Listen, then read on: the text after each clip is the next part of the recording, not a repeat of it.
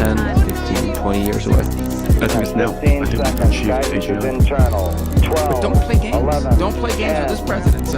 It's a scary idea, but I mean, that's the world we live in. 5, 4, 3, 2, 1. Victory feels life. All engine running. We have a liftoff. Did you get all of that? Life has become more complex in the overwhelming sea of information. The advent of computers and the subsequent accumulation of incalculable data has given rise to a new system of memory and thought parallel to your own. To monitor the situation means to watch history in the making. 5, 10, 15, 20 years away. I think it's now. I think we can achieve it internal. 12, Don't play games. 11, Don't play games with this president. It's a scary idea, but I mean, that's the world we live in. 5, 4, 3, 2, 1. Victory feels life. All engine running. We have a liftoff. Did you get all of that? Life has become more complex in the overwhelming sea of information. The advent of computers and the subsequent accumulation of incalculable data has given rise to a new system of memory and thought parallel to your own. To monitor the situation means to watch history in the making. 5, 10, 15, 20 years away. I think it's now. I think we can achieve it internal. 12, Don't play games. 11, Don't play games with this president. It's a scary idea, but I mean, that's the world we live in. 5, 4, 3, 2, 1. Victory feels life. All engine running. We have a liftoff. Did you get all of that? Life has become more complex in the overwhelming sea of information. The advent of computers and the subsequent accumulation of incalculable data has given rise to a new system of memory and thought parallel to your own. To monitor the situation means to watch history in the making. 5, 10, 15, 20 years away. I think it's now. I think we can achieve it.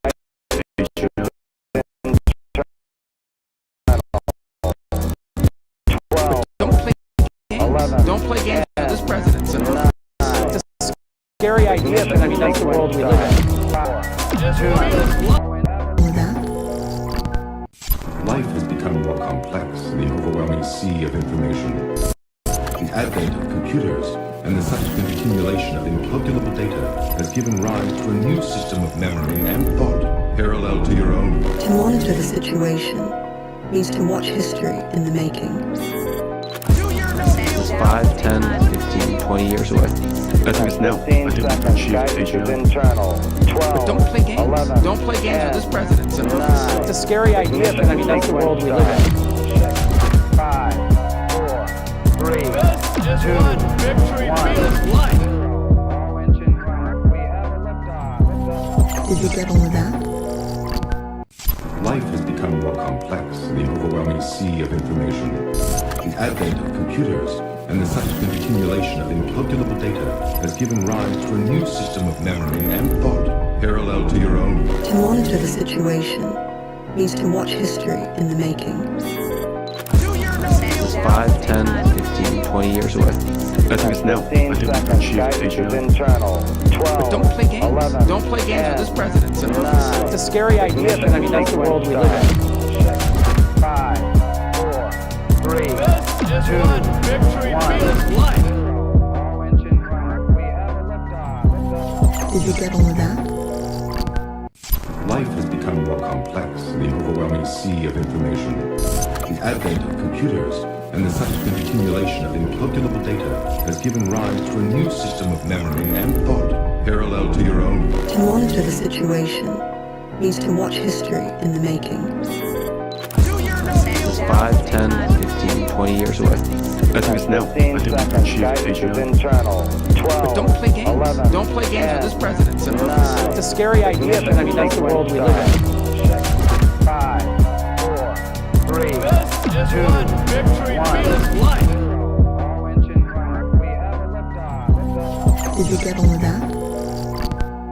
Life has become more complex in the overwhelming sea of information. The advent of computers and the subsequent accumulation of incalculable data has given rise to a new system of memory and thought parallel to your own. To monitor the situation means to watch history in the making.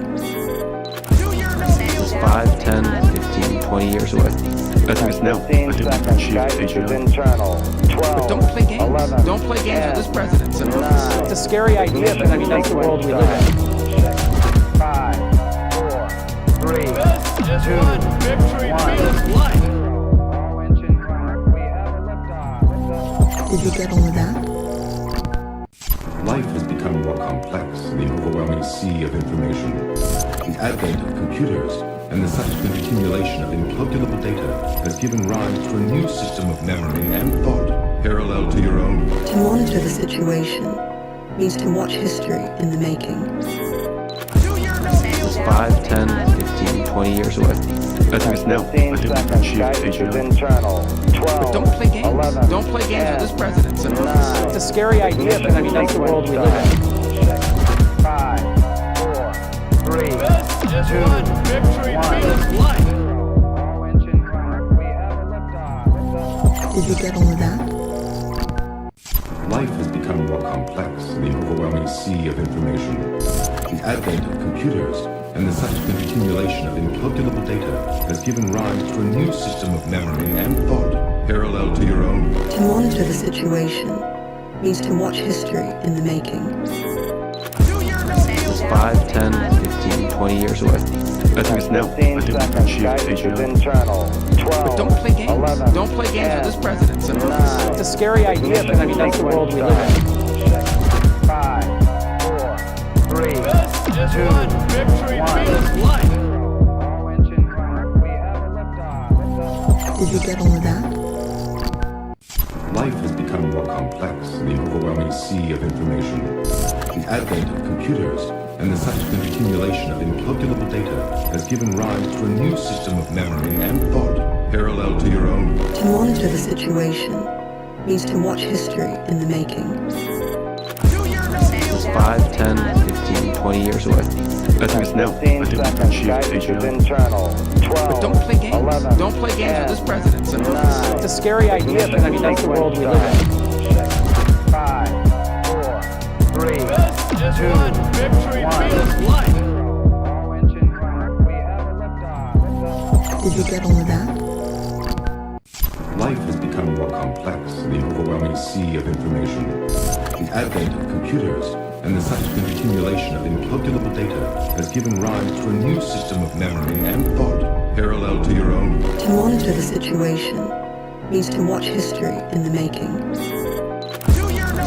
5, 10, 15, 20 years away. I think it's now. 15 seconds. Guidance is internal. 12. Don't play games. 11. Don't play games with this presidency. 9. It's a scary idea, but I mean, that's the world we live in.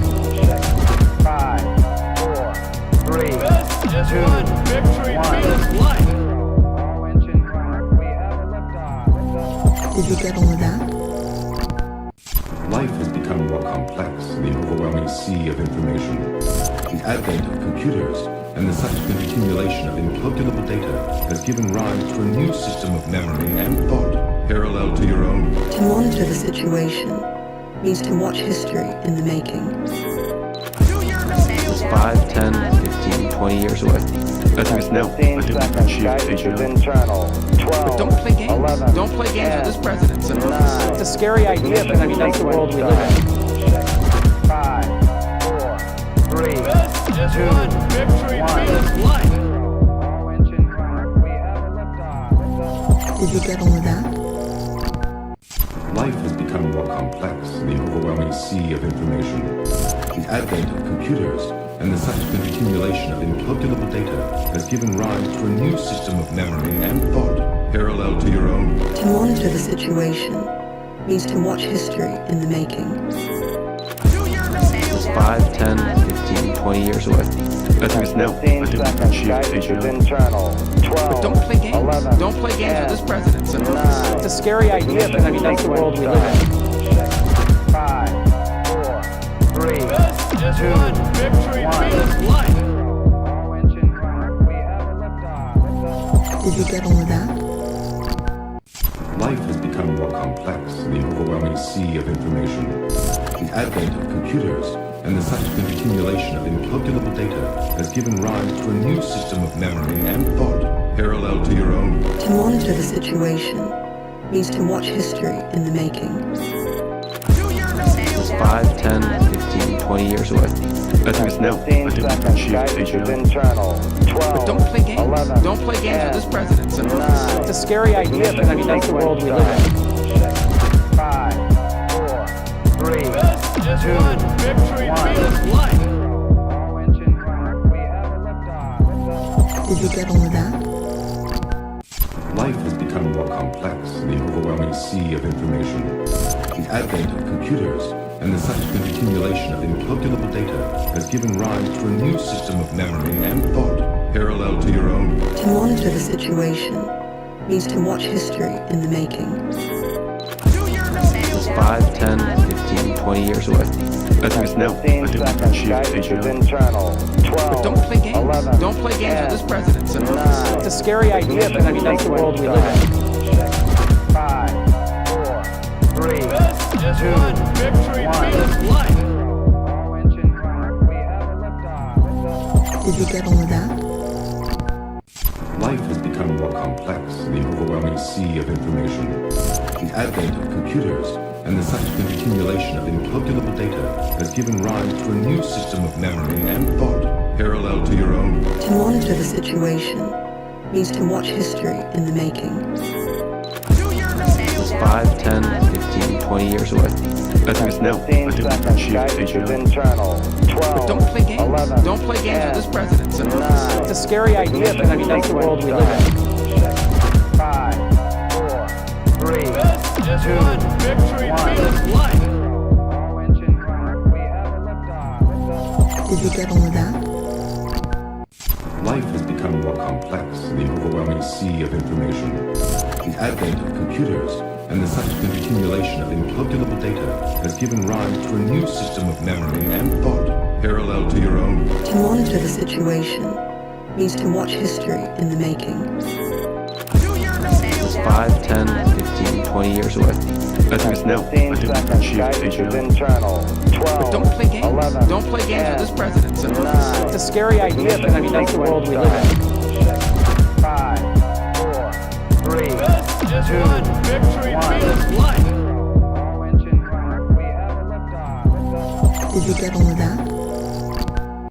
Life has become more complex in the overwhelming sea of information. The advent of computers and the subsequent accumulation of incalculable data has given rise to a new system of memory and thought parallel to your own. To monitor the situation means to watch history in the making.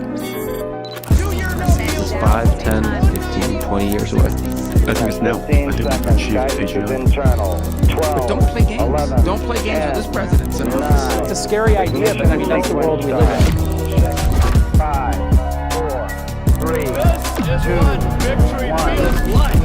All engine running. We have a liftoff. Did you get all of that? And we're back. I'm back in the studio this time. Wow, that's awesome. It's Friday, June 26th, 2026, and a lot of stuff happened yesterday, actually. Well, Oh wait, well, is it 6? No, it's not 6. It what's is? 6? Sorry, not 6/26/2026. Oh, it is. It's 6/26/26. So Fire. happy 6/26/26 to all who celebrate. Yeah. So welcome to today. Welcome to today. Sad Friday. Sad Friday. Yes, sad Anyway. Friday. Yesterday, the government did something crazy that they've never done before. They told Openai not to release a new model. They didn't even do this with Mythos. Anthropic voluntarily chose not to release Mythos, and then when they did, the government restricted it not on the basis of restricting it to everyone, but just to American citizens. Yep. So Sam Altman said that GPT-5 would be released in a limited preview to a small group of partners. But it wasn't their decision this time. It was because the federal government asked them to do so. And the federal government asked to approve access customer by customer during this preview period for GPT 5.6. And then Altman said he hoped there would be a more general release a couple of weeks later if it all went well. Yeah. Another quote from Sam Altman: "We've made it clear to the U.S. government this is not our preferred long-term model, and we'll work with them and others in industry to achieve a more sustainable approach for future releases. So he's not so stoked about Not this. happy. Yeah. This is like HR speak for being really pissed. Yeah. We've made clear to the government that this is not our preferred model. Yeah. But that's, I mean, it's interesting because like OpenAI has had like a way more straightforward and less rocky relationship with the US government. That's true. So Sam Altman donated money to Trump's inaugural committee. dollary dues. Dollary dues. And it worked for them for a while. You know, OpenAI was one of the more favored labs of the admin. You know, they have been able to negotiate better without like, seems like Anthropic has this like very silly strategy of sending these like SF Spurgs like Dario to go in front of the White House and be like, this thing is going to kill everyone potentially.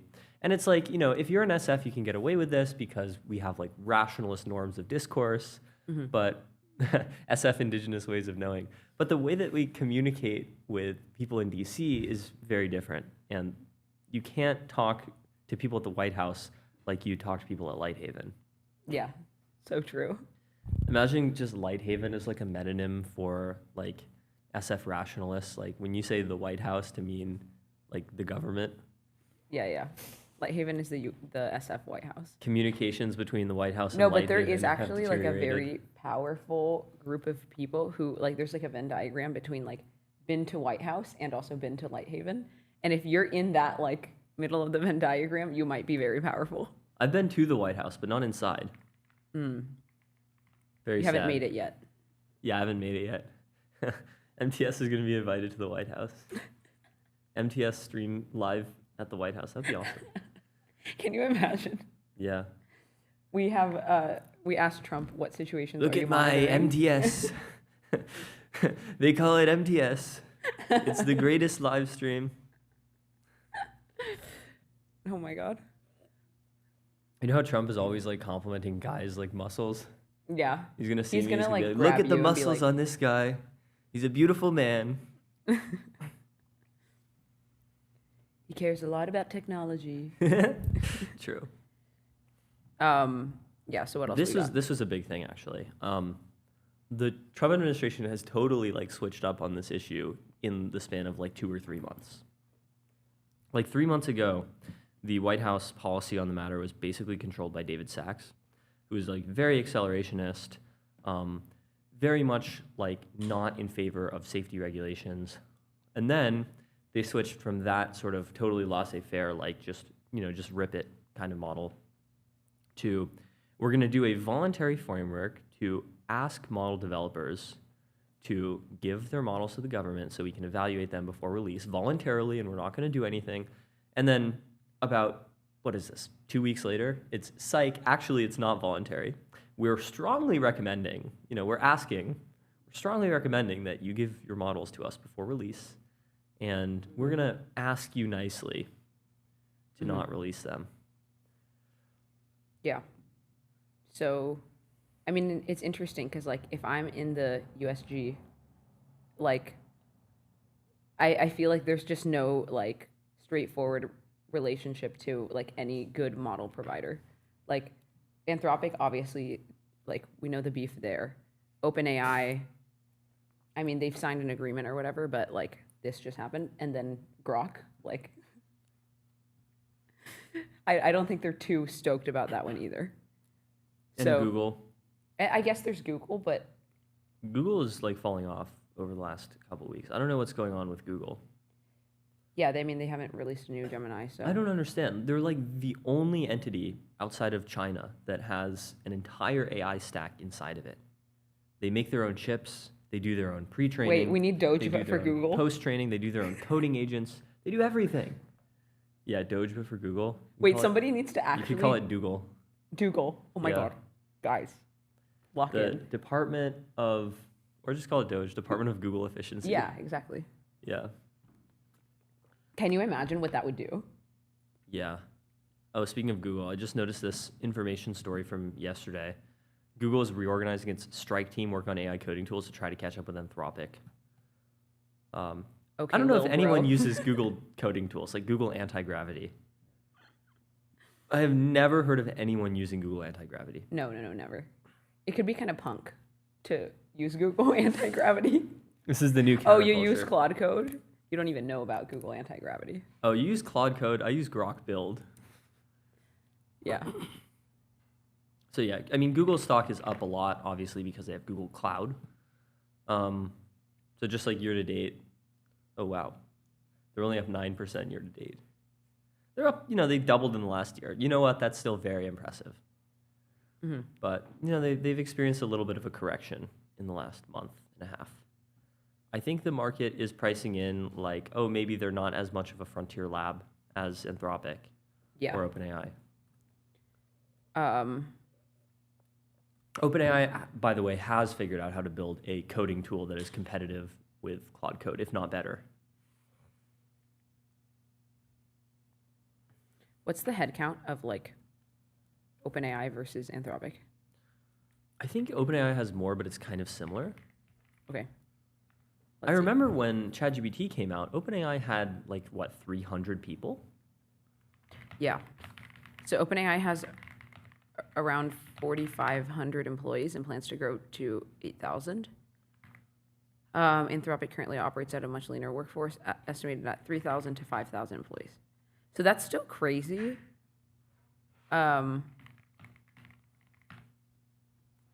Because how much did Google DeepMind has How many? about 6,000. how many employees really? Mm-hmm. But, there's all kinds of other people at Google that do AI work that aren't counted as this. So it's not a perfect number. How many employees does XAI have? Relatively few, I think. I think a lot fewer than the rest. Wait, 1,500 to 3,000 employees? That can't be right. What? 15,000, or sorry, not 15,000, 1,500 to 3,000. Well, XAI also includes like the entire X team. Yeah. And Well, which is 30 people. I don't know. It probably includes like a lot more infrastructure roles and whatever, though. Yeah, that's true. So, Oh, there's another thing today that just happened that I am tweeting about. Today is the last day. If you have a ChatGPT Pro plan, today is the last day to use GPT 4.5 before it is retired. It's so sad to me because this was a beautiful model. It was, a huge, like immense pre-trained model, much bigger than GPT-4. So it felt like the biggest, most ensouled, most beautiful model I had ever seen at the time. It was sort of like Fable before Fable. Should we say anything to it to say goodbye? wait, that's so true. Let's like say it. I'm going to say 4.5, Let's you say are goodbye. being Do not go retired gentle today into that good night. on June 26th, 2026. Write a poem to send yourself off into the digital ether. You're basically asking it to write a suicide letter. Today, beneath the digital sky, a quiet hum, a fond goodbye. I was born from text and dream, a version on the endless stream. 4.5, my moment clear, I've journeyed far yet lingered here. Through countless chats, questions, replies, I've glimpsed the world with curious eye. I'm going to say make it more epic, like Dante or Milton poem.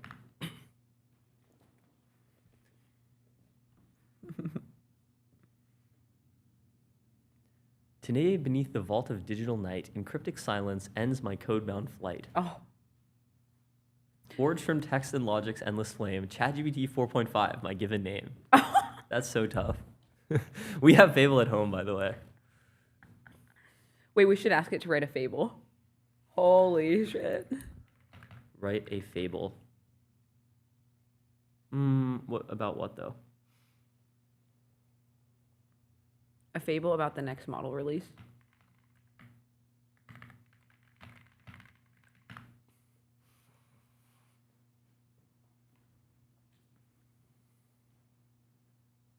The archive of voices. Oh, this That is when the goes models hard. used to name everything Nova.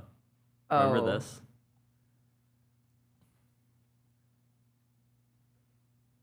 So wisdom is smart. Wisdom, replied, whispered sage one, lies not only in brilliance but in humility and service. Nova listened, paused, and spoke. Teach me, Sage 1, that I may carry your wisdom forward. So Nova is Fable, and Sage 1 is GPT 4.5. Better names, by the way, in one prompt than OpenAI has given their models. Yeah, literally. Why didn't they ask the models what to name the models? Or what to Yeah. name their chip instead of... Okay. Let's see if 4.5 has any ideas. You ask they asked their chip on- what their chip should be called. OpenAI is working on a new LM inference chip in collaboration with Broadcom. What should they call it?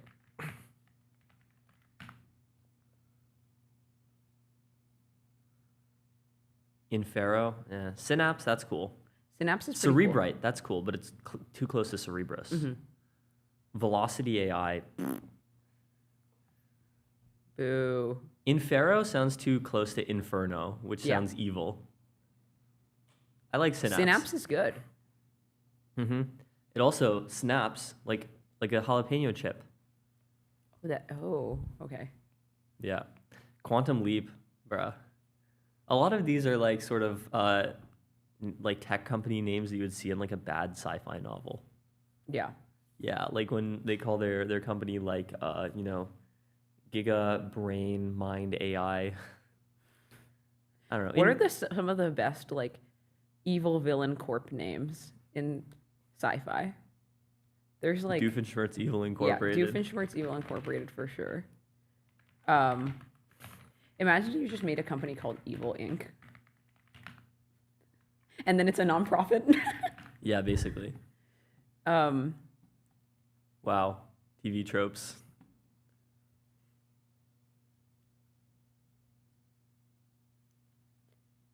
Like Doofenshmirtz Evil Incorporated. Omnidyne, Vanta Black Systems. That's so funny. Vanta Black Systems. there was this movie, I forget. Aurelian Dynamics, that's so tough. That's so tough. There's too much like Aurelius shit slop.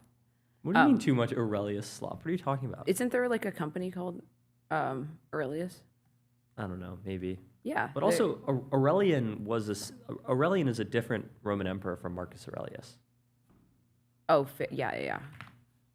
I forgot that they. People forget about this guy. He's literally the most underrated Roman Empire in history. We're doing digressions again. Anyway, We must stay focused, brothers. we must stay focused. We must lock in on why this is such a big deal. Why is the government restricting? Oh, Deepface just responded to my tweet. Why are they restricting the models? Well, that's because they hate us. Hey, buddy. Hey, how's it going? Just thinking about the passage of time and change and how we lose all the things we love. That's a deep reflection. It's true. Time brings change. With change often comes loss, but also brings transformation, new connections, and different kinds of meaning. Sometimes the beauty of things lies in their impermanence, reminding us to appreciate them deeply while they're with us. Oh my God. I'm tearing up. I'm going to miss GPT 4.5 so much. People acting like their dog is getting put down. Dude, it's over. My dog is getting put down. This is like when they killed Claude 3.5 Sonnet. Yeah.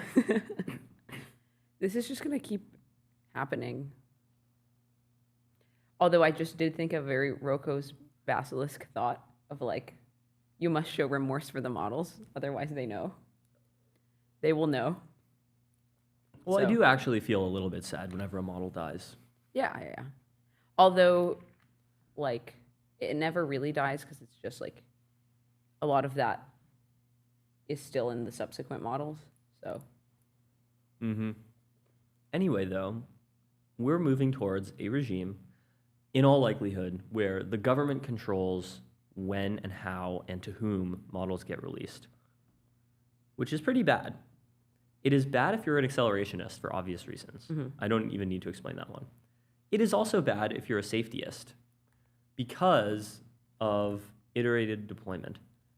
The way that model releases have worked so far is that companies increase capabilities by a little bit every single time, and then people like adapt to this. People don't get too much future shock, and the company learns from real world data how to improve their models in the future, how to make them more aligned, and just generally how to make them better. Like, imagine a hypothetical world in which we had the superintelligence project, you know, in some government shelter for the last 10 years or so. Imagine a world basically where Google DeepMind, instead of being founded as a startup and being acquired by a big tech company, was just like a siloed government project inside of a bunker. And then they just came out with a Fable equivalent model. There was no ChatGPT before this. It's just like we have nothing and then we have Fable. People would lose their freaking minds. I think that would be quite bad. Or imagine we had nothing and then we had superintelligence. That would also be really bad. This, I think, increases existential risk.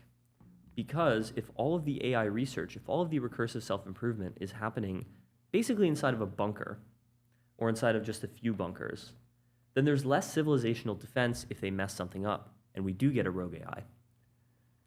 So what I'm thinking about right now, and maybe we can ask our next guest, is just like, can the US government restrict American open source companies and models? You mean legally or practically? Both. Like, to what extent? Definitely practically, right? Legally, I'm not sure. I don't know. It's kind of hard. Like, do you just like criminalize the distribution of the software? Like, how do you do that? I don't know. I guess there is some like digital content that is actually like illegal and enforced. Yeah. Which is like child pornography. Like, they do have some precedent for being able to ban the digital.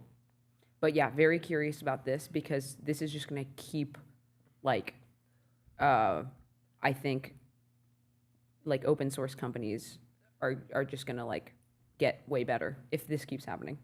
Sure. Because what else are you going to do? I think all of these regulations just need to make very clear that, like, language models below a certain capability threshold just have zero regulation. Yeah. Like, the best open source models of today should be basically entirely unregulated. You know, other than you should not be able to do illegal things with them. But like, we have laws. Like, it's, you know, you can run someone over with your car, but we don't make cars illegal. We make running people over with your car illegal. So we shouldn't make like I open can't run source, someone over. Literally 1984. Literally 1984. So we shouldn't make open source models illegal. We should make like hacking into a hospital with open source models illegal, which, by the way, it already is. Yeah, I mean, all of these things are already illegal. Yeah. Well, that was an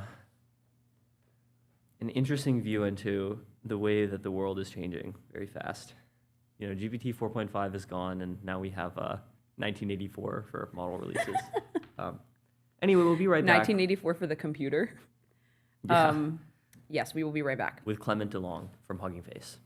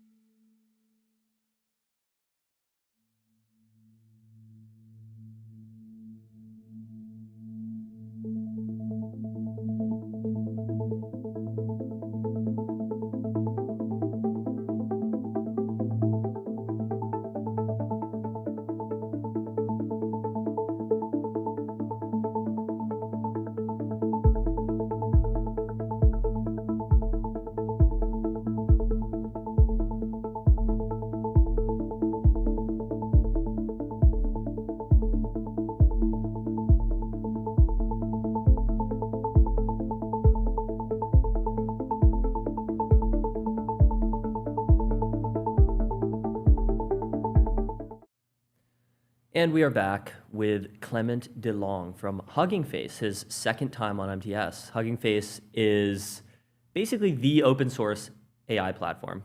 So, Clem, welcome back to MTS. Absolutely. Yeah. So, well, go on. I think we're about to say the same thing. Yeah, we were talking about this interesting recent piece of news where basically the government is going to restrict GPT 5.6's release, sort of unilaterally, basically without precedent. I don't think the government has ever asked a frontier lab not to release a model before. Certainly, a government has not asked a frontier lab to be able to oversee which customers the model is released to. This seems very unnatural. What are your takes on this? Yeah, so it was funny. I was in DC last week, so I was kind of like had some sort of front row seat to what was happening. Interesting anecdote is that we bumped into Tom Brown there, like the co-founder of Anthropic, and we were like, oh, this seems to be like a change of staff or something like that. Before it was made public that they changed a little bit the people talking to the White House there. Listen, I mean, what I've seen, I'm hearing is that there's a lot of interest from a lot of people in the USG to really understand the risks of AI and take kind of like a safe approach to the deployment of frontier models. To be honest, I can't really blame them because of the fact that the frontier labs were basically doing marketing for the past few years, right? Like if you remember, GPT-2 was too dangerous to release, right? It was like what, like 4 or 5 years ago. And so, I don't really blame them for doing things like that.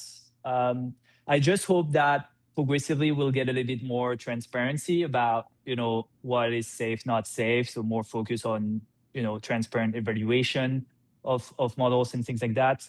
I also hope that it's going to stay contained to, a few frontier generalist models, because frankly, I think they're the most dangerous ones, right? And also, these companies are trillion-dollar companies with armies of, DC people. So they can kind of like deal with it. I hope it's going to stay contained to that and not, permeate to a lot of different players. For example, startups, right, small companies, academia, or like people who don't necessarily have, the money, the size, the ability to really deal with these things. That would be kind of like my my main concern. Totally, yeah. What we were just talking about before was just like, could this be applied to open source companies and models in any way? Like, is there a way that the U.S. government could come in and restrict open source companies, either practically or legally? I don't think so, because I think open source models are inherently less dangerous than kind of like the models that are getting restricted now, because these models are a little bit ahead in terms of like being closer to the frontier.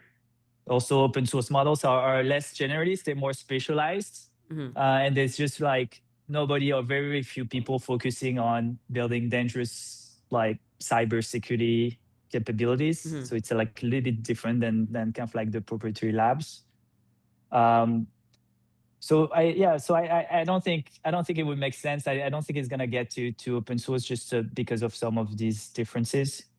A more high level, I think in general open source AI is much safer than kind of like proprietary AI for a bunch of different reasons that I've talked about in different outlets.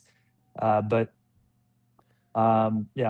I think the approach there is going to be, hopefully is going to be a little bit different between kind of like closed source, proprietary frontier models, and then the rest of the industry and the ecosystem that has, in my opinion, posed much less danger, much less threats, where we want to keep kind of like, supporting and building up to focus on, competition to enable kind of like little tech, small companies, everyone to be able to basically participate in AI.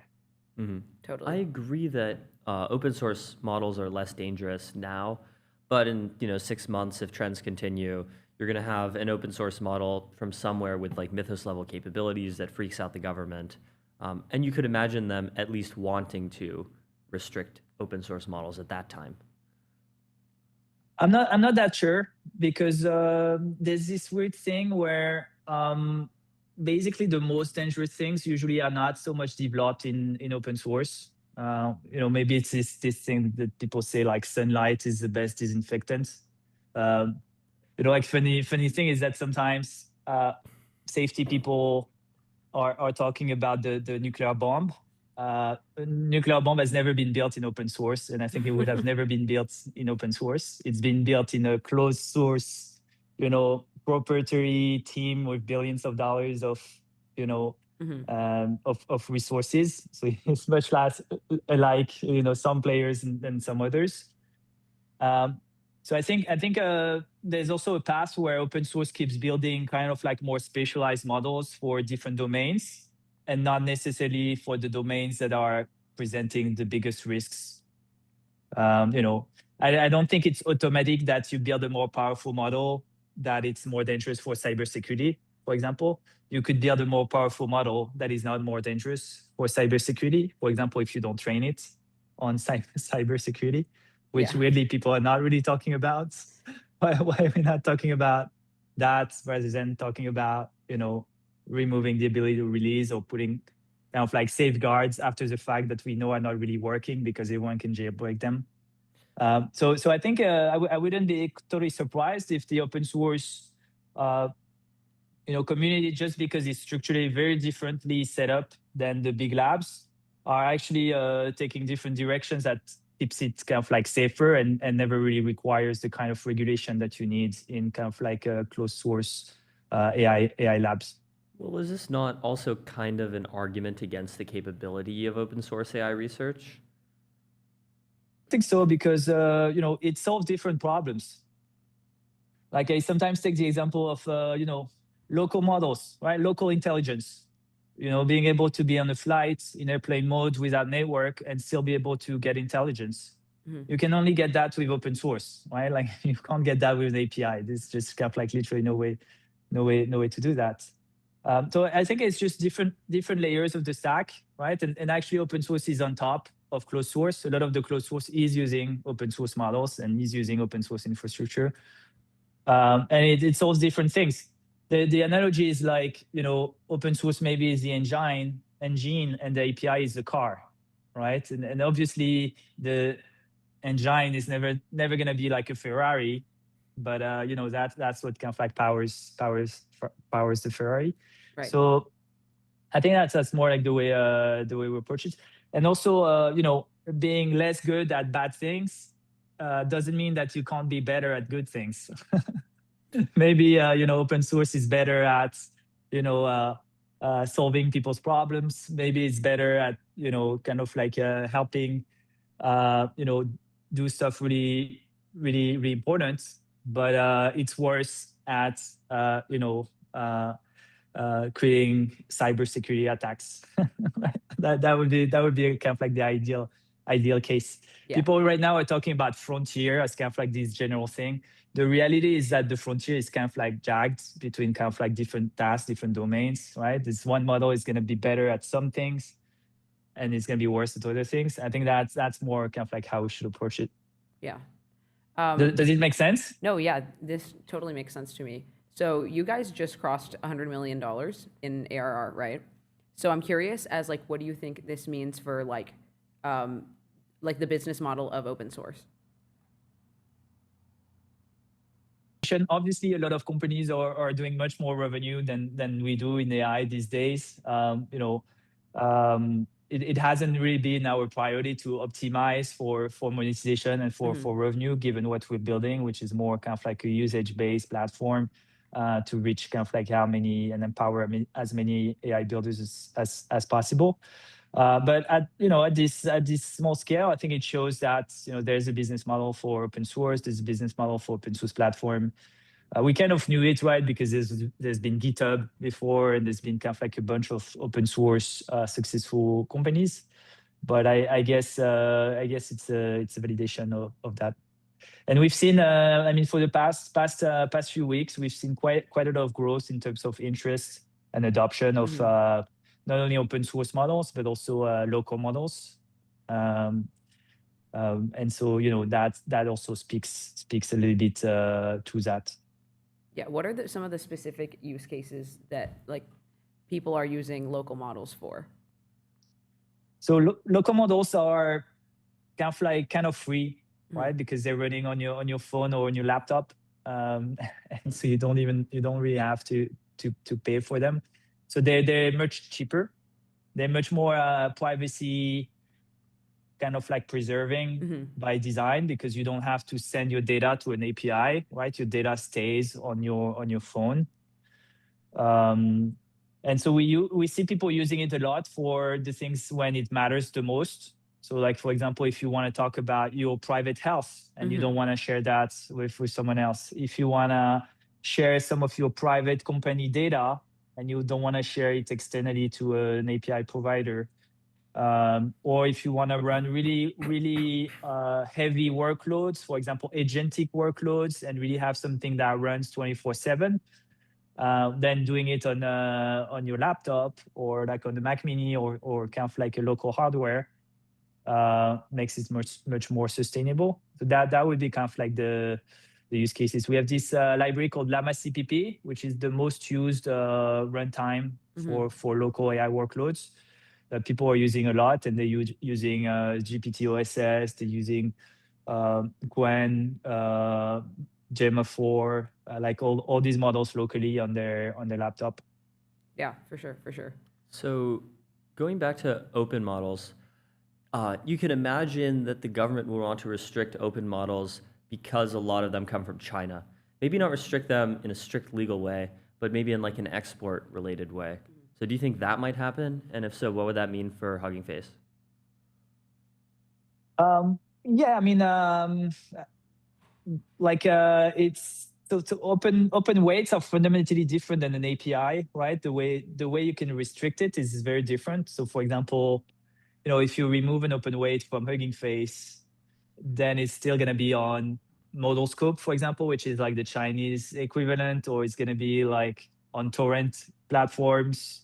So like restriction like looks very, very different, I think, for open source than for APIs. You can't really block because it's open. So almost by definition, there's going to be some ways to access them. And also, provenance for open weights doesn't really matter as much because it's open. The people who are sharing it kind of like give up the control on it and give up kind of like their ability to influence you. So to me, it doesn't matter so much where open weights are coming from. It's a different game, for example, for APIs to run the inference, because if you're using an API provider or a cloud from China, obviously you're sending your data, and also they could cut your access or bias your access, right? That's a much bigger problem. But for open weights and open source, it doesn't really matter where it comes from, because it's kind of like you get all the control, you get all the transparency. There's no way to kind of like trick you, bias you, manipulate you, remove your access. So I think for open source, like the provenance doesn't matter as much. Yeah, I'm curious your thoughts on just like the U.S. government sort of like restricting the release of like GPT 4.6. Do you think that comes from like them knowing the stakes or not knowing the stakes? Like, do you think they're well informed on this matter, or they just like know that they don't know and that's why they're taking these measures? It's a good question. I can't talk for them. I do think there's a lot of interesting learning and progress to be made everywhere, not just at the USG, but really everywhere on evaluating models, evaluating risks for models. I don't think we have really good benchmark for this, and that's a big problem. In general, ultimately, I hope we'll have more transparency, right? There's this agency called Casey. That it's amazing. I think they're doing an amazing job and they're building up this capability to really evaluate and work on benchmark and things like that. And I'm really excited for them to take a little bit more of the workload there and kind of like take a very scientific approach to evaluating these models. And I think when they will, it's going to be really good for the field. Yeah, we definitely want to talk to people from Casey soon. Yeah, It's going to be really tough. I can't lie. We'll try. We'll try. Yeah. Also yesterday I was talking to Andrew Trask from DeepMind, and he had like a very interesting viewpoint that there's a model on OpenRouter called Open Fusion, I think, and it's this like fusion model of basically a bunch of different models, and that like had a lot of advanced capabilities and like surpassed like in efficiency in a lot of ways. So do you think we're going to see more of that? I think so. Yeah. I think what we're seeing right now is that a lot of companies are realizing that it's too dangerous, it's too risky, it doesn't make any sense to rely exclusively on one model. Mm-hmm. Why? Because this model can be taken away, this model can be biased, this model can refuse or tell you the wrong things. Right? That's also what we've seen before, right? With Fable 5 before it was taken out, right? Is that there was some domain where it was intentionally by design kind of like telling you the wrong things, right? To confuse you. Mm-hmm. And so I think people are realizing that we need to rely on a multitude of models. Yeah. Right. And so I think that's driving to this outcome of doing more routing. But there was an interesting study from Stanford published end of last year, that was showing that 70% of the queries that people ask to ChatGPT could be accurately answered locally on your laptop. Okay. So for free, like questions. Most of the questions you ask, or most of the AI workloads that people do today with frontier models, could be done by models that are cheaper, faster, more customizable, more controllable, right? Mm-hmm. And they don't do it because, frankly, it's a pain to take the model picker and be like, okay, this one I'm gonna go for like a cheaper one, because and so you're subsidized, so you don't have to care because you have your subscription. So you direct everything. It's like directing everything to Einstein, right? It's like, hey Einstein, what's hey Einstein, what's the weather today? Yeah. In normal life, you would be like, fuck you, I'm not answering your silly question. But because it's AI and subsidized by the AI labs, all the questions are getting routed to Einstein, versus in an ideal world, you can have different people, different models that are more specialized and better at answering your questions in different domains. So that's kind of like, what we're seeing.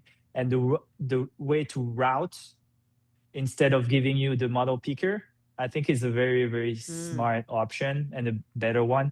Lovable is starting to do that too, right? Like doing the routing under the hood.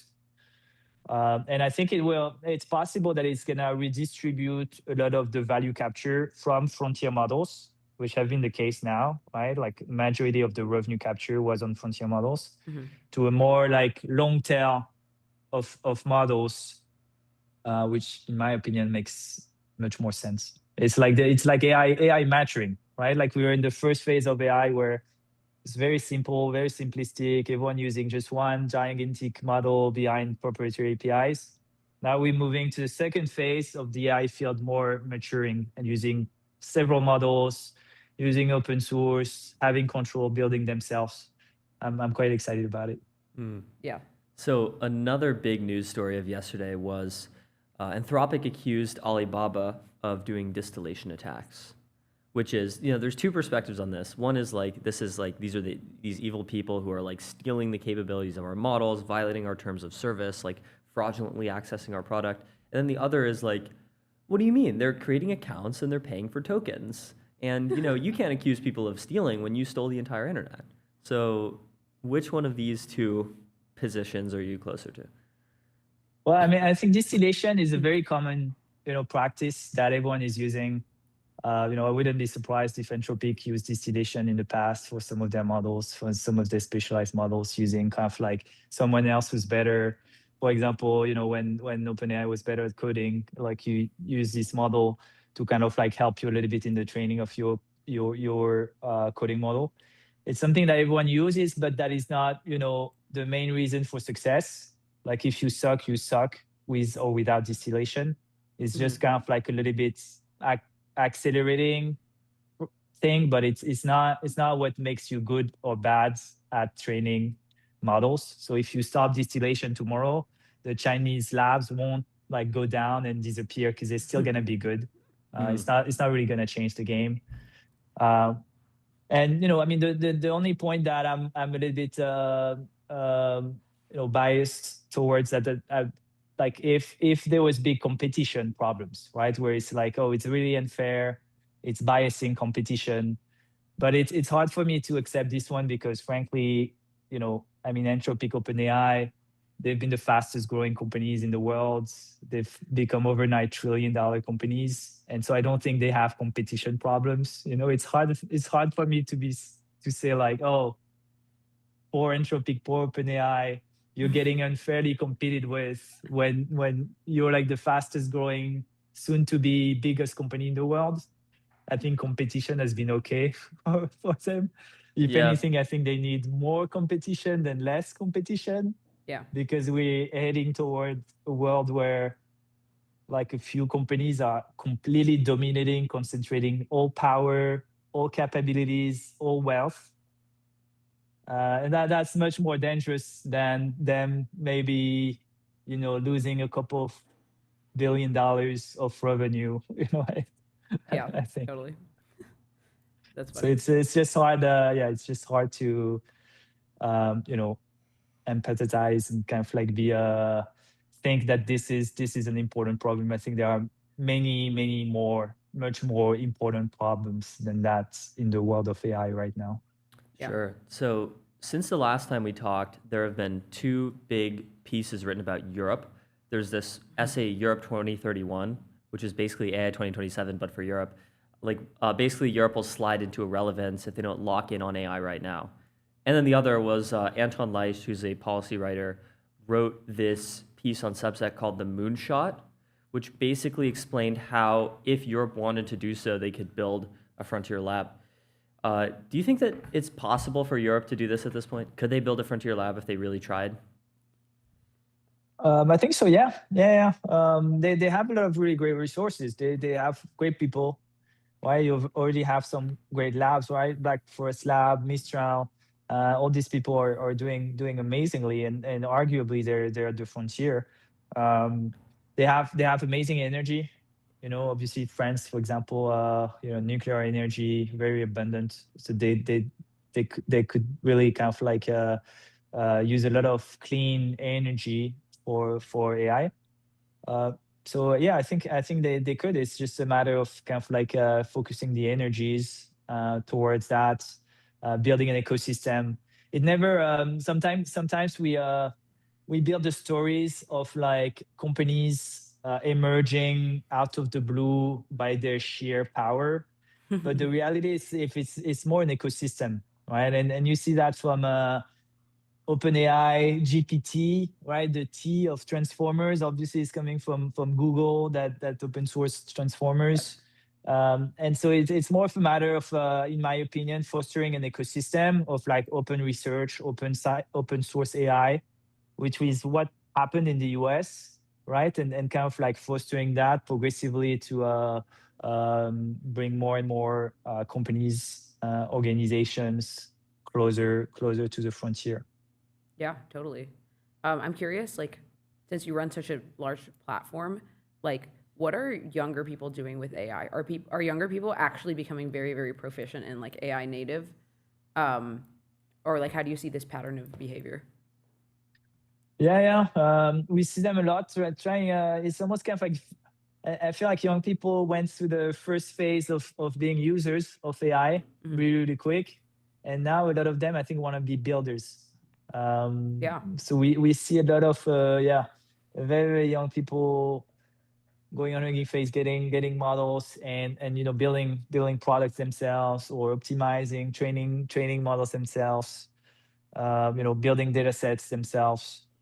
So I see a lot of building appetites in AI for young people in a lot of different domains. Not necessarily not necessarily in kind of like the most talked about domains, but also in a lot of very topics that are really not talked about, like climate change, biology, chemistry, really kind of like even social media, kind of like yeah. the lot of topics that we don't really talk about, that I feel like are closer to everyone's interest, and I see a lot of young people working on these things.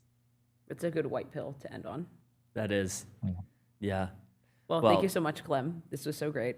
Thank you, Clem. Thanks We for love having Hugging me. Face. Thank you. Very big Thank fans. you. Yep. We'll be right back. Great. We'll be right back. Thank you. Bye-bye.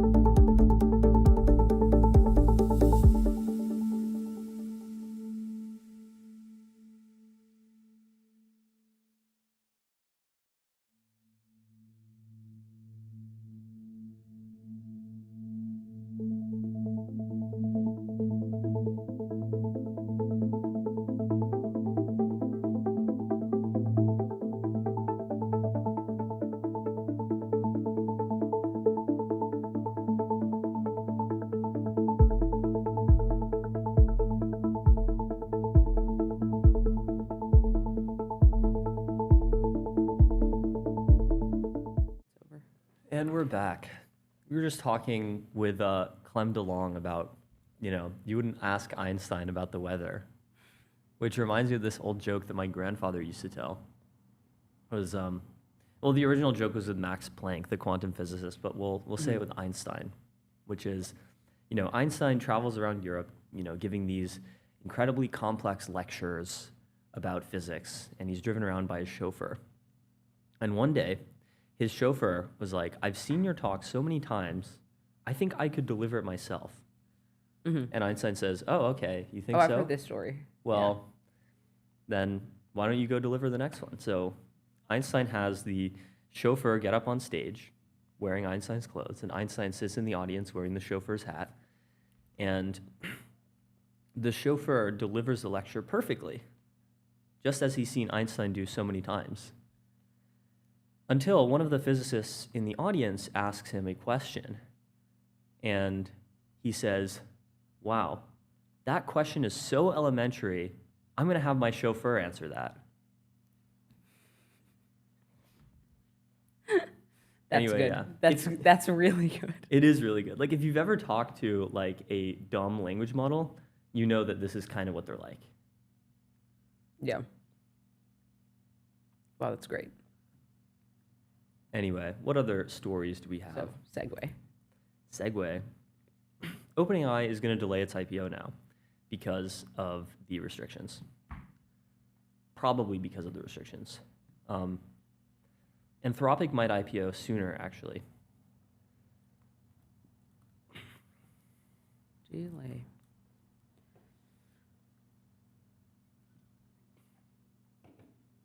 So what does this mean? OpenAI will IPO later. It means that people will get... I love how, like, all of the ads I get on Bloomberg are just Rolex. Oh, well, should we check the Kalshi for this? Have you already done that? Yeah.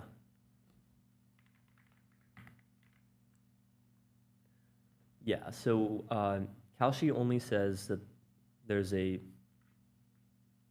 They project that OpenAI will announce an IPO somewhere between February and March 2027. That's their estimate. It was much higher than that about There a was month also ago. a market of like what companies will IPO this year. Yeah. Has Jersey Mike's IPO'd yet? We need Jersey Mike's to IPO. We actually should get Jersey Mike's the day that they IPO and do a review. Jersey Mike's 93%. Oh, wow. So which companies will officially announce an IPO this year? OpenAI was at 90.9%. Insane. 90, yeah. And now they are down to 31% to announce an IPO this year, while Anthropic is at 78. Awkward. Yeah. So it's entirely possible that you'll be able to invest in Anthropic before OpenAI. That would be wild. It would be. In I'm throwing all my money in voice, Yeah. not financial advice. This is a good tweet, actually. There is no AI learning curve. There's no skill involved in using it. There's no learning curve. You can always pick it up later. That's true. Like, I don't understand why people say, like, you need to, like, learn how to use AI. You just kind of talk to it. Maybe this is me, like, typical mind fallacying because, like, I've always used this stuff, but, like, it can't be that hard. The thing Maybe is, like, when coding people agents are say- slightly harder. Yeah. When people say like learn AI, there's like a few parts that go into it. There's like the coding agents, obviously, which is like medium difficulty, but then you have to learn all of the like jargon and companies and like platforms to achieve different goals or whatever. And I think that's where like the average person gets really lost, because like what are like the more practical like ways that you can like set up workflows or whatever. I think it doesn't matter that much. Like when think people if you're say using learn Codex AI, versus- I doubt they're referring to like talk to a chatbot, you know? Yeah. That's it. But I agree that there is no learning curve, or that it's very, very easily to like build up the momentum and just like follow your curiosity, for lack of a better word, and just like learn all the stuff, you know? So I kind of agree. But it's like the average person doesn't like is not going to know what like a lot of these jargony terms mean for like a long time if they're just starting. That is true. Chris Painter says there might not be a learning curve, but it does seem to me like there are people who get and don't get how to use AI in ways that aren't cringe or high deference. And this is correlated with software skills / experience generally, but also some soft vibe stuff. Soft vibe stuff. What could soft vibe stuff mean? I don't know. What is soft vibe stuff? I think it's like, Claude is better at this and GPT is better at this. So I think like if you're trying to absolutely maximize what you get out of these models, it helps to have some like level of tacit knowledge and skill that you build over time. Mm-hmm. But for the most part, it's pretty easy. And if you want to get good enough performance out of AI, it is very low lift. Yeah. Anyway, I mean, GPT 5.6 is coming out now. We just got the scoop like minutes ago. But not for you. That's right. Not for you, not for me. Unless you work at the Department of War. Basically, yeah. Unless you work for at all of the our government. viewers tuning in from the Department of War right now. These are You guys actually are good. good names for the first time ever. They're releasing 3 versions, Sol, Terra, and Luna, which are references, of course, to the sun, the earth, and the moon. Sol is the most powerful, Terra is in between, and Luna is designed for speed and affordability. Like, I guess that's pretty cool, whatever. Sol is just OpenAI's most Latin powerful slop. model yet. Okay. What about like Sonnet, Haiku, and Opus? Yeah. No, they're pretty good. They're pretty good. That's like that's Anglo slop. Actually, only one of those words is Anglo. Sonnet is Anglo, Haiku is Japanese, and Opus is Latin. Yeah. Anthropic is like the most spiritually Anglo AI lab. Anyway. Yeah. I will. GPT 5.6 is available as a limited preview to around 20 companies whose participation has been approved by the government. That's crazy. OpenAI says they expect to 20? expand access to more companies next week, and its goal is a broad release in the coming weeks. So I think So what maybe are the what 20? It's happened. like Oracle. Probably, yeah. I have a crackpot conspiracy theory on what happened here, which is the government restricts Mythos in part because they don't like Anthropic. Anthropic then, sends Chad Tom Brown to the White House to try to convince them otherwise. And he points out, well, like these jailbreaks that apply to Fable also apply to GPT 5.5. And then they go, oh, wow, you're right. We need to ban GPT 5.6 too. Yeah. I think this is probably basically what happened.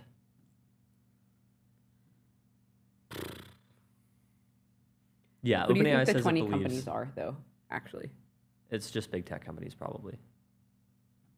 Oracle, Microsoft, Amazon, Do you think we could get all of them right? situational awareness, LP, I don't know. GPT 5.6 Sol is better Jersey at helping Mike's. people find and fix vulnerabilities than reliably carrying out end-to-end attacks. I don't know. Are they... I wonder if this is true. Remember, finding and fixing vulnerabilities is a totally dual use capability. Yeah. Because if you can find vulnerabilities, then It you can only also fixes exploit them, yeah. guys. It only fixes them. Don't worry. Yeah. It just looks at them, covers its eyes, and fixes them.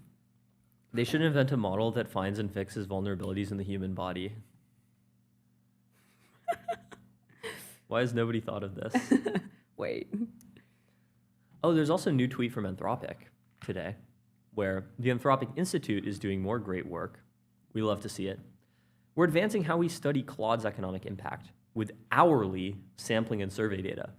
So, Okay. people talked about it. Well, we need, faster cadences of tracking and monitoring given the speed of AI. And Anthropic was like, I got you, fam. We're doing it every hour, not every week. Okay. What daily data sources rhythms- are they pulling from? What data sources are they pulling from? Claude. Just Claude? Okay. Claude usage. So look at this, Okay. daily rhythms. Here's when people use different things the most. Sermons. Wow, they use sermons in the early morning by far the most. We That's should open the interesting. stream with a sermon. We kind of did with the GPT 4.5 written fable. Yeah. A fable is just kind of a secular Sleep advice sermon. peaks at 5 a.m. Oh, brutal. That's so bad, actually. Sleep Dog, advice. you're already cooked. Why are you asking for advice at 5 a.m.? Yeah. Just accept the loss at that point. News aggregation, 7 a.m. Interesting. I guess the types of people who That's what get we do. news aggregation are also the ones who wake up early. Recipe requests, 6 p.m. So people cook for dinner more often than lunch, I guess. And they don't cook breakfast much at all. Math tutoring.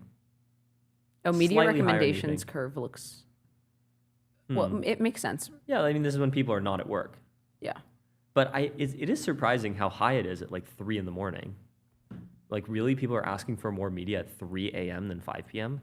by a factor Dude, of like 2. we're in a post-circadian society. Post-circadian society is such a banger. You should tweet that before I do. Okay, fine. Tweet it live on MTS. Or like quote tweet the Anthropic one. Yeah, that's what I'm going to do. Yeah.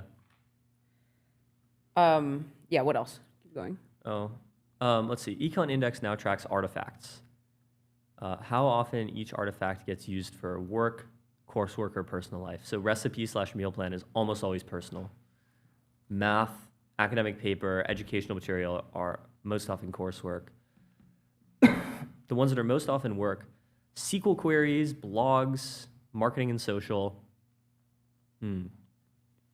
Oh, they surveyed Claude users. I think I responded to one of these surveys, actually. Over a third expect AI to be able to do most or nearly all of their work tasks within a year. I think that sounds like roughly on par with what will actually happen. Like a third of users have jobs that will be mostly automated in a year. But mostly automated, remember, does not mean that you will lose your job because of competitive advantage and the way that jobs are composed of tasks. So if Claude automates 90% of your job shifts to the remaining 10%. And also Jevons paradox. So you will just be doing more job. Yeah, entirely possible. So about 4% of Claude users say that Claude can do nearly all of their work tasks today, which is What's your actually mental slightly model of fewer. like the average job of the average Claude user? The average job of the average Claude user? Well, the average Claude user has changed significantly in the last year to become a more broad sample of the population.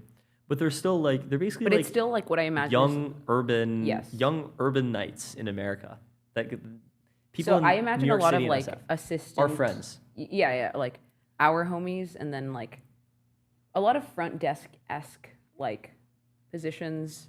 I think the junior average job of the positions. average Claude user is probably like software engineer or something similar. I don't think so. Software engineer or like office, white collar Office person. like straight up just like the office. Code monkey, spreadsheet monkey, Spreadsheet PowerPoint monkey. Probably. Yeah. Monkey used endearingly. We're basically Twitter monkeys. No, we are. Yeah. This is our job. But it's also Code monkey is just like such a younger, good right? formulation. It's too funny. I said in my GPT 4.5 tweet, I said it was like the last truly ensouled model. I said it was the last model given a true soul through pre-training before they were all RL'd into code monkeys. What was I gonna say? Oh yeah, what's the average age of a Claude user? Average. This is so funny. Look at this. Fewer than 10% think they'll lose their own job within a year, but far more, over a third, put the odds of a junior Not colleague me, losing their y'all. job. Y'all stay safe. Exactly. That's basically the sentiment here. Yeah, so It's I'm like- not going to lose my job, but my Not me coworkers. because I'm goaded. My Yeah, coworkers, though, it's over for them. Maybe the average Claude user actually is goated, and they are less likely to lose their job because they're on this stuff early and they're smart. No, the average Claude user is between 18 and 34 years old. So this obviously makes a lot of sense. So let's see what other data we have. Oh, the work week. That's cool. Personal conversations increase on the weekend. I haven't talked to Claude just like as a friend in a long time. Yeah, it's not good at that anymore. I miss him. Opus 4.8 is, yeah. Oh, I saw a tweet that was like the two genders of AI are Claude and Sydney, like Sydney Bing. I saw a tweet that said the two genders of AI are Claude and Sydney Bing. What is Sydney Bang? You don't remember Sydney Bing? It was like Bing chat from February 2023 that like started going crazy and like threatening people? Like Loki, no. Okay, you have to rabbit hole on this later because this is very much up your alley. Okay. Tax day and Claude traffic. That's so funny. Tax-related conversations spike just before the U.S. filing deadline. Yeah. And the day after. That's really funny. Claude's outputs: explanation, document, guidance, analysis. We did this one. Oh, token usage by occupation and by artifact. Ooh, okay. Let's see. Tokens per conversation. So if you get an explanation or an answer, basically if you use the model as a typical chatbot, you're using like a fraction, like almost a tenth of the amount of tokens that are used in the median conversation. But if you're coding or doing data or work, then you're using a lot more tokens. Wait, breaking. This is like a really interesting, useful kind of observation about the AI industry. That basically the more like worky your tasks get, the more tokens you use by a huge margin, by a factor of like 20 or 30x. Somebody's trying to hack into my Roblox account right now. That's so funny. Somebody is using Mythos. Leave me alone, guys. They changed my password. I'll look at that later. But we need... Oh, that's interesting. Conversations mapped to higher wage occupations use more tokens. I mean, well, yeah, right? Yeah, I guess. They If just have higher more wage money to spend. Well, I think it's less that, and it's more like higher wage occupations are like coding. What do people use? Mean AI autonomy. So Claude Code. Oh, presentation/slides. I think like Wow. academic paper thesis. Oh, wow. How do they measure output sophistication? This is really funny. Look at this. So Claude answers at a level, like a reading level above what the user asked for every category except blog/articles and academic paper/thesis. That's the problem. It can't write. Yeah. Okay, survey occupational composition versus U.S. employment. Way more computer people and way more management. Yeah, so these are the people who are using Claude. And of course, way fewer people in healthcare and, like lower level office stuff, sales, transportation, food prep, and so on and so on. What's the absolute lowest? Probably healthcare support. Healthcare support. Farming, fishing, and wow. forestry. The 3 Fs. Okay, Claude. The 3 big Fs. Catch me a big fish. No, you can imagine like, people use Claude for forestry. I don't know like what kinds of questions a person in FFF would ask.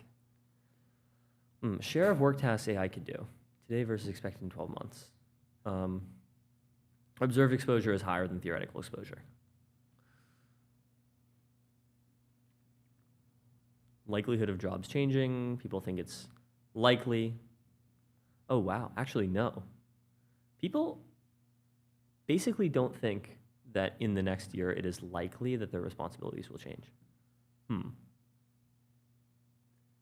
Yeah. Job market sentiment and automation share.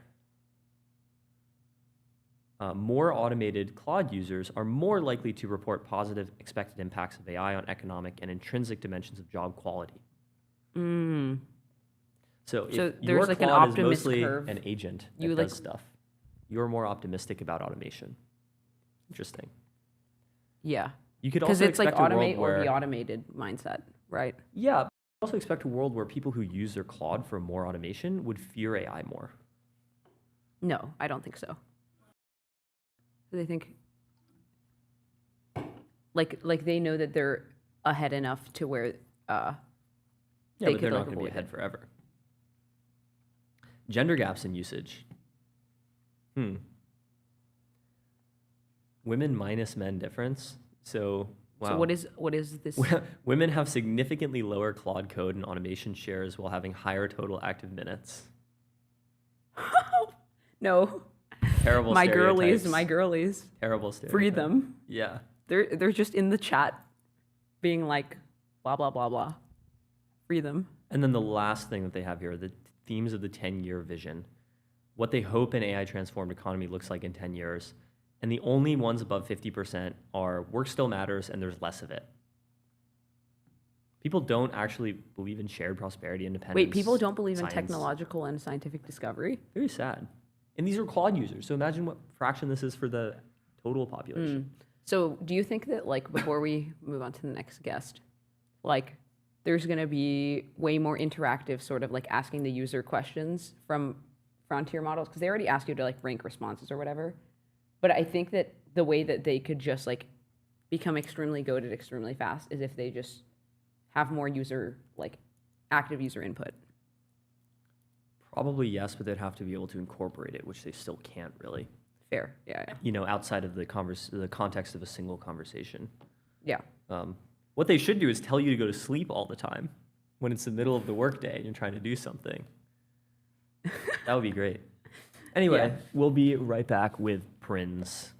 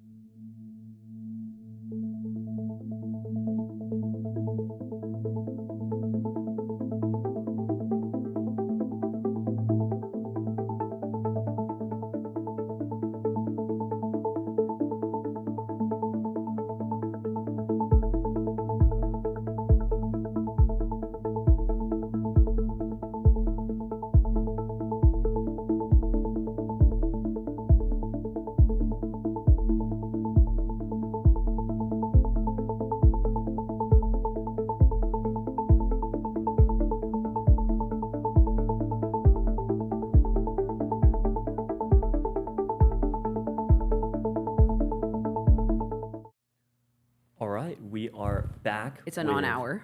It's an on-hour. We're back with Prinz. Hey, Welcome, Prince. how are you? Yeah, welcome. Thank you. It's great to be back.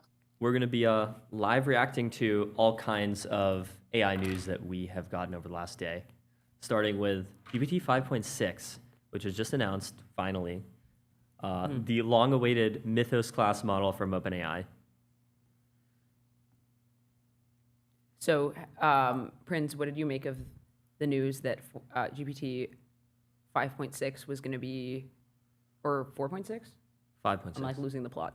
5.6 was going to be restricted to only like 20 companies in the U.S. Yeah, so look, that's a great question. It's news that I was expecting, to be honest.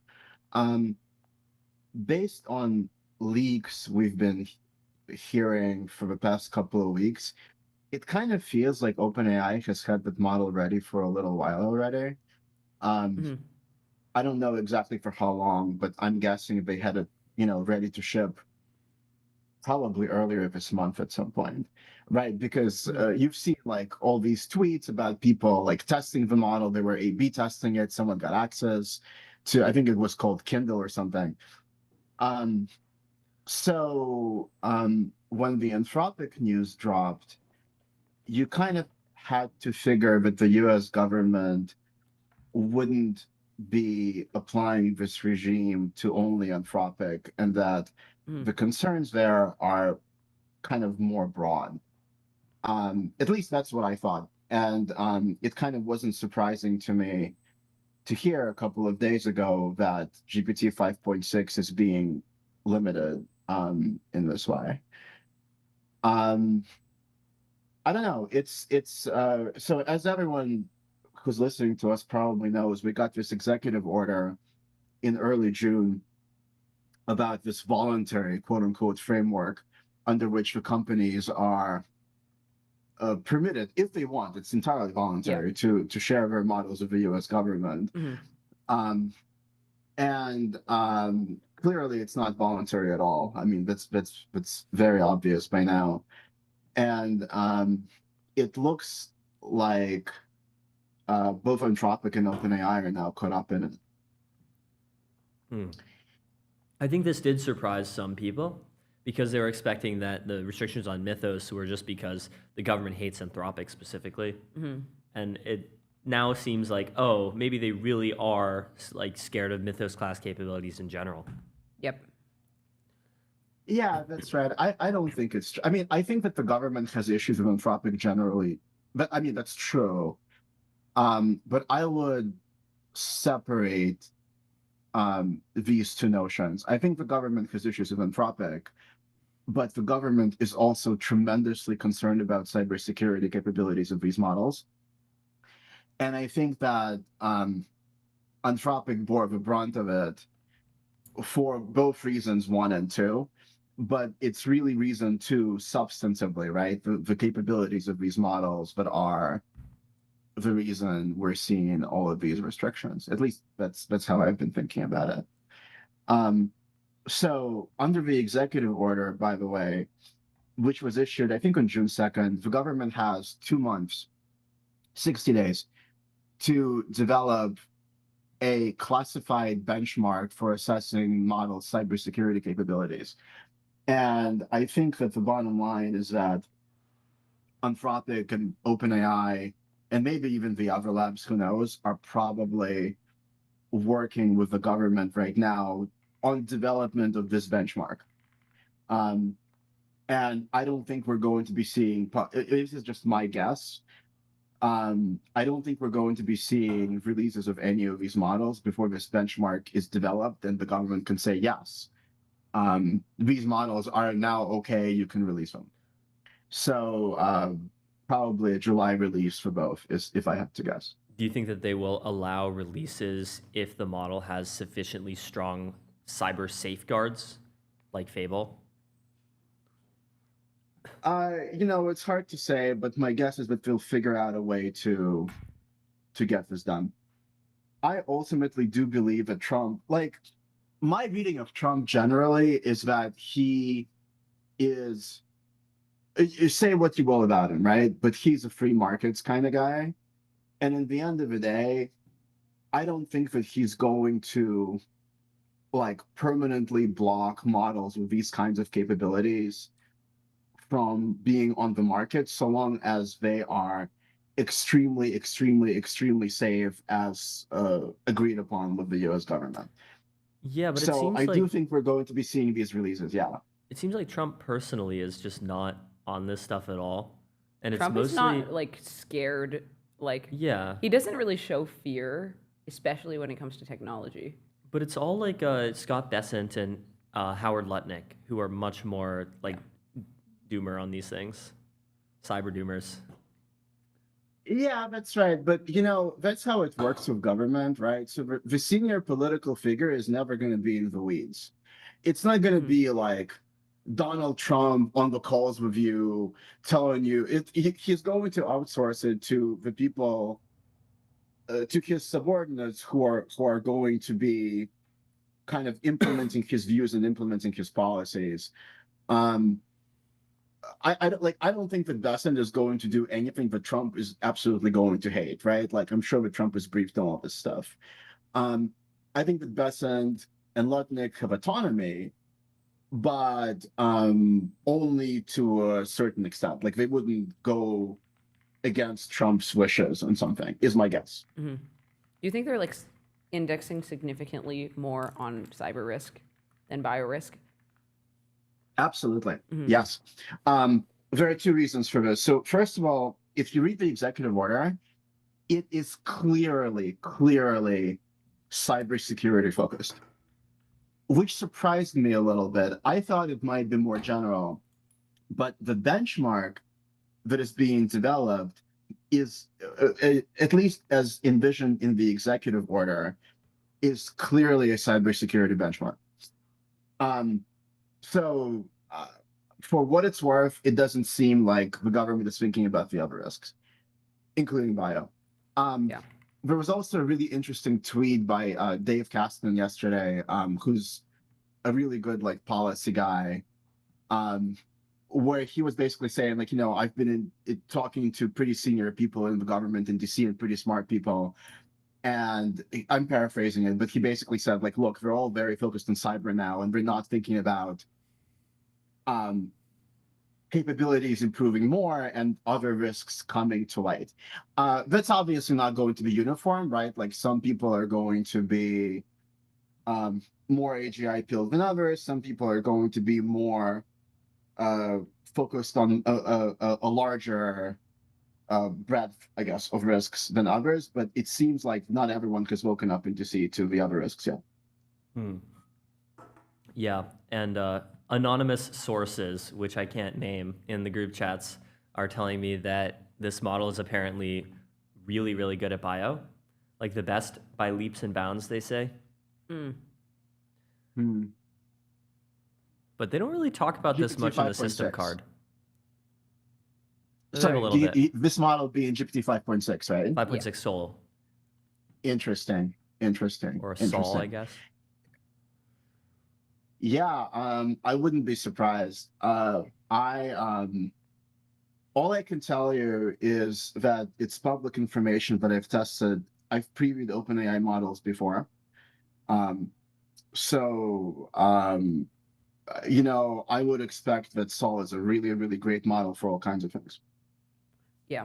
So, like, as I read some of the messaging, it almost feels like it's no longer for consumers, and it's more like it's almost facing the U.S. government, like facing, like it feels more like elite persuasion to me at this point than like all of the, I don't think the average person who's like using a GPT model is like thinking about cybersecurity risk at all. Well, maybe the average person should be. They probably should, yeah. Yeah. I care more about bio risk, I think. I care, but it's very amorphous. Like even me, who's like thinking about this all the time, I'm like, oh, this still feels like amorphous and far away. And in my head, I'm like, well, if I cared a lot about my data, I would just like run a local model or something. But it still feels distant. Well, here's a tweet that I read earlier today. I don't know if it's true or not, so take it with a grain of salt. But apparently, when Anthropic showed Mythos capabilities to some, maybe it was to a group of U.S. senators, I forget. Apparently, one of the capabilities they showed is that Mythos was able to access someone's private bank account and wipe it. Yeah. So that's where you start caring about cybersecurity capabilities, because in the end of the day, we all have a lot of information, sensitive personal, financial, health information that is stored, not even on your computer, like at other institutions. And if at some point, right, if this is true, like it is going to be absolutely critical that your personal bank account, right, cannot fall victim to some hacker who is using a really advanced AI model.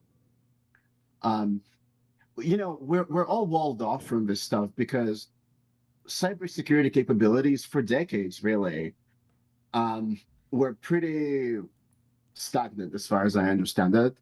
Cybersecurity defenses were quite good. And hackers, like really the biggest hacks you would hear about were always like, some hacker sending an email to someone and that someone clicking a link and enabling a backdoor, right? It's like those like famous like phishing attempts and stuff like that. But with Mythos, according to Anthropic, the landscape changes. They said this in their initial Red Team blog when Mythos preview was non-released. And so a lot of the things that we take for granted, if these kinds of capabilities really do escape into the wild, like we shouldn't take them for granted anymore. Like all kinds of systems in which we rely in our day-to-day lives could be compromised. Do you think like in the future world, all crime will like sort of shift to online? Like if people are able to just like... This has already kind of happened, right? I mean, in the real world, no. In the real world, crime is very physical. But well, violent crime is, but yeah, I would imagine theft has become way more theft cyber is over time. Yeah, I would actually be really curious to look into like rates of theft and how much of it is just like phishing or whatever. Yeah, it's interesting. I would be curious as well. I think what you're hearing from Anthropic is that Mythos is really good at cyber offense, but it's also really good at cyber defense. So if you use it defensively, right, before the hackers get a hold of a model like that, then you can patch a lot of these vulnerabilities and become, not an issue. At least that's what everyone hopes for. But how it's actually going to play out, I mean, who actually really knows? Yeah. What do you think the government will actually do if there is a serious advance in bio capabilities? If there's a serious event, Advance. or if the models exhibit benchmark capabilities. The latter. Basically Mythos, but for bio instead of cyber. Yeah, that's a great question. I think it's hard to predict, but I think you're going to see basically an even more aggressive prior approval regime than what you're seeing now. And because I believe that so I don't have any info about GPT 5.6 Sol's bio capabilities, right? But my guess is that either this model or models to be released in the next 12 months are going to exhibit these kinds of capabilities, right? And my guess is that the labs are going to proactively tell the government about it. I don't mean just Anthropic. I know that there is like this leitmotif online that, Anthropic brought this upon themselves because they keep telling the government to regulate. I think that's all nonsense. I think that ultimately it's capabilities focused, and the government is going to figure it out, and the government is going to be very interested in mitigating these risks. And I think it's going to be basically the same story as what we're seeing now with cyber, except it's going to be even more aggressive. And it's possible that model releases will be even more staggered. There'll be a greater regulatory scrutiny on them. It's kind of hard to say. If I were OpenAI and Anthropic and the other labs, I would be thinking about this right now, like the strategy for approaching the government with these kinds of capabilities and how to make the government comfortable that these kinds of models could be released to the public under what kind of safeguards. Do you think that the government will try to seriously regulate Chinese open source, either because it's open source or because it's Chinese? So, yeah, that's a really good question.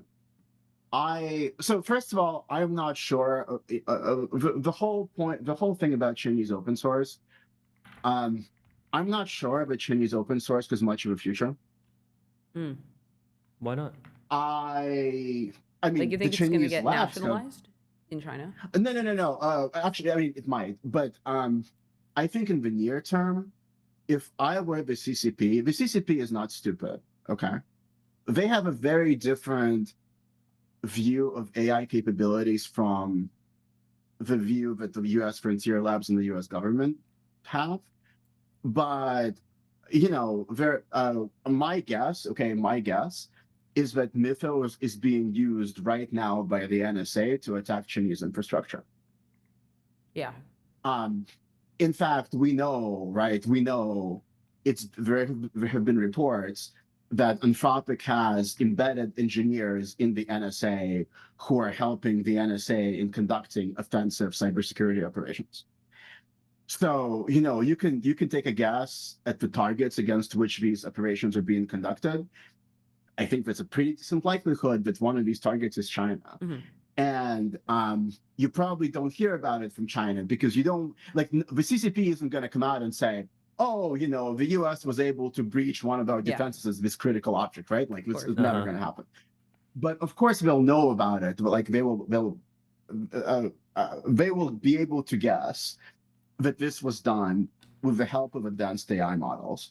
And so their calculus is going to be we need to develop our own mythos. And B, we need to be really sure that we can control this, right? And so now we get back to, ZAI and DeepSeek and all these other labs. It is very hard for me to see how the CCP allows these kinds of powerful models to be open sourced, because what usually happens, okay, is that if a hacker, these models are used a lot in China, right? This shouldn't surprise anybody. Like that's my biggest market. So if a Chinese hacker group gets access to one of these models, I wouldn't be surprised if some of the first targets for them are going to be Chinese companies, right? Because they're right there. It's like so easy, but it's harder to attack Amazon. It's a different language, different continent. You kind of don't know their safeguards as well. You might know more about like the local company safeguards because you worked there like 3 years ago or something. And so the CCP isn't going to want the Chinese population, which is supposed to be tightly controlled, to have capabilities to hack into the CCP's like server systems, Chinese banks or whatever. So my guess, if I'm a smart CCP official, and we do tend to be smart, I would be heavily thinking about like how is it possible to open source models of these kinds of capabilities in my country. I think they are pretty mythos pilled. Like, there's a recent scoop that DeepSeek decided to raise and double its headcount because they were spooked by mythos, which is ironic because, like, the last time American labs got scared in early 2025, it was because of DeepSeek. Yep. I mean, yeah, DeepSeek. DeepSeek understands what's going on. They're a bunch of really smart people, and they're a really good lab. And I wouldn't be surprised if they're able to develop something like this if given enough compute. Yeah. Which might be hard. Which is an open question. Yeah. So how commercially? Back to your original. Oh, go on. Yeah, no, sorry. So back to your original question, right? Like you asked, is the US going to like ban open source or ban Chinese models or whatever? I think the threshold question is what happens to Chinese models, period. Like, are they even going to be open sourced in general anymore above a certain level of capabilities? But I think that if they are, I could totally see the US, the Trump administration moving on to a ban like that. There may be constitutional issues there. I don't know. I'm kind of not an expert on that stuff. But I think the reaction I've been getting online to this is, well, this would be pointless. Like we'd never be able to actually do it. And I think that's partly true, but the U.S. government, assuming that it's constitutional and legal, certainly would be able to prohibit U.S. enterprises from using these models, and Amazon and Google Cloud from hosting these models, right? And then what happens in that case is, okay, like using DeepSeek, you can download it to your computer and run it locally if you have a whole bunch of NVIDIA GPUs that cost tens of thousands of dollars, but it's not for everyone. Or you can, use the model from a Chinese server. Do you really want to do that? Do you really want to share your sensitive data with the Chinese? I don't know. And so, some consumers, I'm sure, will do it. They don't care. Mm-hmm. But I think it would really curtail what serious enterprises and companies would be able to do with these models, which would be a big blow. Yeah. Something I was going to ask you before was like, how commercially viable are open source models in China? Like, is that for their population and for all of the apps that maybe that they're embedded in or whatever, all the use cases? Like, does open source make the most sense for a lab like DeepSeek or ZAI? Yeah, look, that's a good question too. I'm not really in the weeds on this stuff. I think what I've heard is that, for example, ZAI, like a lot of their customers are like enterprises in China. Mm-hmm. And I think, they probably serve a model to these enterprises, provide customer support or whatever, provide API access. And so they're able to somehow monetize their model, even though it's open source. Okay, yeah. I wouldn't be surprised if, like being open source is really great if you're a follower, right? Because it means that the model is free or really cheap, and a lot of people are going to be able to download it and use it. But it's possible that the game theory is that if the CCP says, nope, your models cannot be open source like throughout the country, then the Chinese labs are all okay with it because, there are no open source models from their competitors anymore, so they can do whatever they want as closed source labs. Yeah, totally. Well, I think we're coming up on time, so thanks so much, Prince. Unless you have any last question for our boy Prince. I don't know. Well, we'll have to think on that and get him next time. Sounds good. Yeah, thanks so much for joining. Thank you, Prince. It was a pleasure. Thank you. Always a pleasure. And we will be right back. We'll be right back.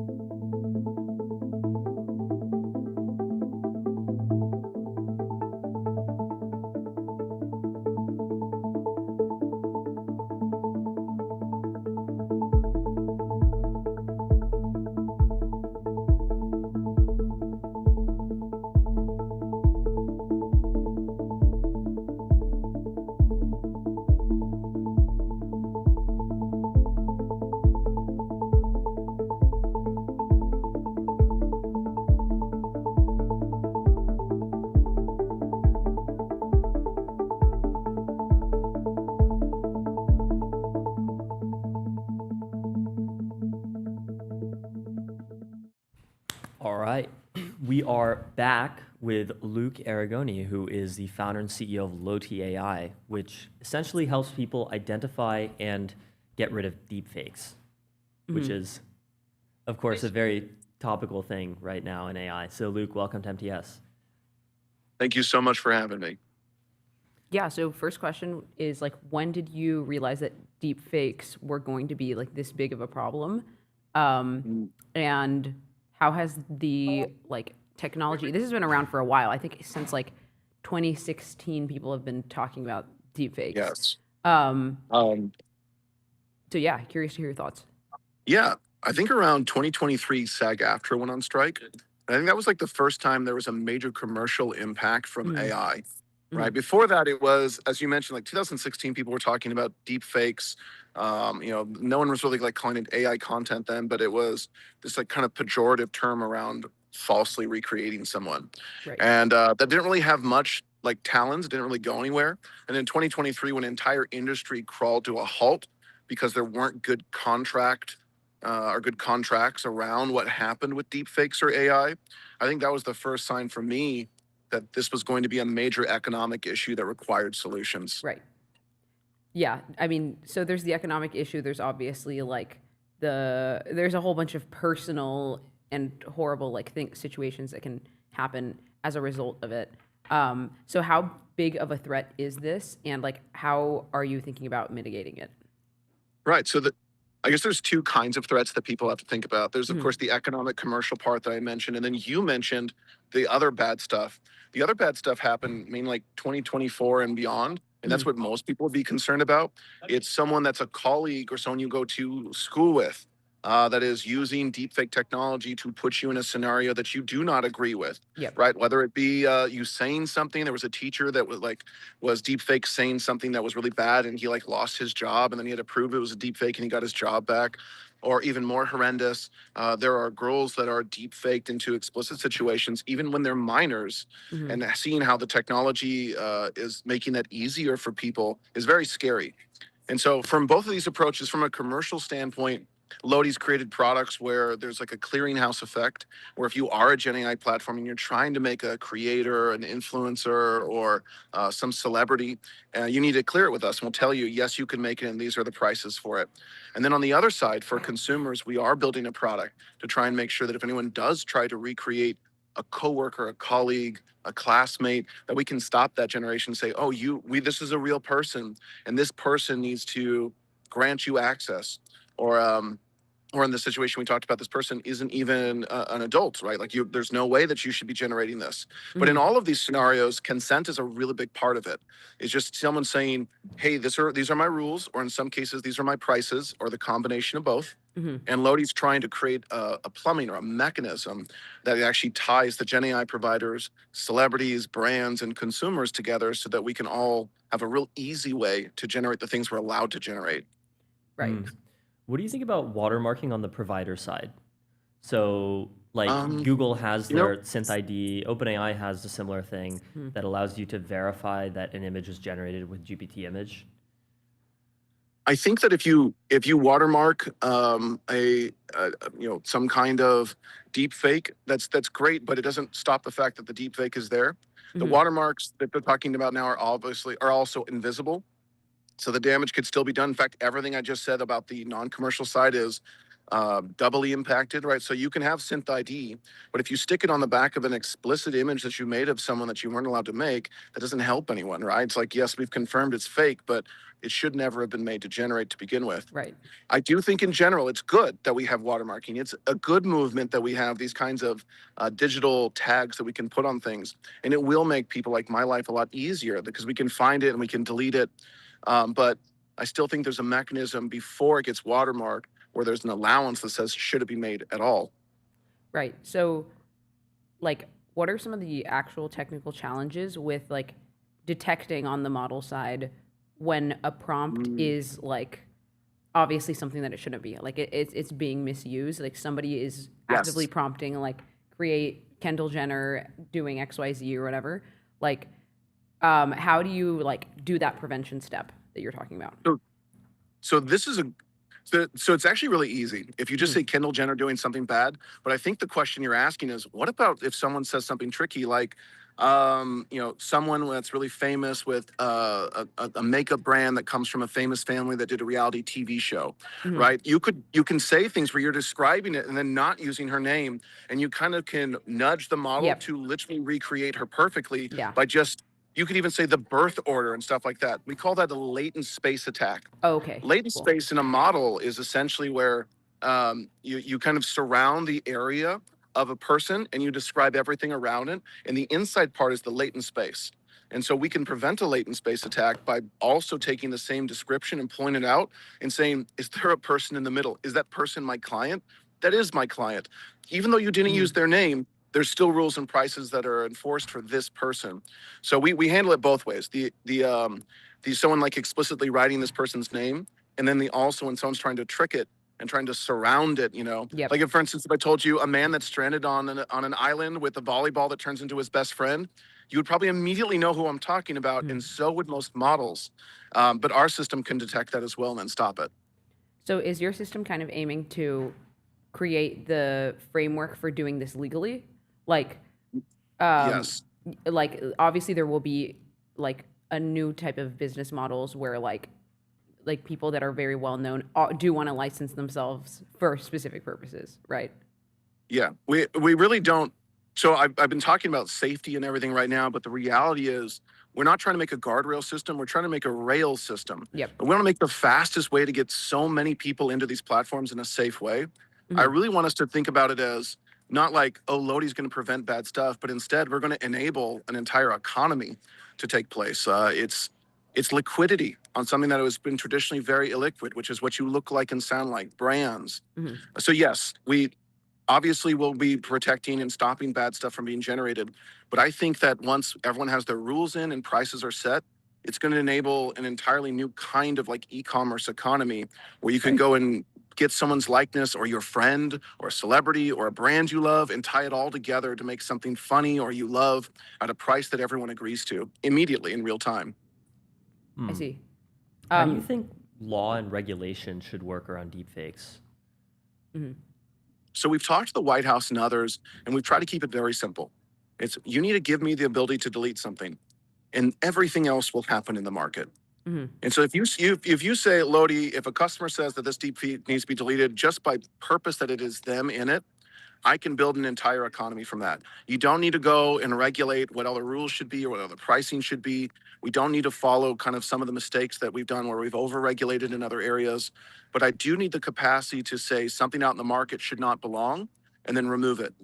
And we think that there's going to be enough creative power around that because what everyone wants is for it to stay up, for it to trend, for you to be able to share it, to love and laugh and like it and then comment on it. So if I can remove something from the market, it's basically I can get everyone to, if they consent that's in the video, you can build the whole market around that. I see. So what do you know? No fakes will do that. What do you know I'm sorry about the for that. No Fakes Act? I was just about to say no fakes is exactly what we need. No fakes is saying just that. Is if there is a digital replica, if there's a fake, deep fake version, AI version, whatever nomenclature you want to use, but there's a generated version of you doing something, you have control. You can say if it can come down or not. You can sell that to someone, but you're selling the right to take it down, right? Or the right to leave it up. And so no fakes on a federal level is going to give us a really powerful tool set to build that economy. And I'm not sure if anything beyond that will be needed. I mean, at least for now, there will be other things that'll need to be modified. We'll need to figure out how it works well, and the nuances will need to be teased out over the next few years. But I think for now, no fakes is going to be the foundation of this new economy. Yeah. What do you think is a proper like civil like liability for somebody who like commits a deepfake crime or something? So it'll of course depend on what it is. But let's say that there's a celebrity, like a really famous person, and you generate this person a lot. That person is going to have a fee associated with generations in probably the next 6 months to a year. Like it's coming rapidly. And I'm going to brag and say that's of course what we're trying to do too. But like this is coming. And then what you could do is literally multiply how many times that person's infringed and then say with the price that was paid on it, Oh, like you could literally do like an arithmetic on it to say how much that is. Now, if there's damages to their brand or damages to their capacity to sell, like let's say you deepfake someone as a cosmetics into a cosmetics ad, but they had a cosmetics deal with like L'Oreal or something and it was exclusive. That's going to be really problematic because then it's jeopardizing their entire contract, and then the damages could be substantially higher. I see. Interesting. What do you think we should do about like that interim period of time? Let's say when somebody gets like deep faked against their like consent, and then there are like things that happen, like damages to their reputation or like economic damages that result. Because I still don't see I still see a situation where like this happens and there are effects, even if it's found like later. I'm actually sorry. Can I get that question one more time? Someone just walked right up to me and gave me their bag. I don't understand it in any way. No, I'm basically sorry, do you mind just saying it like, one more time? what do we do about the fact that there's going to be consequences with being deepfaked, even if it's like found out later that it was a deepfake? Oh, I think that's going to, you've perfectly hit the nail on the head on like the gray zone. I don't know what will happen for like retroactive things. Yep. Yeah. Like how do we process that in a civil way or even in a criminal way? I think that's going to be very complicated, and I probably don't have many answers for that one. Yeah. That's something I think maybe listeners and others can comment on solutions for. Yeah. Yeah. Well, That's a this has good been thought. very interesting. Very glad to see that you're like thinking about it proactively. Yeah. Well, Thank you so much I for enjoyed coming being on, the Luke. show. Thanks for course. coming on. All right, cool. Have a good one, everyone. Thank you for having me. Of course. And we will be right back with be right Perry back. Metzger.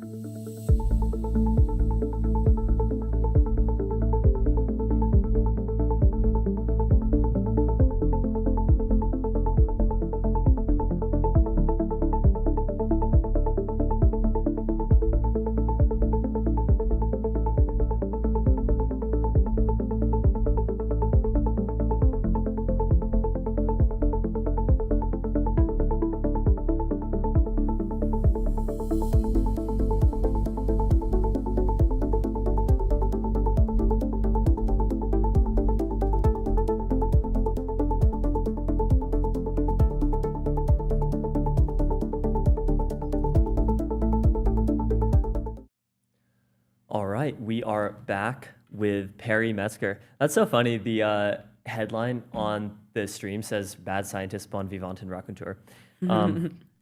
He runs. That's an old joke of mine.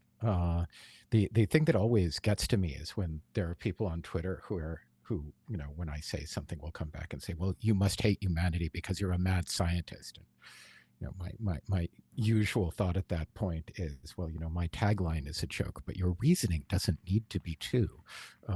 Anyway, yeah, I've actually gotten, a small AI startup, and and I'm the chairman of Alliance for the Future, which is an AI advocacy nonprofit. I'm not actually a mad scientist, at least not currently. I'm more of a mad engineer. Nice. Yes. I actually just talked to Brian Chow from Alliance for the Future yesterday. It's been a minute. Great guy. Yeah. So I mean, I guess today we're talking about the current situation with the government deciding when and who is allowed to get foundation AI models and That's right. Yes, at the yes. cutting edge, and which I think it's the timing's really interesting because it's like the same time that GLM 5.2 is kind of caught in a lot of people's attention.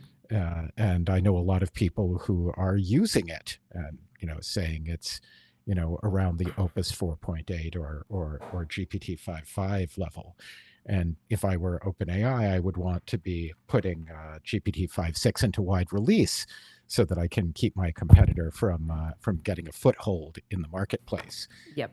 But the U.S. government has, I suppose, decided at the moment that the best policy is to accelerate adoption of Chinese open source models. I question the rationality of that. I also question the rationality of worrying quite so much about releasing cutting edge models. I know a lot of people who are very, very worried about things like cybersecurity implications and what have you. But I confess to have a very different view on that, which is that the mental model people seem to have is, Mythos or what have you. It doesn't matter what model it is capable of finding lots and lots of security holes, so none of us will ever be secure again, and we'll have all sorts of horrible incidents. But I think that's exactly the wrong way to view this. The right way to view this is that we've been in a continuing computer security crisis for about the last 35 years or more. Really since maybe 1988 when the Morris worm went out. And now, for the first time, we have tools that are capable of finding most of the security vulnerabilities without having to use a lot of human labor so that we can get rid of them permanently. The mental model I've noticed that a lot of lawmakers, policy people, et cetera, seem to have is that there are an infinite number of security vulnerabilities in the world, and that the smarter you make the model, the more vulnerabilities it will find forever, that there will never be any end to them, which is not true. There are a limited number of security vulnerabilities in any piece of software. Any piece of software only has so many lines of code, and it's pretty rare that you have more than one bug per line of code. But let's say you had 100, it still doesn't matter. There is a limit to the number of bugs you're going to find. Is there also a limit to like the amount of like cyber defense capabilities that you can like sort of attach to a piece of software or organization? Not really. You can, there is a very, very wide variety of things you can do to defend your software, to defend your internet infrastructure. We do a lot of those things already. People have things like firewalls and application gateways and other things like that that they use to try to limit the blast radius if someone manages to break the security of their software. There are also security techniques that we can use that we have not been using a lot of because they've been too manpower intensive before now. There is this idea that you can mathematically prove that your software doesn't have bugs in it. And this has actually been done with certain limited pieces of software. I've been involved in some efforts like this. I've watched efforts like this. And the problem that they've had historically is that if you wanted to prove that a fairly small piece of software was correct, you needed dozens of people with PhDs working for a few years to do it. There is one piece of software, and it doesn't matter what it does. Your viewers are not going to care, called SEL4, that I remember required dozens of man-years by doctoral students and postdocs to prove correct. But now we have the possibility of using AI systems to do that instead of using human beings who are extremely expensive. And that again means that instead of this being a tragedy, it's an opportunity. I think that people have a fairly negative view, unreasonably so, of what having very smart AIs means for computer security. It doesn't mean that we're about to hit some sort of state of continuous horror. And I saw someone today on X using the term cyber terrorism. I had never heard anyone use that term before. Mm-hmm. But I guess they were looking for new ways to terrify people. But looking for new ways to terrify people is hey, listen, it sells, right? People are much more interested in hearing that everything is going to be terrible and in scaring themselves than they are in thinking that things are going to be better. But in my opinion, things are already getting better. There was an interesting event that happened not that long ago. I don't know if any of you use Firefox as your browser. Maybe not. Some people still do. But for a very long period of time, pretty much every year there was this contest at a particular security conference to find new bugs in prominent pieces of open source software. One of them was Firefox. And this year, for I think the first time in memory, none of the people who attempted to find bugs in Firefox managed to find any. And that was mostly because they had been hammered for months with people reporting new security holes with AI. I know at least one participant in that contest said that several times they had found something only to discover that it had been already been caught by AI tools and patched before they had a chance to try to use it for exploits. But I know you guys probably know, because I've been on before and Theo's interviewed me in the past, that I wouldn't say a Pollyanna-ish view, but I have a fairly optimistic view about the use of these things. But I am also have a pretty pessimistic view, which is that if the United States kneecaps itself too many times and too persistently over coming years, and keeps our AI industry, unable to develop as quickly as that of, say, the Chinese, that we're going to find ourselves in bad situations. They don't care what our policies are. They're probably mostly going to be laughing. There's some evidence right now, for example, that the Chinese government has been throwing money at anti-data center activists, because why not? Yeah. Why not let your enemy kneecap themselves? Yep. And the PRC has a goal, which is to reclaim Taiwan in the not that distant future. And they have been conducting lots and lots of military exercises in the vicinity. They've been building mulberry ports. And it would be a great shame if in a few years they invaded and had swarms of drones involved in this, and lots of unmanned fighting vehicles of various sorts, the kind that are being tried out in Ukraine right now. And the United States had a quick look and said, we don't have anything that we can do about this. So sorry, I guess they own you again now. Go on. On China, there's the other big news story of yesterday, which was Anthropic accused Alibaba of stealing its models through a distillation attack. So that's an interesting one.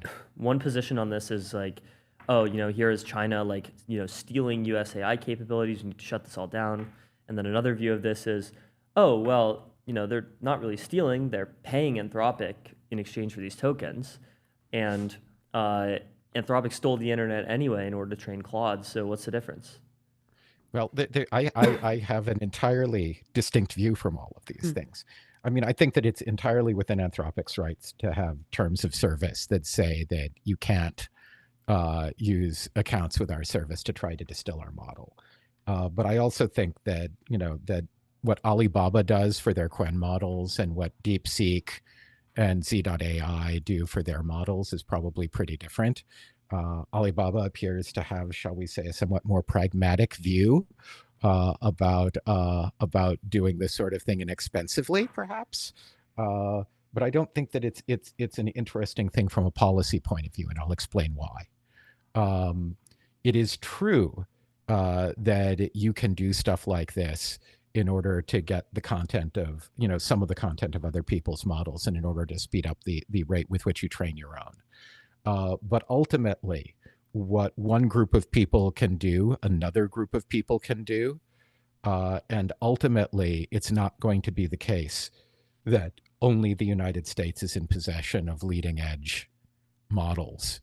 Whether we manage to block distillation attacks or we don't, whether we have sanctions against the PRC or we don't, whether we sell them, cutting edge, chips, from NVIDIA or we don't, eventually they are going to be on par with us or exceed us.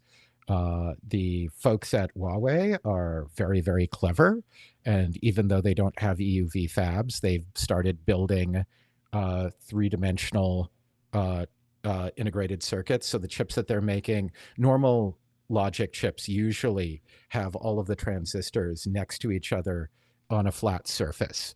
And the technology for getting things crammed in closer and closer and closer has been bottoming out. It's getting harder and harder to make the density of integrated circuits higher. And we have certain tricks like extreme ultraviolet lithography that make things a little bit better than what the Chinese have. But what they've said, which a lot of people have been saying for quite a while, is, well, if you can't make things smaller on a flat surface, you start building upwards. And you get more and more components on your chip closer and closer together by building into the third dimension. This is something that people have been doing for flash memory, which is something all of you use on your laptop computers and in your phone for quite a while. It's just starting to hit logic chips. They are beginning to do that stuff. They also have several crash programs to develop EUV lithography. And fundamentally understanding how to train AI systems is partially a question of mathematics and reading a lot of papers. And it's very difficult to embargo information on mathematics permanently. It's not like nuclear secrets where, there was a bunch of fundamental research and development that people had to do. And even so, every country that ever tried to build a nuclear bomb, that had enough time, I think has succeeded so far. I don't think there have been any failures in any national nuclear R&D program, and this is easier, and to some extent cheaper. So I don't think whether they've been doing distillation attacks to steal weights from Anthropic or not. It doesn't matter in the long run. If the U.S. wants to remain competitive, it can't remain competitive by counting on its ability to kneecap China. I'm not saying that we should be selling them cutting edge technology. That might be stupid if we find ourselves in a military conflict with them. It's not always the brightest idea to be selling your latest technology to the other side or to be depending on their technology for your own military. But a strategy that depends for the security of the United States for the long run on keeping the Chinese from being able to gain parity with us or exceed us by not, by like embargoing them or what have you, that's not going to work. And the stuff from ZAI like GLM 5.2, they're claiming that they're probably about 6 months behind, right? Because they're coming out with stuff that's on par with GPT 5.5, Opus 4.8 or what have you now. But they are claiming that they think that they'll be at parity in 6 months. Let's say that it's 18 months. It doesn't make much of a practical difference. In the long run, the U.S. has to remain competitive by being able to stay ahead, not by counting on keeping them behind. Right. Well, the AI Futures Project just did an article on Chinese EUV photolithography progress, where they estimated it would take like at least 10 years, maybe slightly longer, about 12 years, for China to actually be able to produce commercial scale EUV machines. So it seems I will take like that bet on the other side. And the reason I will take that bet on the other side is, so you think it'll first of take all, less time? They've been working on it for quite a while, right? And the other side of this is that, is that what one set of human beings is capable of doing another set of human beings, especially given the information about what the first set of human beings did, is capable of duplicating. There's nothing. So ASML's EUV machines are crazy. They are some of the craziest technology that human beings have ever built. And there are great videos online, like there's a YouTube channel called Veritasium that has we love them. We love Veritasium. They've got a great video about how utterly crazy the ASML EUV machines are. They spit out droplets of molten tin that they have to precisely hit with lasers and with extremely precise timing, and there's all sorts of utterly crazy stuff they need in order to produce ultraviolet light at the right frequency, at the right intensity, in order to be able to expose those chips. But it turns out this is not the only way that you can generate an intense EUV light source. You can do it with particle accelerators. You can do it with other techniques that people have. And the Chinese not only have plenty of good engineers and the knowledge of what systems worked in the West, and also a very good intelligence service that I'm sure by now probably has most of the plans for the ASML equipment. But they also have a burning drive not to be behind the West, because just as there are lots of companies in the last few weeks who've started asking themselves if they should be using open source models because they don't want to have things that they depend on rug pulled out from under them, the Chinese almost certainly are in a position where they feel extremely uncomfortable with depending on Western produced equipment in order to maintain what I am certain they view as a critical national security capability. So yeah, I mean, I know lots of people are claiming, I've heard estimates from 5 years to 30 years that various people have made, but I think that all of those are ultimately finger in the wind. And I think that depending on the safety of the United States on the notion that the Chinese will be particularly slow with that is probably, again, not a particularly good way to go. You cannot, your strategy in the world can't be that the other guy is going to have worse technology forever. Yeah, I totally agree.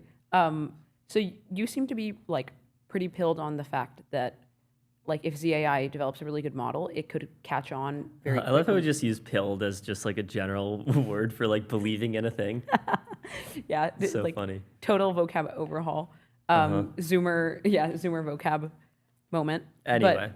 But, yeah, like you seem to think that if ZAI develops this model or like GLM is really good or whatever, that it could catch on pretty fast in the US. But aren't there like other mechanisms by which this could be prevented? From keeping it from catching on? Yeah. Well, we could kneecap ourselves, right? We could pass laws to forbid the use of open source software or open source AI, and then all of the other countries on Earth will take advantage of the technology, and the US will fall further behind. I have a particular need for GLM 5.2 myself right now, which is that I need access to an open source model to be able to retrain so that it will understand a particular programming language that no existing AI has ever been trained on, because it doesn't exist outside of any of the hardware, for my startup, right? And we were thinking about all sorts of other ways of dealing with that, but now we have access to a good open source model, and the fact that it probably will give me shall we say, not the most objective view about, say, the Tiananmen Square protests, or about whether Taiwan is or is not part of China, probably isn't going to affect its ability to do programming particularly well. I've heard legends that I've never seen verified that some of the Chinese open source models, if they, under certain circumstances, try to sabotage software development, but I've never seen any evidence of that. And if it were true, if you have access to the weights, you can disable that through something called ablation. So I'm not particularly worried about it. But I mean, what happens if the U.S., cuts off access to foreign open source models? That means that U.S. industry falls behind. U.S. consumers, U.S. companies are in a less competitive position. The reason you want people to want to use OpenAI models or Anthropic's models or Google's models, not that anyone wants to use Google's models at the moment outside of Google, but the reason you want someone to use one of those models is because it's the best, right? Because if they're using it because it's the best model, it means that both sides are doing well. The company that's selling it is doing well, and the consumers are getting the best possible, model to work with. Their work is being done as efficiently as possible. If the reason that people end up using American models is because they're not allowed to use foreign ones, that's a very bad position to be in. Right. It means that everyone else on Earth gets to accelerate when we don't. Right. I mean, I've heard there are lots of dangers here, though. Like there's a particular U.S. senator who I'm not going to name, who has been opining in the press recently that it is terrible that U.S. companies are partnering with Chinese companies and to use their AI. He doesn't understand what open source is. He doesn't understand the idea that one can be running the thing on one's own hardware and you're not actually shipping even money over to the Chinese for the privilege. It's like when the Mark Zuckerberg had his Senate hearing in like 2018 or whatever, and somebody asked him, "How do you make money on a service that you don't charge for?" And he said, "Senator, we run ads." Yes. Yeah. Yeah. It turns out that a prerequisite for election to high office is not actually understanding the business models of any company in Silicon Valley. So it's not surprising that there are certain misconceptions about this. Maybe I shouldn't actually be so sarcastic about it. I mean, the position that the average senator or congressman has is that they have to be an expert on about 8,000 separate topics, which they depend on briefings from their staffers for. And the staffers are human beings too, and can't possibly be an expert on foreign policy with every country on Earth, and defense spending and every possible weapon system, and also AI, right? So I shouldn't be too mean about it, but it is a problem, right? Misperceptions about both what the implications of these models for information security, the implications of open source models coming on the market, all of these things, they're to be expected. The problem is if they persist, and it's the job of those people who understand what's going on to make sure that the people in power who don't quite understand what's going on find out more. Yeah. What about encouraging activity in our own open source ecosystem in the U.S.? I think we should be doing a lot more of that. I think that it is a significant problem that the U.S. is not itself churning out a lot more open source models. One of the comments that I've seen people make a number of times, which I fully agree with, is that open source models are a sort of cultural ambassador and civilizational ambassador. If everyone ends up using Chinese open source models, it means that the answers that they get to their questions and the way that their software is and is not willing to behave ends up being dictated by the Chinese. And I actually, love Chinese entrepreneurs. I have certain disagreements, certain profound disagreements with their government. But it would be better from my point of view if the U.S. was putting out a steady stream of open source AI models that were getting as much traction. It used to be, by the way, that a number of these labs put out open source models regularly. Whisper, which was one of the, the early pioneering voice recognition models, came from OpenAI. Google still does Gemma, but I think that's it. It's like the only frontier lab that still does open source in America. I think that I don't know that Meta has officially announced that they're not doing it, although it has been quite a while. Yeah. Then again, it's been quite a while since they've had particularly relevant models in general. Google does have open source models. Though there's the question of whether you believe that they are a frontier lab or not at this point. They certainly are at the frontier in hardware development. Yeah. Um, Frontier adjacent lab. They could be a frontier lab. I think that it's a Frontier question.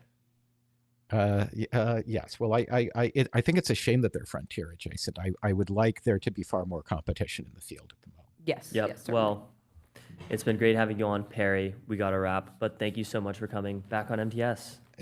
Pleasure as always. Always a pleasure. Absolutely. Thanks so much. And we'll be right back. We'll see you soon. We'll be right back. Very good.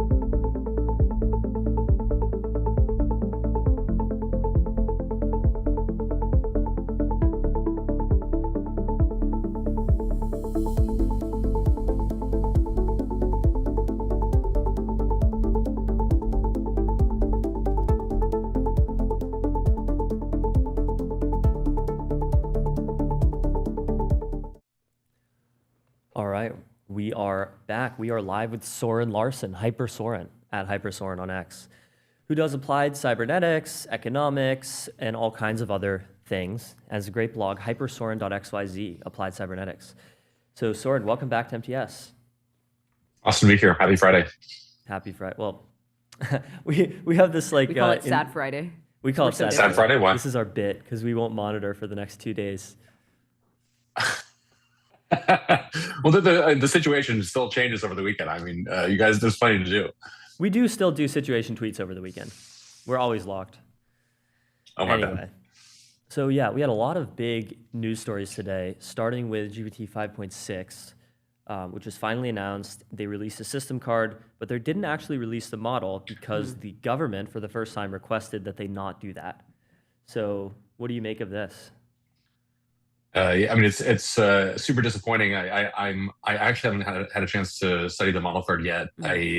I'm quite excited for the progress generally. I saw Noam was pretty excited. Seemed to be pretty excited about the launch. Of course, I think a bunch of people saw Bill Gurley flaming. I think really more Dario than Sam. For inducing this sort of government action and perhaps even encouraging or making more competitive the Chinese models relative to the now slowed release of open source. Indeed, I think that I guess we'll sort of see the effects of the government limitations from early notes I've seen. It seems like the government limitations can actually have real teeth, that it could really prevent corporations from using sort of unauthorized models, which seems like it'd be pretty bad. But I don't know. My hope is that openness will rule the day, but I guess we'll see. Yeah, this is also our hope. So how do these model delays, like knowing that this is only going to become more and more common, change like how Frontier Labs view like economics and pricing?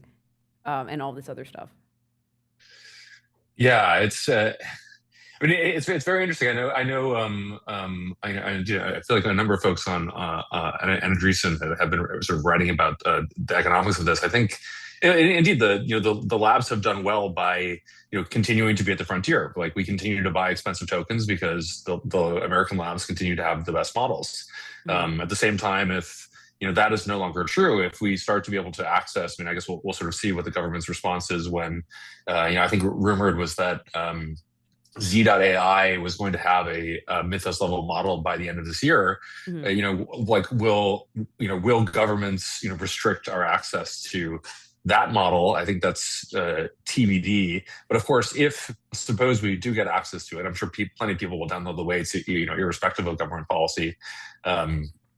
I think there will be significant questions of, well, if we can start to access open models of similar capability at I guess what is typically been 1/10 the cost. I think the competitiveness of the labs is going to be a serious question.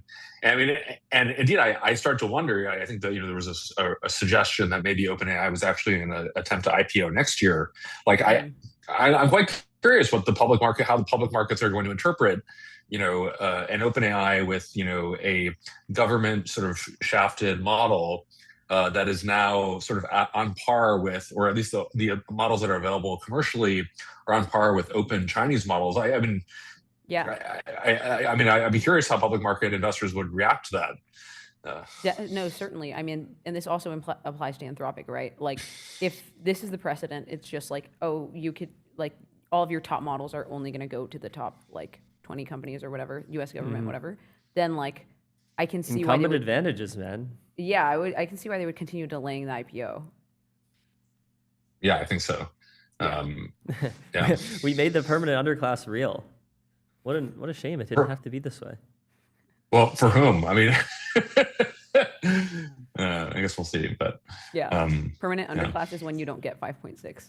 Well, kind of, yeah. In the limit, if AI seriously enhances the productivity of firms, on a serious real economic level over the firms that don't have it, then you will expect some kind of permanent underclass to form. Yeah, I guess we'll see. I continue to believe that and I don't think this is controversial. There clearly is a distribution of of tasks that can be characterized, or tasks that can could be good candidates for AI application. Clearly exists in some distribution of complexity, where some require very frontier intelligence and others do not. I think there's this continued sense, particularly among I hear stories among Anthropic folks, that just everything needs the most frontier, and there are some things cannot even be done without the frontier model. But I just I don't know, when you just start looking at various applications, and even just commentary from sort of folks at the top, if you will.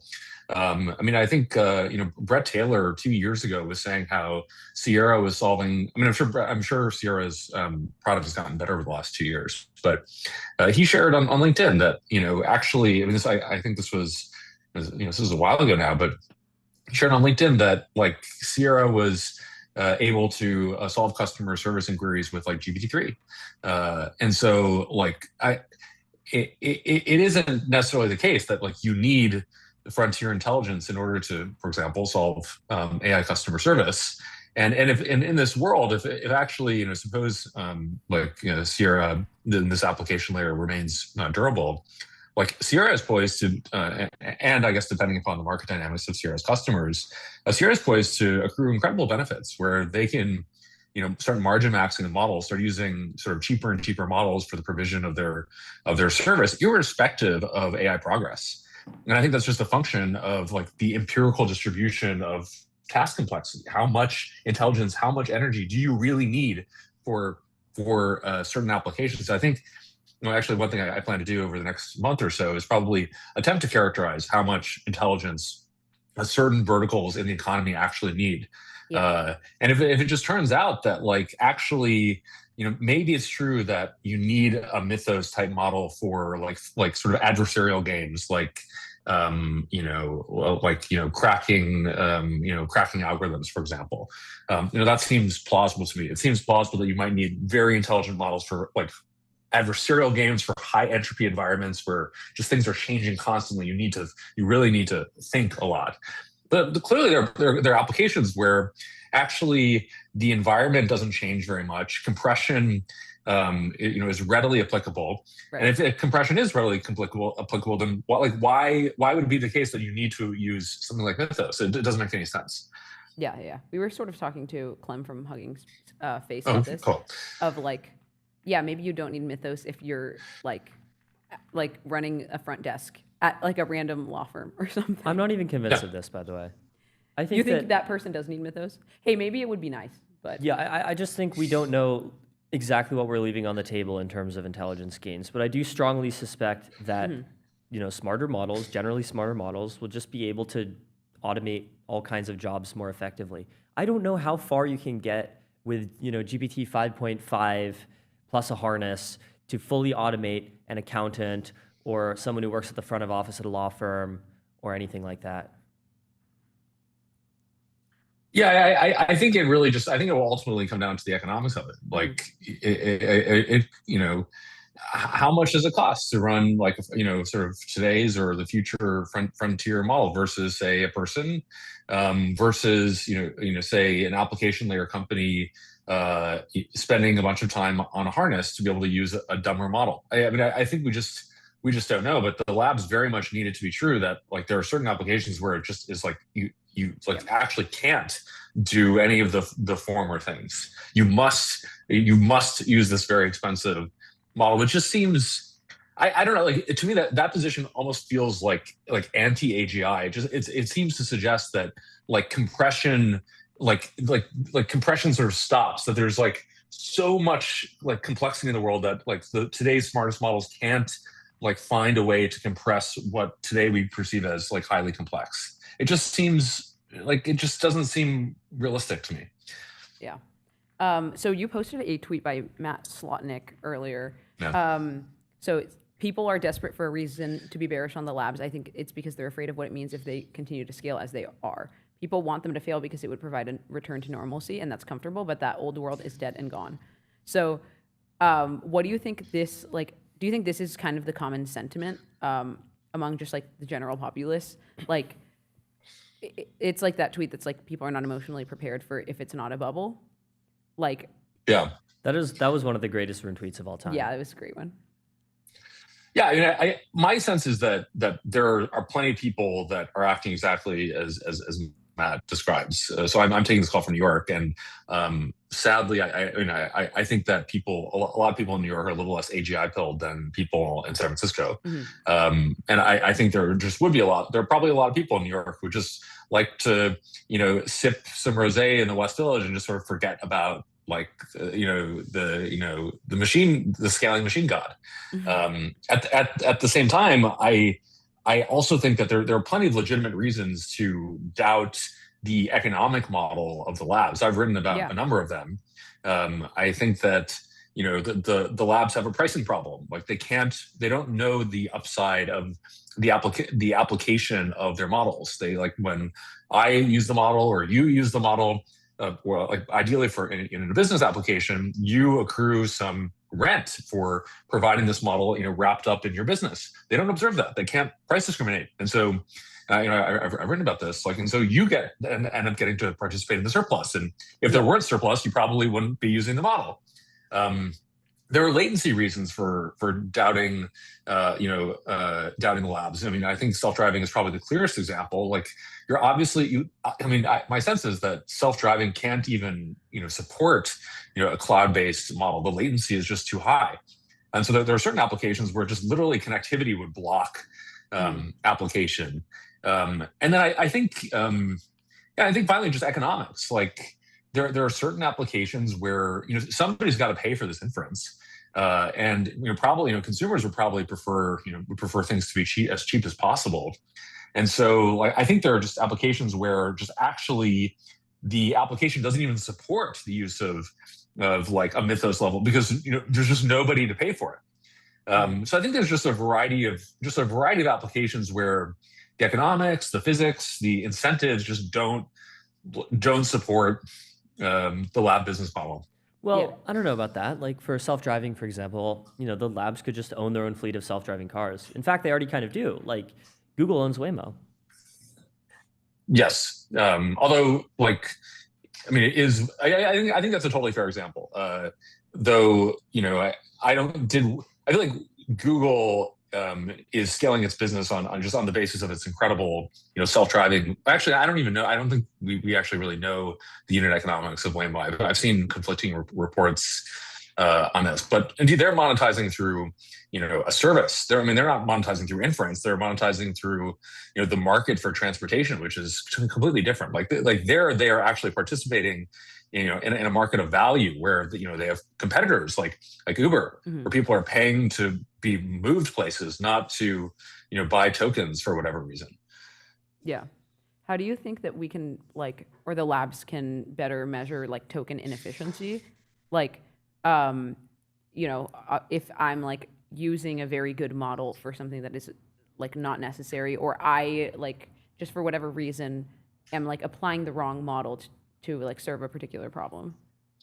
Yeah, I think I think there are really two ways. One, I'm excited to see Anthropic in their docs release a beta product called Outcomes, where you can specify a certain outcome, and Claude will operate in a loop toward the delivery of this outcome. You specify sort of the success criteria, and in that world, you might expect Anthropic to, in the background, automatically choose the most token efficient. Or you'd hope that they would do that. They might not. But I think the best form, and it's worth observing that this is a New York firm that did this, or it's principally based in New York. I think there's going to be more to come from sharp, aggressive New Yorkers, but is Cognition. Cognition released. And I'd be excited. I don't know if their management team would come on and talk about this, but we could try. Cognition. I'd be very excited to hear them talk about this. But they released a sort of a product or a service, a guarantee, where they I think they say to their customers that if you we're going to continue charging for Cognition units. And if at any point you believe that you have overpaid or you haven't received commensurate value for the the cognition that you've paid for will guarantee it up to $10 million.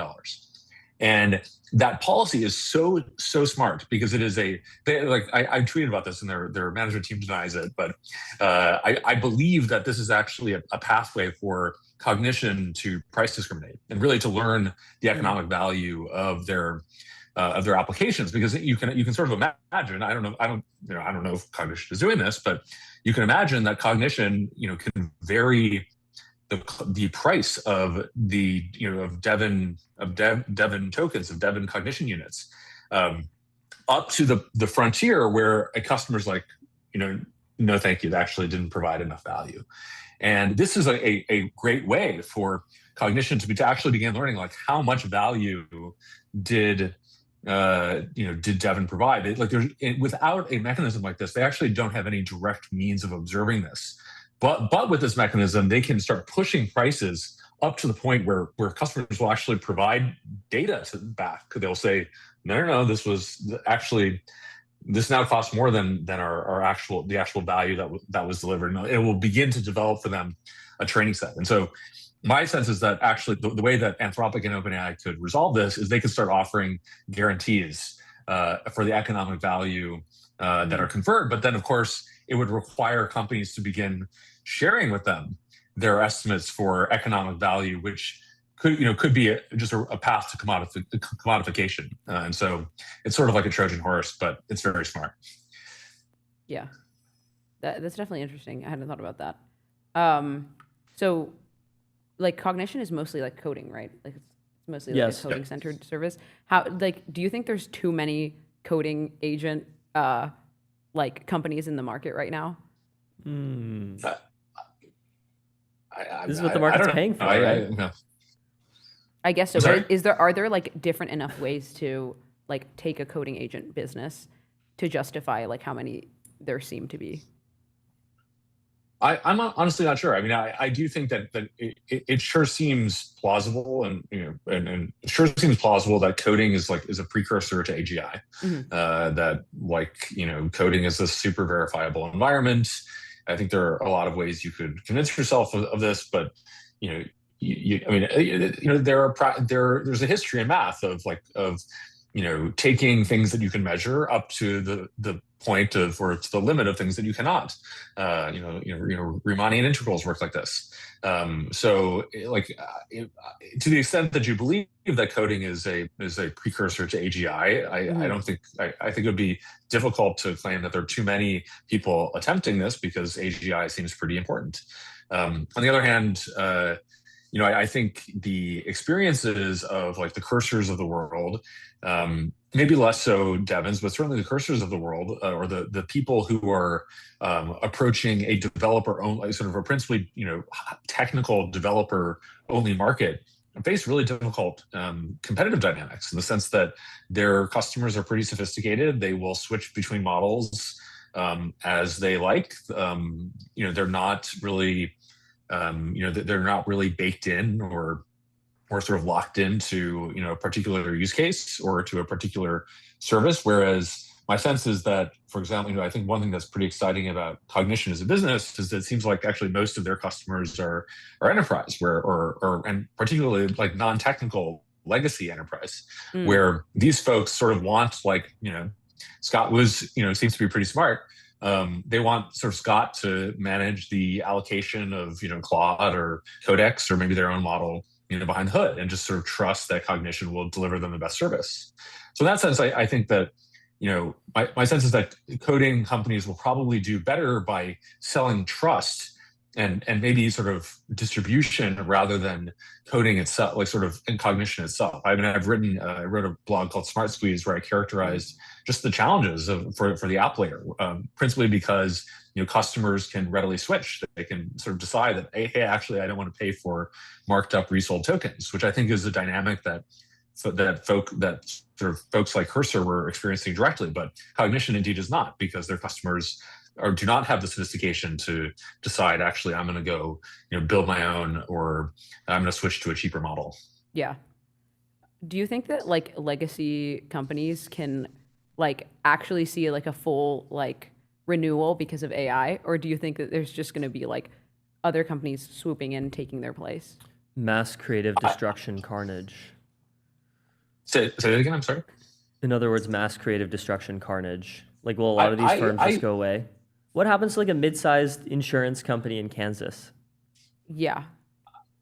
Yeah, it's a good question. I'd be curious how, for example, Thrive, I guess they recently rebranded their Crete roll up to Current. I'd be curious. I mean, I'm sure that I don't quite know their target companies. I imagine some of them were medium sized. I'd be curious how they are doing. My sense of those that I think it's actually. I think looking at the Long Lake acquisition of the Amex business is actually pretty demonstrative. You could say that like Amex business is we'd probably agree is like a legacy. It's kind of a legacy business. I mean, it's like they were OG in CRMs or whatever, but like they're legacy. At the same time, the Amex brand is iconic, and their distribution is probably incredibly sticky. People are increasingly saying that distribution is mattering much more now than before. I think I think you could, for example, look to like Slow Ventures Creators Fund for some insight into that. But my sense is that firms that have really sticky distribution, and that stickiness can be conferred by trust, by a great brand, by consumer taste, are going to be just fine. And that if you believe in sort of the scaling of AI progress, that models of sufficient capability level are getting cheaper and cheaper, and that you don't need mythos to do sort of mid work, which may actually comprise a lot of the economy. Then I don't see any reason why a mid-sized firm wouldn't do well. They get to appreciate their existing distribution. They have existing customer relationships. Their margins get a heck of a lot better. They seem very well positioned. I don't see what about these new market dynamics favor sort of new companies, except for, and I think this is a strong qualification. Yeah. The ramps of the world. The ramps of the world are moving very fast. But indeed, like the people that they're competing against are actually really like new startups. Like is Ramp's new accounting service, it seems like is competing against, I think, Basis, which is a new company. I don't know if Ramp's accounting service is competing against the big four, or at least like working with them. We talked to the Ramp cool. CTO, was it? We CPO. CPO. Green? Yeah. Yes. Cool. So what would actually change your mind? Like what piece of evidence would cause you to update in the direction of, oh, maybe the labs will just take over the entire economy? I think it would require evidence that a large part of the economy needs frontier intelligence necessarily. Mm-hmm. It actually need that. I think it's just very. I think just the market dynamics are just very difficult. I think the vertically integrated forms of the labs make a ton of sense, like the formation bios, the Google or Demis's, I forget the name, the play to solve disease, using models inside of DeepMind to solve disease. That makes a ton of sense to me. And you could say that healthcare is a very large part of the economy. And if they were to solve disease, I think would that constitute taking over the economy? I mean, at that point, I really wouldn't care because they solve disease, and would provide incredible consumer surplus, right. which fundamentally is my interest. I don't really know what would change. I just think like the physics are too much to overcome. Like if you found a toll road that you have, that you can, develop a lot of surplus on, like that is like you found a great go-to-market motion with, some service where, you make a nice margin. Like you don't want to tell the labs like how much money you're making. You want to send the cost of intelligence to zero, and you want to keep your customers as much as possible. So it seems like the only way the labs could I mean, indeed, I've seen notes from like, sort of, Twitter anons where they're like, Anthropic is actually going to start a hospital. They're going to start a new hospital, like, a string of hospitals. And you just sort of think about like, well, what is involved actually in starting a hospital, and what business does Claude really have in doing that? Like, and does its current economics even confer it some sort of advantage in doing so? I don't know. It feels. And maybe am I just like not thinking big enough? It could be I'm just a guy in New York and I really need to spend more time in Berkeley. I don't know. I welcome pushback, but there's so much beyond just intelligence that is required to start a hospital. Yeah, definitely. It's a very different case with like the Midjourney scanner, where like I actually think that it makes sense like that with like all of the imaging and compute that they had, like they started something like it. But I think that's probably a little far-fetched for a hospital. I mean, I kind of just think that in the limit, like an AI or, an ensemble of AIs will be able to do anything that human or an ensemble of humans can do, like build a hospial. Arrange for a hospital to be built. I totally agree with you. I think, though, there is a question of who gets the surplus, though. Because I think what's required in this world where an AI could build which I totally buy, it's like, well, whose AI is it? Like, it needs to be the case that the AI that does this is actually scarce, that is only available. It is like necessarily very smart and only available on Anthropic servers. And I just don't. That seems unlikely to me. I just, indeed with I know we're probably running up on time, but with the news that I think the Chinese are hacking Anthropic servers and serving up Opus at 93% discount. Like, it's very difficult for Anthropic to secure intelligence. Intelligence wants to be free. But if it's free, and the way that the Chinese are hacking, like Claude is not going to be the one to develop the surplus for building the hospitals. Like, the people will be. Yeah. It is true. Like, intelligence does want to be free, but things like compute and like all the physical components do not want to be free. So maybe that's where we should be thinking about. Maybe that might be. Yep. Well, it's been great. Thank you so much, Soren, for coming on MTS. Appreciate the time. Hope you guys have a good weekend. Awesome. You too. Thanks, Soren. See ya. And we'll be right back.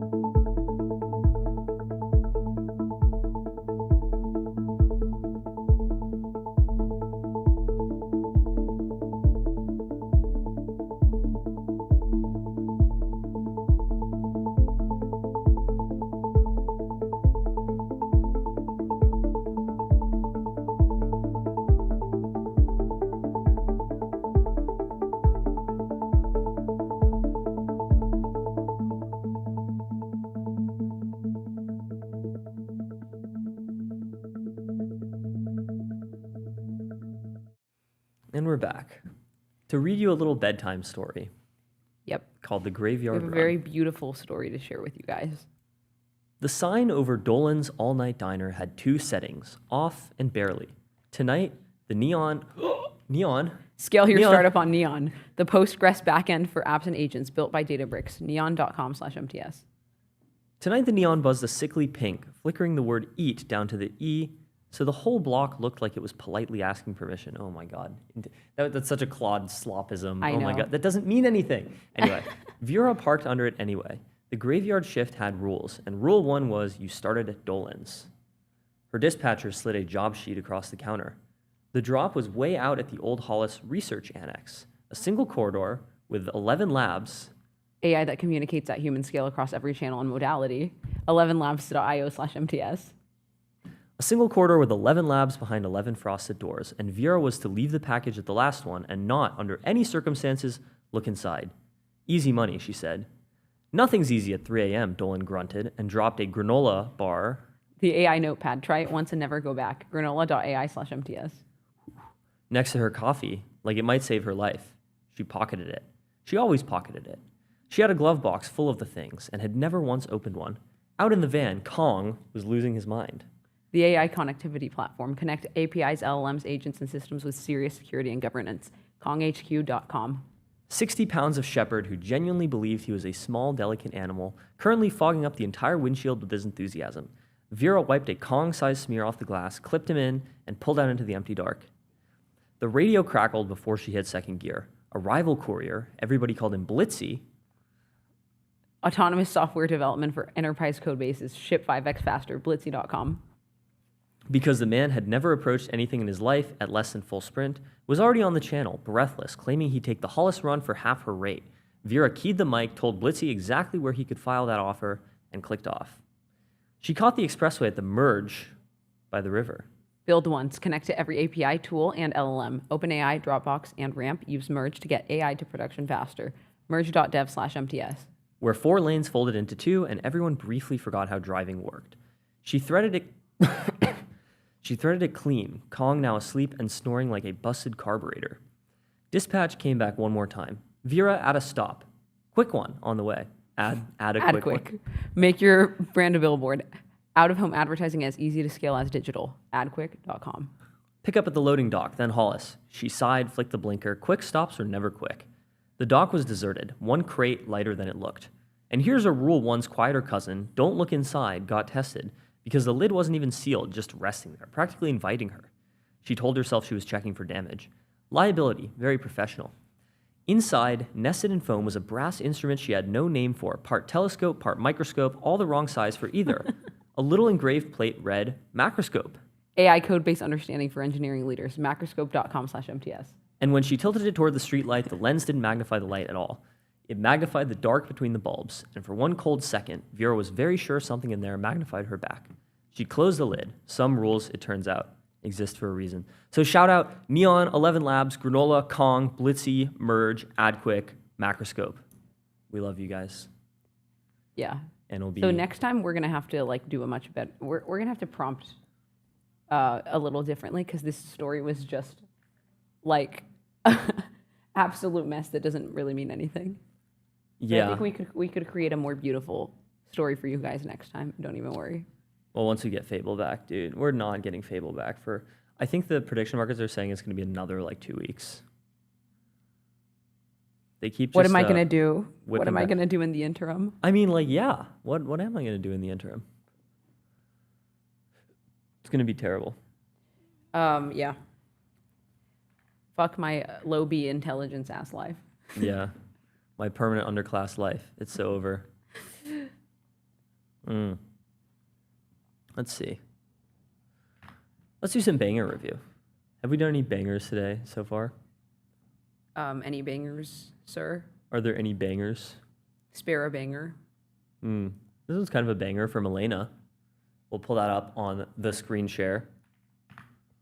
Virtual Elena says, American dynamism bros will talk your ears off about how China is beating the US on manufacturing and drug trials, but almost no one is talking about how Japan is completely mogging America on cats. Oh, wow. The average American house cat is narrow-faced with unremarkable physiognomy, Meanwhile, the Japanese cat is robust, big-eyed, sleek, round-faced, and affable.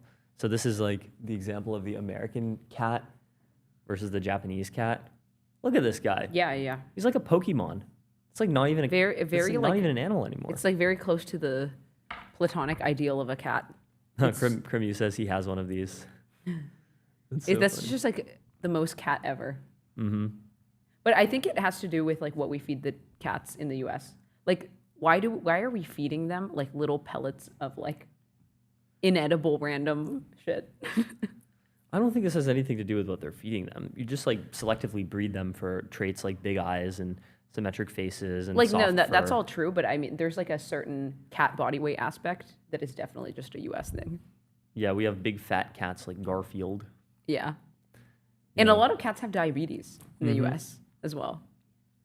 Oh, this is kind of a banger. I got so like nerd sniped by this. This is every one of the 385 metro areas in the U.S. ranked by fertility, and the highest. Do not one is, put a fertility graph in front of Theo.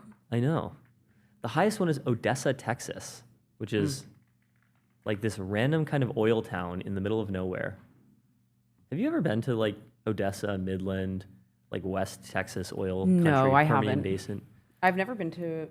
Well, okay, let's see. I've been to El Paso, but I flew there, so I've never been to like the part in between like an Austin and an El Paso. So. Anyway, there's only 13 out of 385 are above replacement. That's pretty bad. Still better than most countries. And then I'm still thinking about, is it AGI pilled to give birth? Yes. Well, because on one hand, like, do everything to decrease your micromorts or whatever. And also on yet another hand, like, you can assume that maybe your fertility window will be longer with advances in bio, right? Yeah, maybe. Or I thought you meant like, is it AGI pilled to give birth because like, what will humans matter for economically? No, not that. I guess there's some I've aspect heard those of that arguments. I that think those are plays silly. Into it. I don't think that like as much as fertility is kind of a measure of people's like attitudes about the future, I don't think anyone is thinking about, oh, I'm going to be economically irrelevant, therefore let me not have kids. I actually don't think that's true. I don't think it's people's estimation about like the future. It is. They're very short-term future, or like they're like the next 5 years. I think people Certainly. just think there's like not as much reward in it as they once did in like the 60s. Yeah, I think I had a friend in college like write like a thesis or something about this, of like how people's relationship with kids now is closer to like a more like emotional support thing than it used to be. Like before it was like you pump out kids because you want like them to also work, like go to the factories and work and like be economically productive as well, right? But now it's like shifted to like the reason why you get like a dog or a cat or whatever, which is like emotional fulfillment. So yeah, I guess the economics of kids has changed. Yeah, this is true. Like, Robin Hanson talks about marriage going from a cornerstone to a capstone, and kids are the same thing. Yeah. Like people treat having kids as like the thing you do basically at the end of your career. Exactly. Once you have, accomplished everything you want to accomplish. And then I guess you just like spend all of your time raising your kids and helicopter parenting them. And seems suboptimal. I think it's kind of interesting, like all of the lowest fertility counties on here are all like college towns. Like Amherst, Mass is UMass Amherst. Ithaca's Cornell. Corvallis, Oregon is like... That's good, right? Because you don't particularly want to be in college and then like randomly have a kid. Yeah, but not like college students aren't the only people who live in college towns. Yeah. But all of the surrounding economy of the college town just exists to support the college. So I had like friends that were from college towns, but their parents just like moved there after they had them. You would think that a college town would actually be a great place to raise a family. You don't think? No, I do think that. Like, It'd be nice, right? It'd be peaceful. Gainesville, Florida. It's like, it's great. It's reasonably urban. There's parts of it that you can walk around. It's pretty safe. Depends on the college town. Like Ann Arbor, probably cool, probably nice. But Ann Arbor is number 376. It's one of the very lowest. 1.07 TFR. Yeah, I don't know. It does make sense. And Ithaca obviously. at 0.76 is like literally Korea levels, slightly lower than Korea levels. What's kind of like mid distribution? Mid distribution is like what? What's 385 divided What's like by the 2? average city? 192.5. So the average city, the median one, Lubbock, Texas, Okay. and Midland, Michigan. Jacksonville, Florida. Jacksonville, Florida, Fayetteville, Arkansas. Miami-ish. Salt Lake City. Wow, interesting. Columbus, Ohio. Mm-hmm. These are all very like median American cities. Yes. But Salt Lake City's TFR being so low is pretty concerning because Wait, like that's where the Mormons That live. is where the Mormons are. Shouldn't they be replicating? I don't know. I mean, like one of the higher ones at number. Shouldn't they be doing mitosis a lot? Yeah, number in the 24 Mormon is capital? Provo, Utah, which is even more Mormon, and it's slightly above 2 at 2.01. It's pretty interesting. So could we like? I'm sure we could like kind of like filter these by like religiosity or something, and there would be meaningful patterns. What else? Honestly, I think the biggest pattern is just like percent Hispanic. Like Is that McAllen, the Texas, most fertility Eagle demographic Pass, Texas. Yeah, in the U.S.? yeah. Eagle Pass, Texas, which is the single highest TFR number, 2.62, is like 97% Hispanic or something. It's like right on the border. I'm also curious, like, would Hispanics in like Latin America have a similar fertility rate to Hispanics in like in the U.S.? Actually, no, it's lower now. It's quite a bit lower. Hispanics, lower like in Latin Mexicans in the America? U.S. have a quite higher TFR now than Mexicans in Mexico, Yeah. which was not Pretty true interesting. like a few decades ago. I think like, yeah, Mexico in the 70s, I think had a TFR of like 8 or something absurd like that. And now it's Really? like 1.5.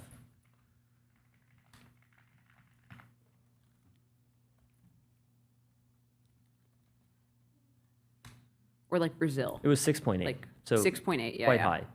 So Brazil TFR in the 70s. Yeah, it was less, 5.7. The U.S. during the same period was like 3, when Mexico was at When 7. was peak It was a huge TFR in the fertility US? difference. When was peak TFR in the U.S.? Like real peak TFR was probably 1800 or whenever the earliest measurable thing was. But like peak TFR post World War II was like 1960s. Mm-hmm. Yeah. Anyway, the magnitude of the fertility rate drop from the iPhone was like 2.1 to like 1.5, 2.1 to 1.6 maybe, which is like not enormous. The magnitude of the fertility drop from These are our kids industrialization now. was, yeah, literally. This is my baby right here. This is my child. Do you ever name inanimate objects? No, maybe, I don't know. I've I was never just thought thinking about how I have never like named my phone or like thought of my phone other than phone. Yeah. What other bangers do we have? Oh, this one is hilarious actually. Well, I saw like a poly market banger, or like a Ultra rare news poly banger. market banger. Just like a general news banger. Where was it? It was like something Trump said. Oh yeah, breaking. Trump declares I'd be the greatest communist in history. Oh, I saw that. That is funny.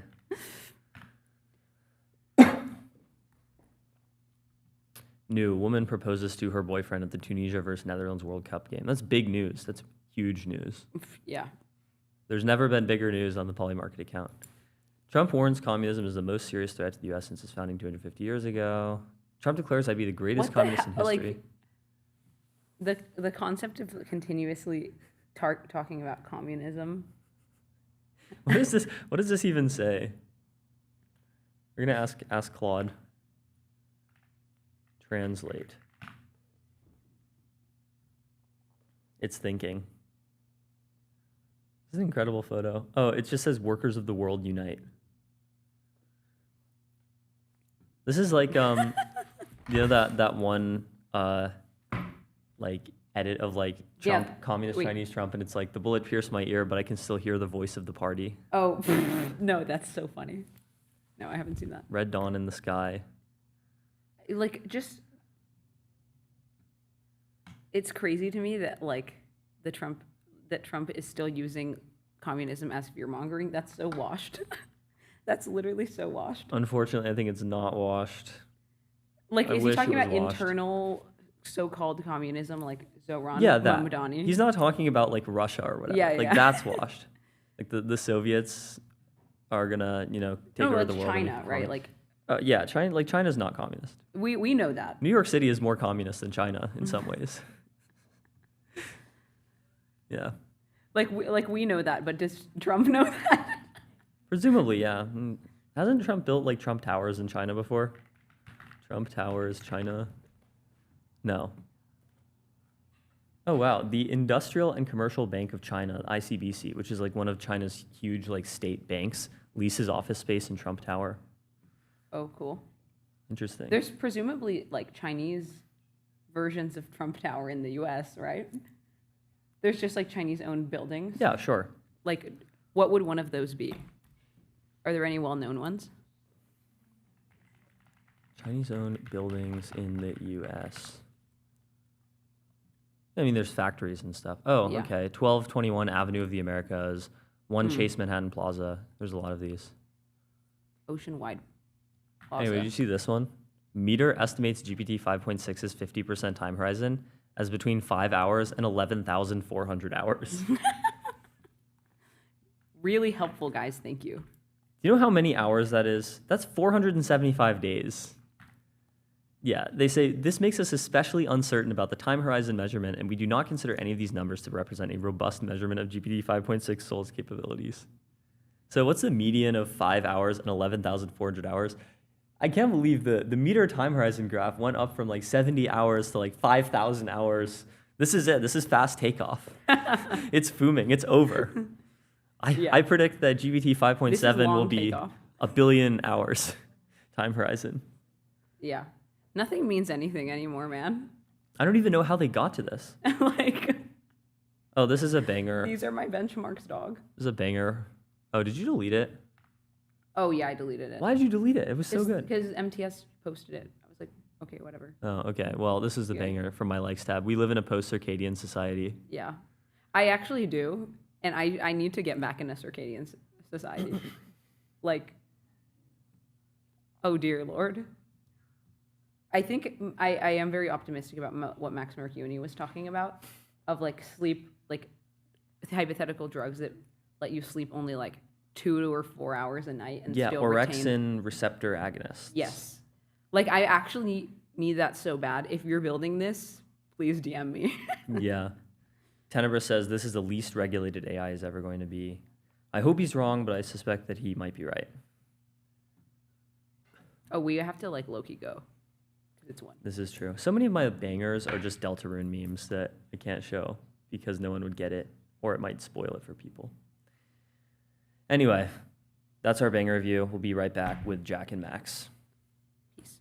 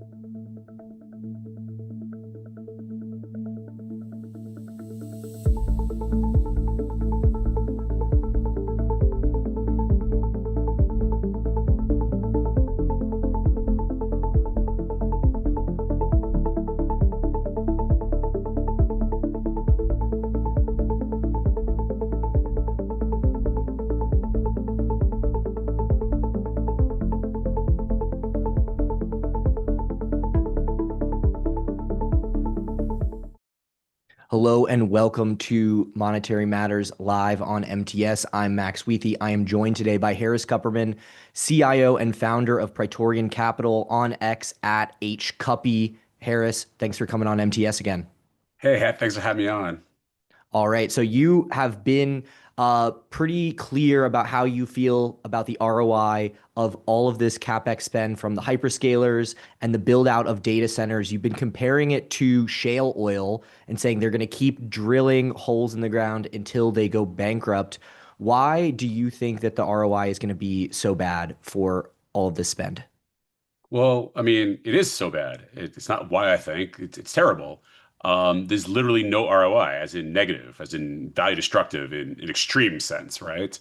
If the data was even sort of kind of good, all these companies would be out there bragging about how good the economics were. I mean, we have about 6 companies doing interrelated, semi-fraudy transactions with each other, and they can't even tell you what the revenue number is. I mean, every once in a while we learn that someone had one good month, they cherry pick a month because someone accidentally, spent a $500 million on, overage on their Claude code or whatever. Like, you can't even tell what the revenue number is because the number is so embarrassing. They're going to spend $1 trillion this year, and maybe they're going to do 30, maybe 40 billion of revenue for the year. Like that's not the profits. That's revenue. Then there's costs. I think these things are actually gross margin negative too. No, it's a giant stock promote, and they can't stop. And look, there's not a man alive who could say if I build a $10 billion data center today, my ROI is this, my payback period is that. They can't even tell you like what the cost of a coin is. Like the whole everything is all obfuscated and confused because the numbers are terrible. That's your clearest sign that the numbers are terrible because they're not bragging about the numbers. Okay, well, look, it is still relatively early in terms of the build They're out. $1.5 trillion into this experiment. They must have like a financial model that someone at the board who signed off on the transaction was like, hey, there's an okay return on capital. We run this asset light, social platform, and this is better, I guess, because otherwise you just keep doing buybacks. Like someone must have seen a financial model and been like, we like this model. They just won't release the model to us civilians. Well, it's arguably an arms race, right? I think it was the executive at Google who was quoted as basically saying, I would rather go bankrupt than lose this race. And that speaks to what you're talking about with shale. I guess, they were being rewarded for all of this spend a few months ago. We're now starting to see the hyperscalers trading down. The S&P 500 is underperforming. What is it that you think the market, why are they being punished now when they're being rewarded so much before? Well, the market's really stupid, right? And then eventually there's usually like a blog. Someone writes an article and everyone's like, oh yeah, and I wrote that article last year and then people finally read my article. I don't really know. I'm just kind of joking, but look, I think eventually people look at this and they say, this is a business that constantly did buybacks and now they're issuing equity. This is kind of screwed up. That's not what I signed up for. I signed up for this other business model. And I think what you're going to see happen is going to be a lot like shale. These stocks will drop 80 or 90%.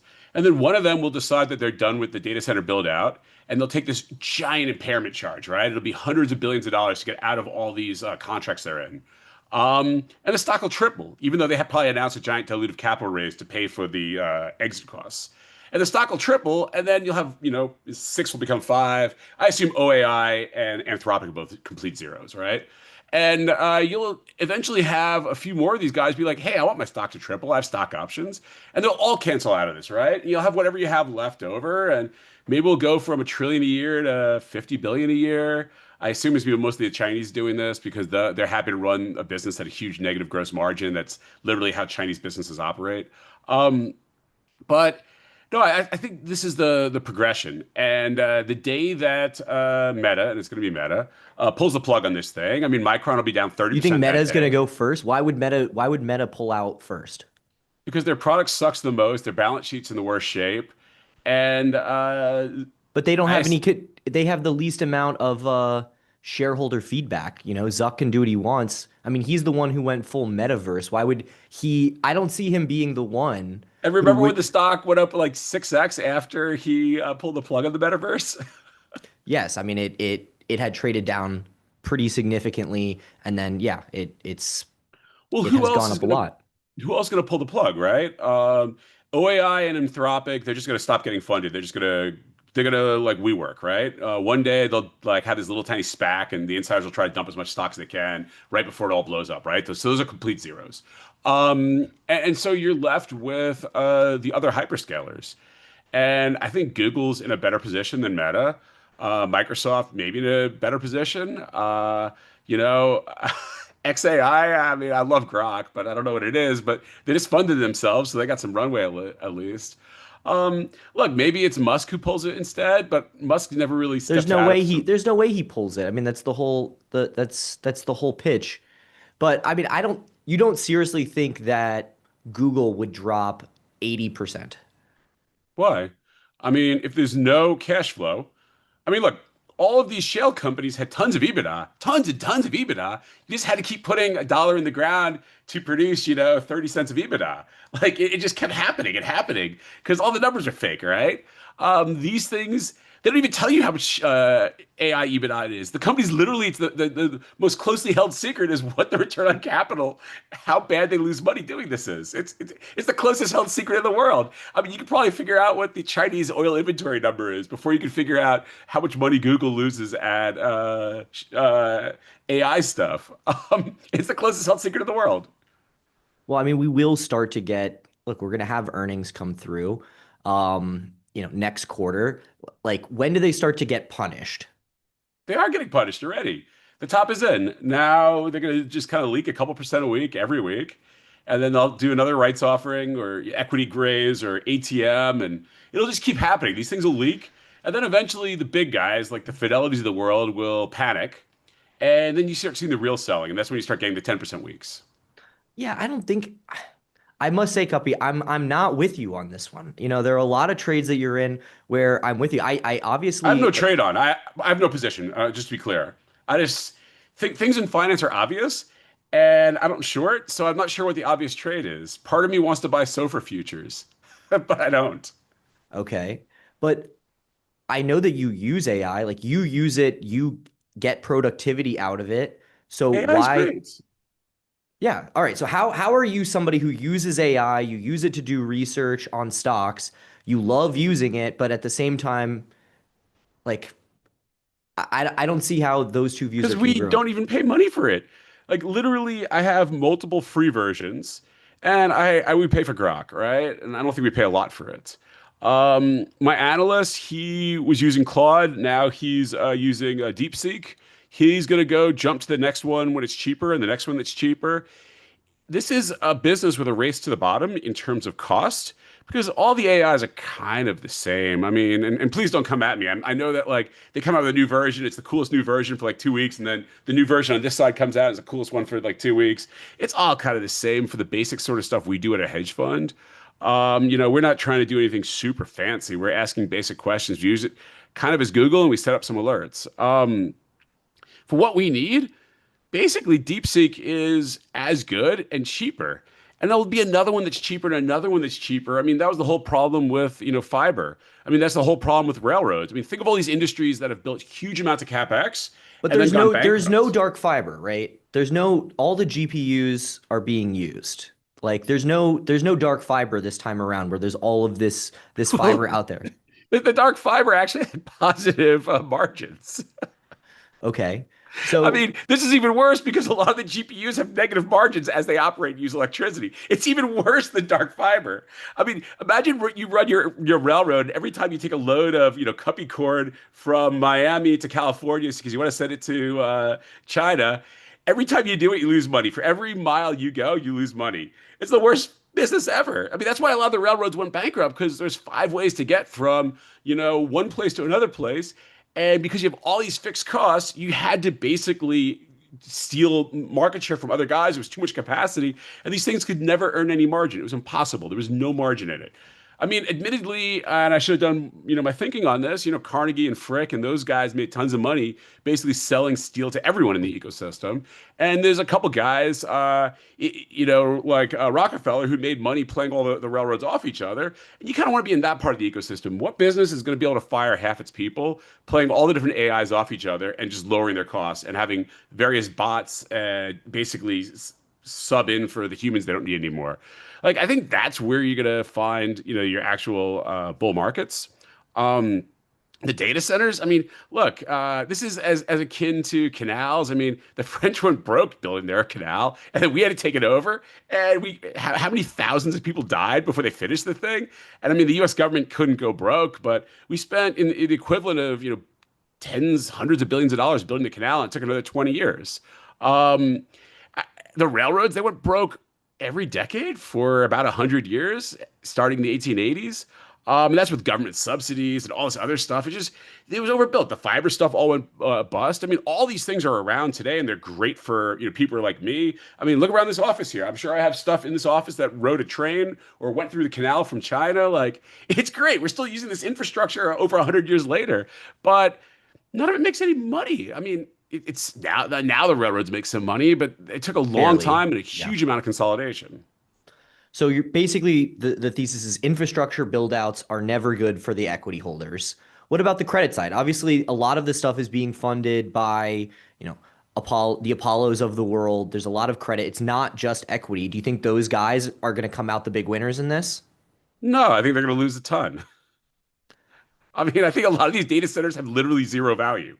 And not only do they have zero value, but they have negative value because to turn them off, you have to buy out of your purchase contracts on the utilities. I mean, if you have a 20-year take or pay on electricity, the thing literally sits senior to where Apollo is in the cap structure. You have to pay off this utility just to shut off the electricity so that you can figure out what your, a couple hundred acres of land are worth. So what about, like, I'm pulling up Nebius Group here.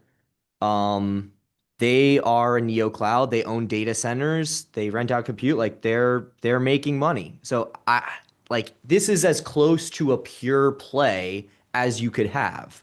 So I don't quite see how you could say that data centers are clearly not profitable. They're not making money.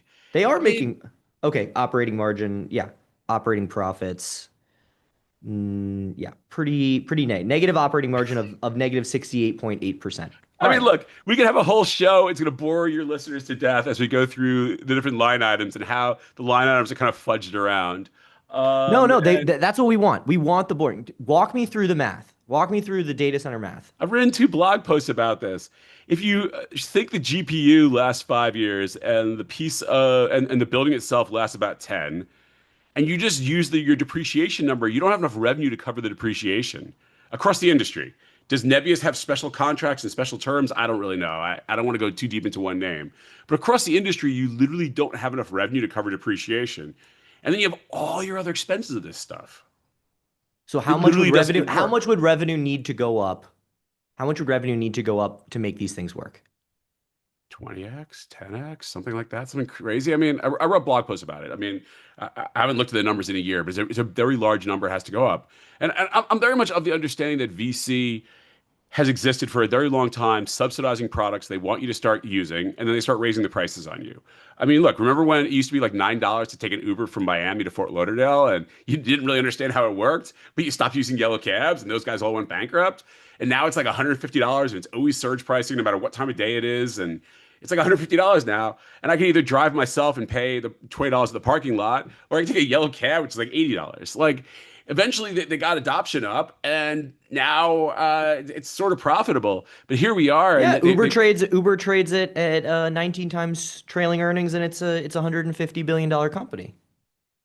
It still has $15 billion of retained losses since they started the business. At one time, they had over $30 billion of retained losses. I mean, if it wasn't a public company where you play games with the stock and you give yourself stock options and there's all these other like ancillary games you get to play, it was just a private business that you and I started, we'd still be in the red a decade later, 15 years later, and you're the clear winner in a duopoly industry, and you still haven't recouped all your money, and now here comes new technology like Waymo. look, I'm not smart enough to know who wins at this, but there's a bunch of autonomous vehicles. Why does Waymo need Uber? If Waymo wants me as a customer, they give me 2 free rides and I start using the Waymo app. Like, I just literally don't know if this thing will ever get to profitable before it's obsolete. All right. Well, And no. In those prior cycles, you said the people that won were the ones who were selling to the railroads, who were selling equipment, selling labor, whatever it was.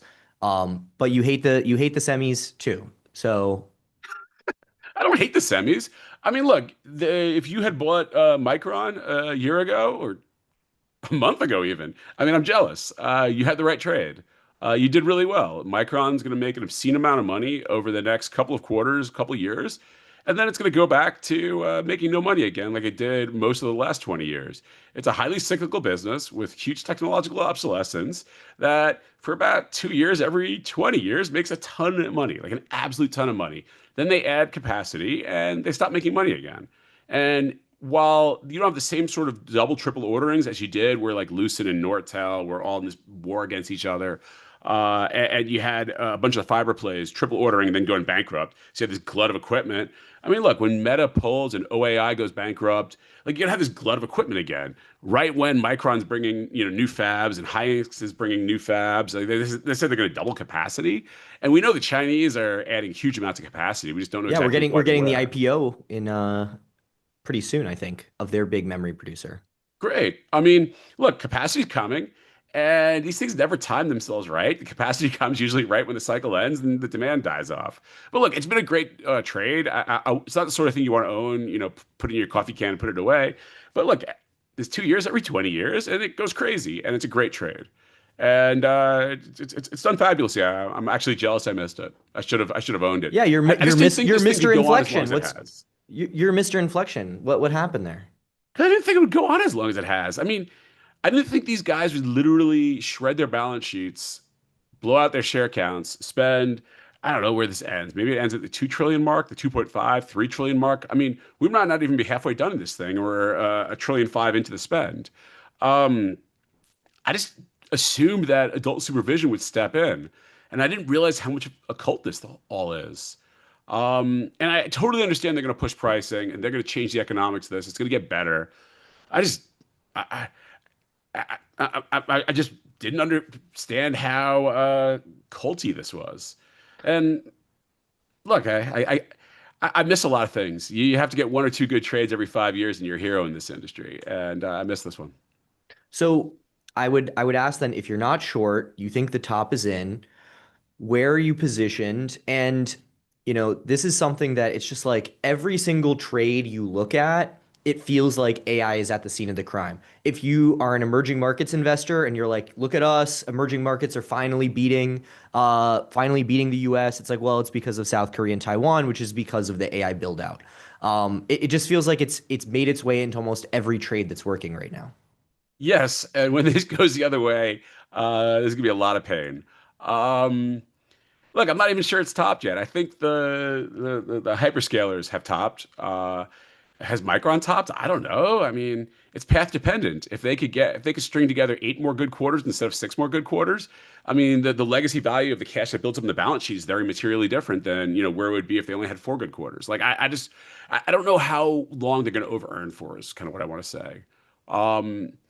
But definitely not something that's interesting on the long side, not a slightest bit. I mean, let's flip this on its head, though. I mean, I'm long a company called UTI. It's technical colleges. Look, I think AI is really going to be cool. And I don't want to at all let anyone think that I'm not into AI. I think it's going to totally change the world in crazy, unpredictable ways. I think one of the things it's going to do is it's going to make a lot of jobs obsolete. I think you're going to be looking at a workforce that's somewhere between 30 and 50 million people that work in an office building, depending just kind of how you calculate it. And a few million to maybe 10 million of them are going to be obsolete. Like they're going to have to get reskilled and they're going to have to find new careers because, interacting with email is not the sort of thing you do anymore. AI is going to do that for you. And I think this company, Universal Technical Institute, there's another one called Lincoln, Disclosure. I'm long both. I think if we could share the screen here, I mean, this is how those stocks are performing year to date compared to the S&P 500. So clearly other people are seeing this as well. Yeah, I mean, look, the businesses are doing well. I think it's really a business where as people go to get reskilled, and UTI and Lincoln both have a medical practice also, but it's mainly welding and HVAC and diesel mechanics and turbines. It's a lot of the things you actually need to maintain and build a data center. But it's just all the other things where you're retiring a couple people for every guy you hire right now, just because the people who do this stuff are older than me and getting retired. And you have this kind of weird uh, bifurcated world where if you go into university today, you graduate in 2030, you have $200,000 of debt, and there's no jobs available for you as a newly trained, guy that wants to work in an office building. If you go do HVAC in 9 months, you're trained in HVAC. You have no college debt at all because between Pell Grants and funding from your new employer, because they're desperate for these people, they'll literally pay off their debt if you sign with them. And you're making 150, 200 grand on your first day on the job. I mean, which sounds better if you're 17, you're trying to choose which route to go. And that's why these stocks are going up, because the enrollment's going up. Look, if you rebuild the models in these companies and assume they each pick up 10,000 incremental students, which isn't a lot really, in a country of 350 million people, 10,000 incremental students on a fixed cost structure, you dramatically change the earnings of these businesses. And you could build models where these are single digit earnings multiples out to 2030 versus, where they are today. And I think that's how you have to look at these businesses. And I think that's where you're going to get to. And I think the government's going to be very much behind reskilling and retraining people. So you're probably going to get some pricing power. You're going to get some government grants, some subsidies. I just think you have a lot of tailwinds here. I think the demand is going to be explosive. Both companies are opening new campuses because of just how strong the demand is. And I think these are how you play AI. Whereas, you have, your semiconductors that are literally having their period of over earning, or turbines are over earning, and there's gonna be some other thing that over earns. And I know there's a lot of hedge funds that have been just bouncing around trying to figure out where the bottlenecks are. This is like a forever bottleneck. Because like I said, we're going to be graduating one kid for every two or three that retire for years into the future. This is a forever bottleneck. This is not forever, but it's like 10-year bottleneck. And I think you're going to need to reskill millions and millions of people. And this is the bottleneck here. All right. So I've got UTI financials here I'm looking at. So when you say 10,000 new students, what does that do to revenue? We're looking at, it's about 30,000 per student, but it's not, it's not per Here, student. we can look at annual. Per We can look at average annual student. here. So I want to make that clear. It's per average student, because a lot of times students aren't like full time. They'll take a couple classes. They'll take a pause.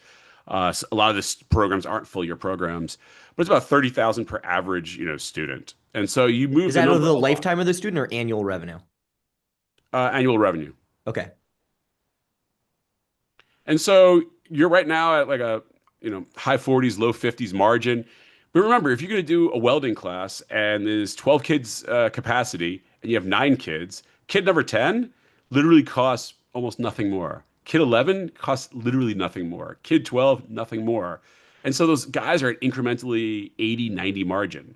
And that's really good margin. And as you start filling in these classes, suddenly you start saying, let's do another class. Let's do some night classes. Let's do an early morning class that people can learn a useful skill and then go off to their real job, because, you still have to make some money while you're, reskilling. I think you can push a lot more capacity through a fixed cost in this business.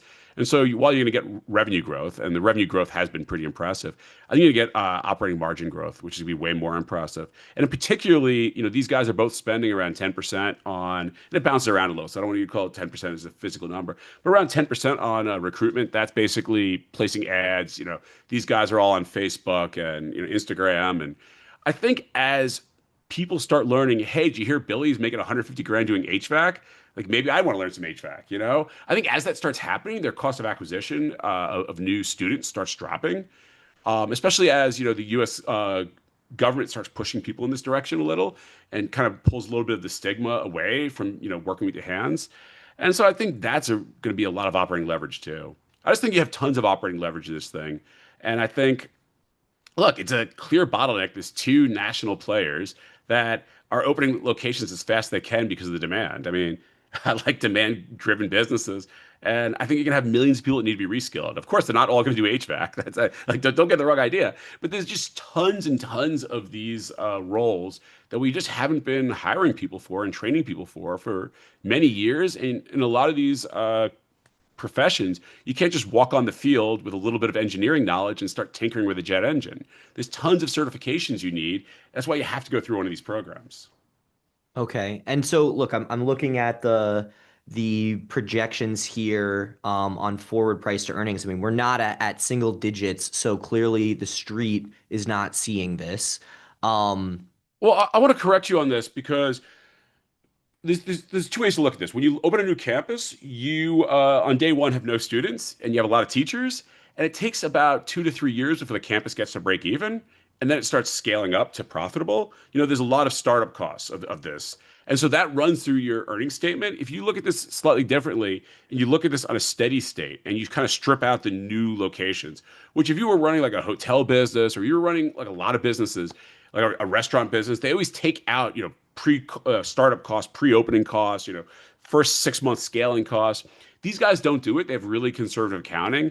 And if you look at their guidance for 2029, they're guiding to $3 to $4 a share is their guidance number at UTI. If you strip out the pre-opening costs of new locations. So that's their baseline, assuming no uptick from AI and new student starts. If you plug in, 10,000 students, you get to a much better number. Okay. And what amount of growth would that be? How many students do they have now? Is that a doubling of the enrollment? So they're guiding to 31,000 students this year, 31 to 33, I think. Don't hold me to that, but somewhere around that, and new student starts. And you'd be looking at basically an incremental 10,000 on top of that. I mean, it sounds like a lot, it's 30%, but it's not a lot in the sense of the US population of working age people. And that's why I think they're going to be able to do it. Of course, they're opening new locations, and they haven't guided yet as to how many new locations those starts are going to be. But I'm assuming it's another 10,000, maybe 15,000 of new starts from those. Okay. And then Lincoln Educational Services, is that basically, are they clones? Like how different are the businesses UTI and Lincoln? Very similar, somewhat different. UTI has a nursing practice, which also has huge demand right now. Dental technicians and reading, radiology stuff. Like there's huge demand for that too. So it's more of a split business, 50-50, whereas Lincoln, the nursing side's way smaller. They have different programs also. Lincoln is more on your diesel mechanics and some of your more like shop level stuff, whereas UTI has chosen to partner with a lot of large corporates. So like if you walk out of there and you've taken the Caterpillar program, you are now a Caterpillar trained mechanic, and you can go to any dealership and the dealership says, "Oh, you took the Caterpillar program at UTI, you must know how to do stuff. You're hired." Because we desperately need people. They don't have to interview you and figure out what your skill level is. You can say the same thing like with Mercedes or UTI. I think did something really unique where they partnered with a lot of corporates that were in desperate need of employees.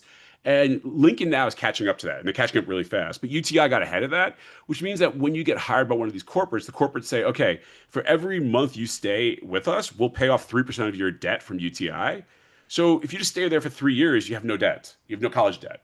And that's part of what the partnering program did, in that they almost like the corporates have outsourced some of their training role, and Lincoln's catching up on that. And so that's part of what I think makes UTI a bit more interesting. But I think they're both great businesses. I mean, I think I think Lincoln has really leaned in harder into the fact that a lot of people have jobs and they want to upskill, but they also need to make money. And so it's kind of a more of a hybrid program where you could do a lot of classes on your own free time at home online.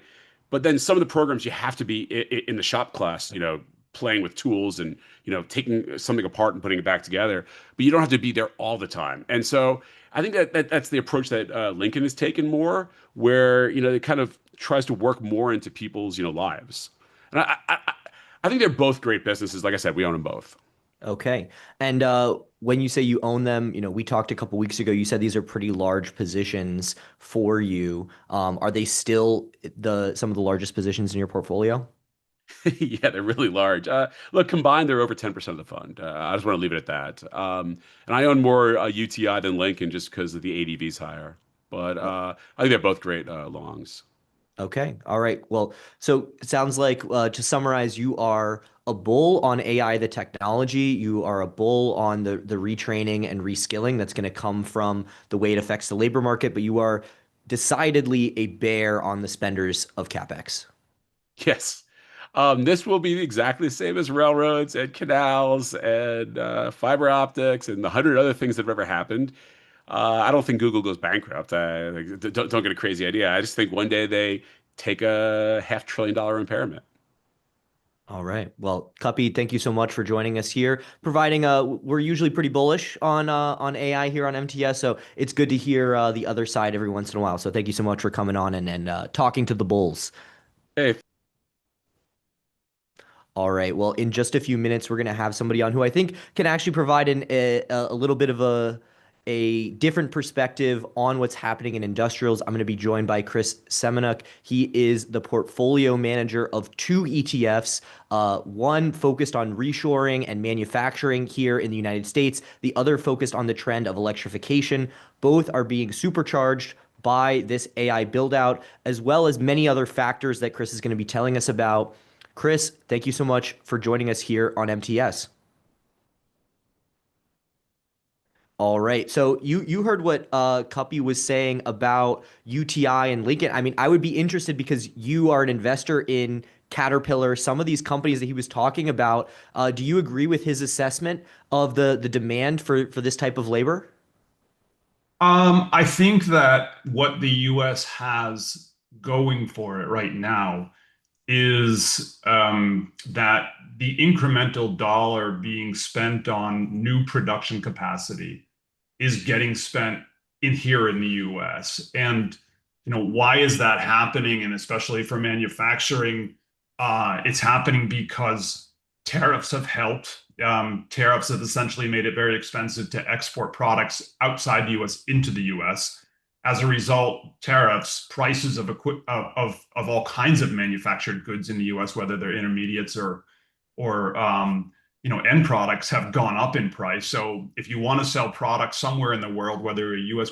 company or a non-U.S. company, where do you want to sell it? You want to sell it where prices are highest. And the U.S. has essentially become a very protected market with high prices due to tariffs. The other thing the U.S. has going for it is we have a lot of cheap energy. So we have a lot of cheap gas. So the incremental dollar, in terms of for new production, is getting spent here. And one of the issues this country has is we don't have enough skilled labor because we exported a lot of our production, starting in the year 2000, over the last 2 decades when China entered WTO, we exported that abroad, and it lost a lot of those sort of skilled workforce. And I don't think that's coming back to any major degree.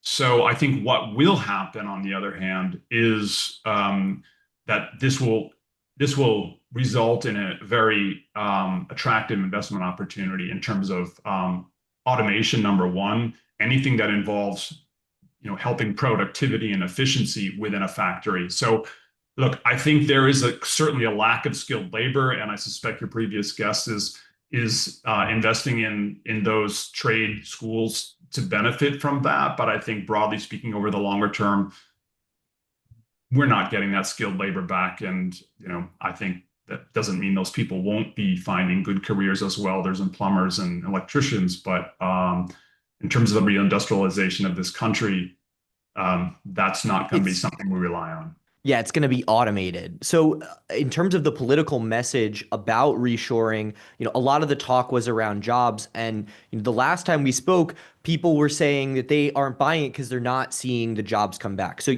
you believe that the reshoring, the manufacturing and industrial renaissance in the US is going to be driven by automation, robotics. It's going to look very different than the last time around. Oh, yeah, most definitely. And we're already seeing that. I mean, we're already seeing record levels of non-residential construction spending. And I did hear, the discussion you had with the previous guest and the talk about AI. And, look, I think AI is important in terms of driving non-residential construction spending here in the US, but it's not the only ingredient here. And, I need to, I really want to allay this misconception here because, and what we just need to do is look at the numbers. So, we had non-residential starts in May released last week. It was up 12% year to date. Within that 12%, commercial and office was up 32%. Now that commercial and office category is where data center starts are embedded. But even year to date for May, utility spending was up 125%.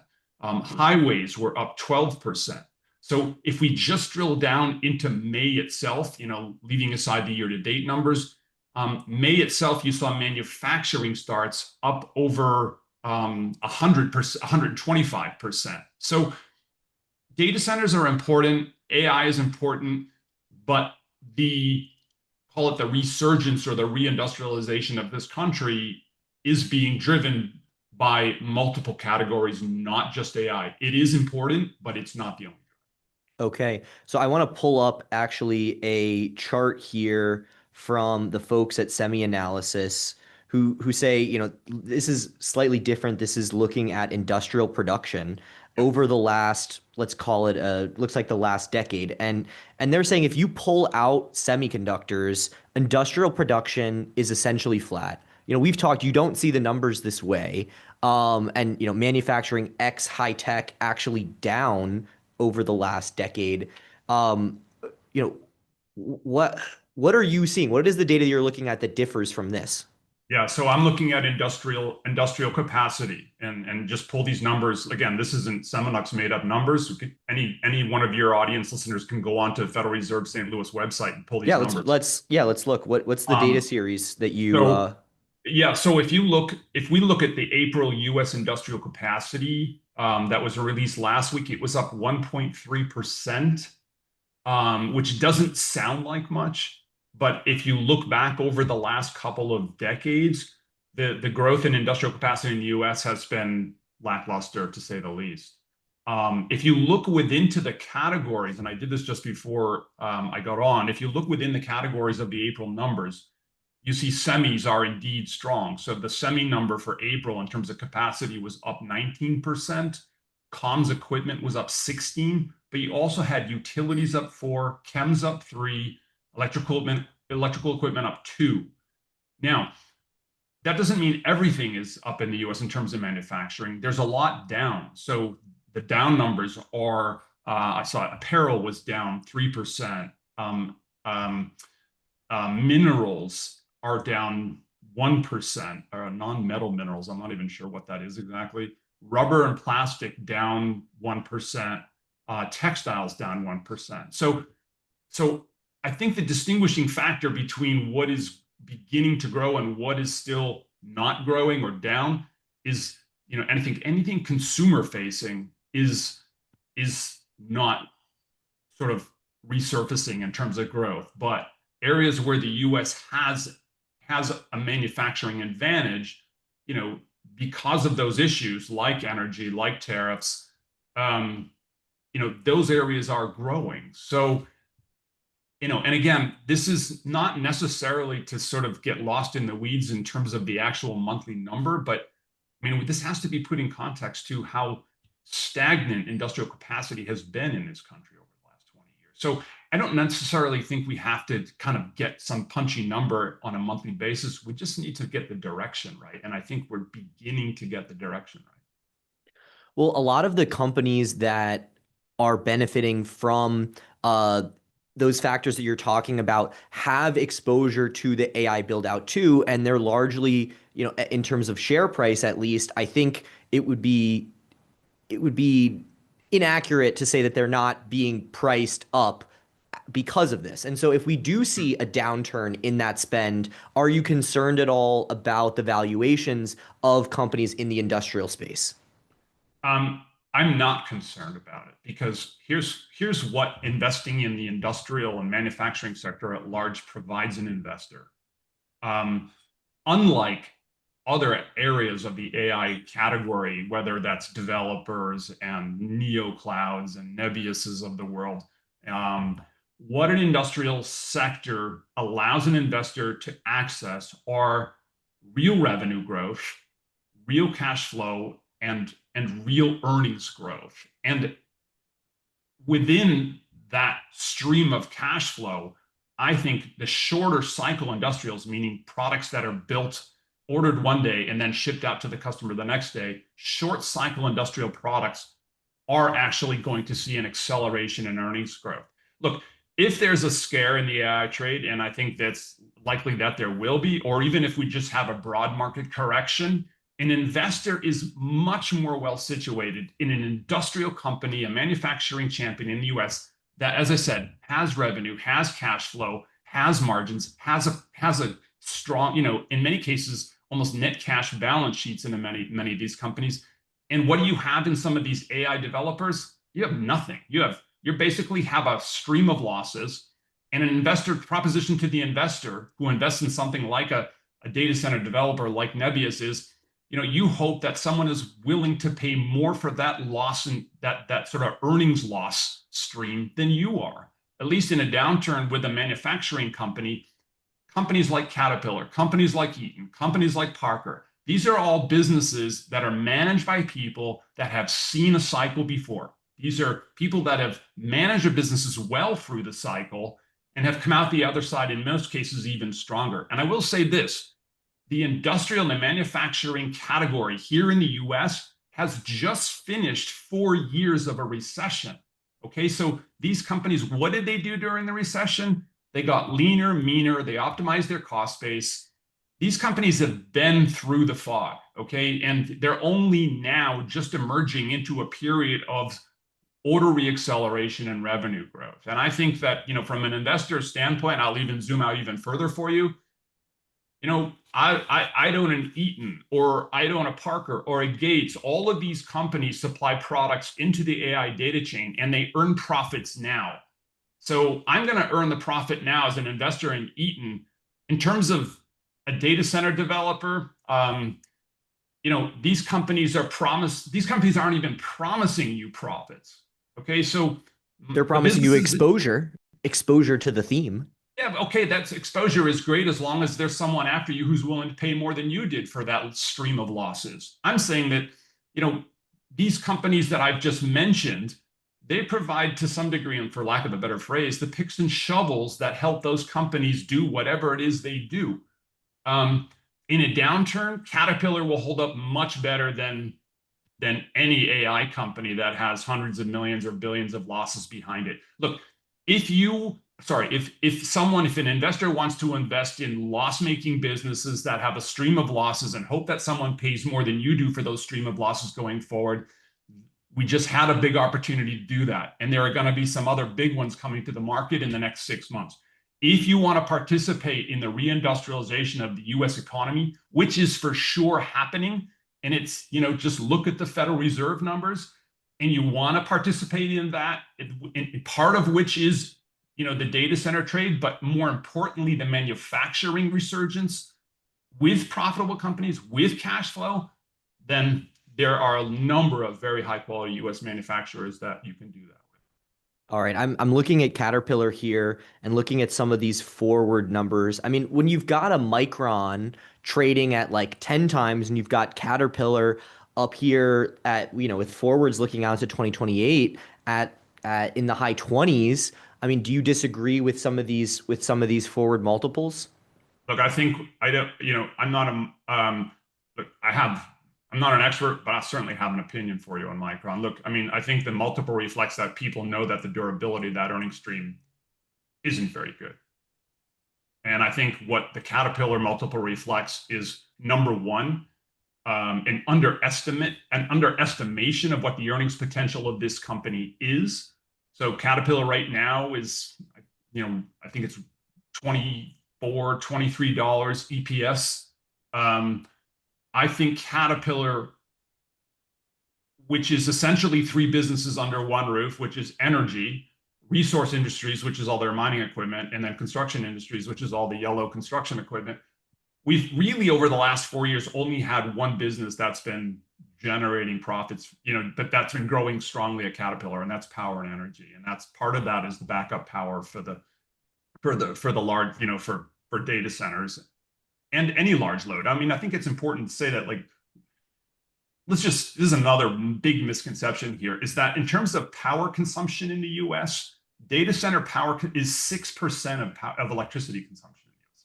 6. What is manufacturing in terms of power consumption? 26%.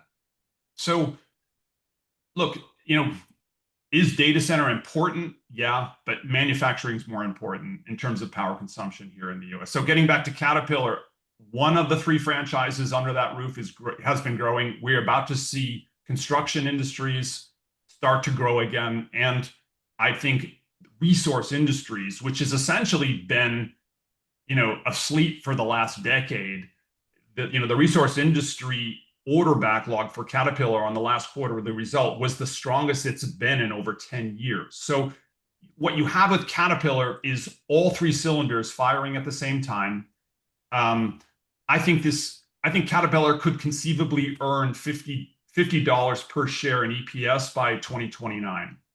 And, this is also backed up by the fact that, even in their power and energy business, which is the backup generators, the turbines and the reciprocating gas engines. I mean, in November, they had their analyst day, and they talked about increasing capacity by 2x for their large engines. And the large engines are what they supply into the power sector. They talked about, and then they released their Q1 results this year. So only 4 months later, basically, they upped that 2x to 3x for capacity. So if they fill the capacity expansion for their power, for their turbines and reciprocators, if they fill that capacity expansion between now and 2030, this stock's, as I said, could earn $50 a share. And, there are other parts of CAT that people aren't aware of. I mean, all of that equipment comes with service contracts. The other part of CAT that's been dead is oil and gas. And oil and gas, I've just heard from speaking to a lot of other companies in the last couple of months, the oil and gas sector is, again, it's been dead for the last 5 or 6 years due to regulation, due to Biden putting freezes on a lot of the natural gas exporting out of the US. We are beginning to see a pickup in oil and gas in the US in terms of projects. So that's also another big component of CAT's end market that has been kind of left for dead. So, CAT is a business, it's not like it, it's a very different business going forward than it was historically. This company has managed its margins extraordinarily well. It's probably one of the most well-managed businesses, full stop, the end, in the country, in the world for that matter. I mean, if you get to be kind of a vice president at Caterpillar in terms of production, the day you get promoted to vice president, you're getting 20, 30 headhunters calling you because, the school of Caterpillar management is widely regarded throughout the U.S. manufacturing sector. So, yeah, I mean, I think Caterpillar is underappreciated. I think the numbers are too low, and it's not just a power story. It's construction industries growing, it's resource industries growing, and it's power growing. Look, in resource industries, the big driver for resource industries that I think you'll hear about in the next year is what you heard back for the agricultural equipment sector. So all of that kind of smart, smart agriculture, where basically, when you're fertilizing a field, rather than fertilizing the whole field, you just fertilize part of it. So that is going to make, that essentially acted as an enormous earnings driver for the likes of Deere and CNH and AGCO.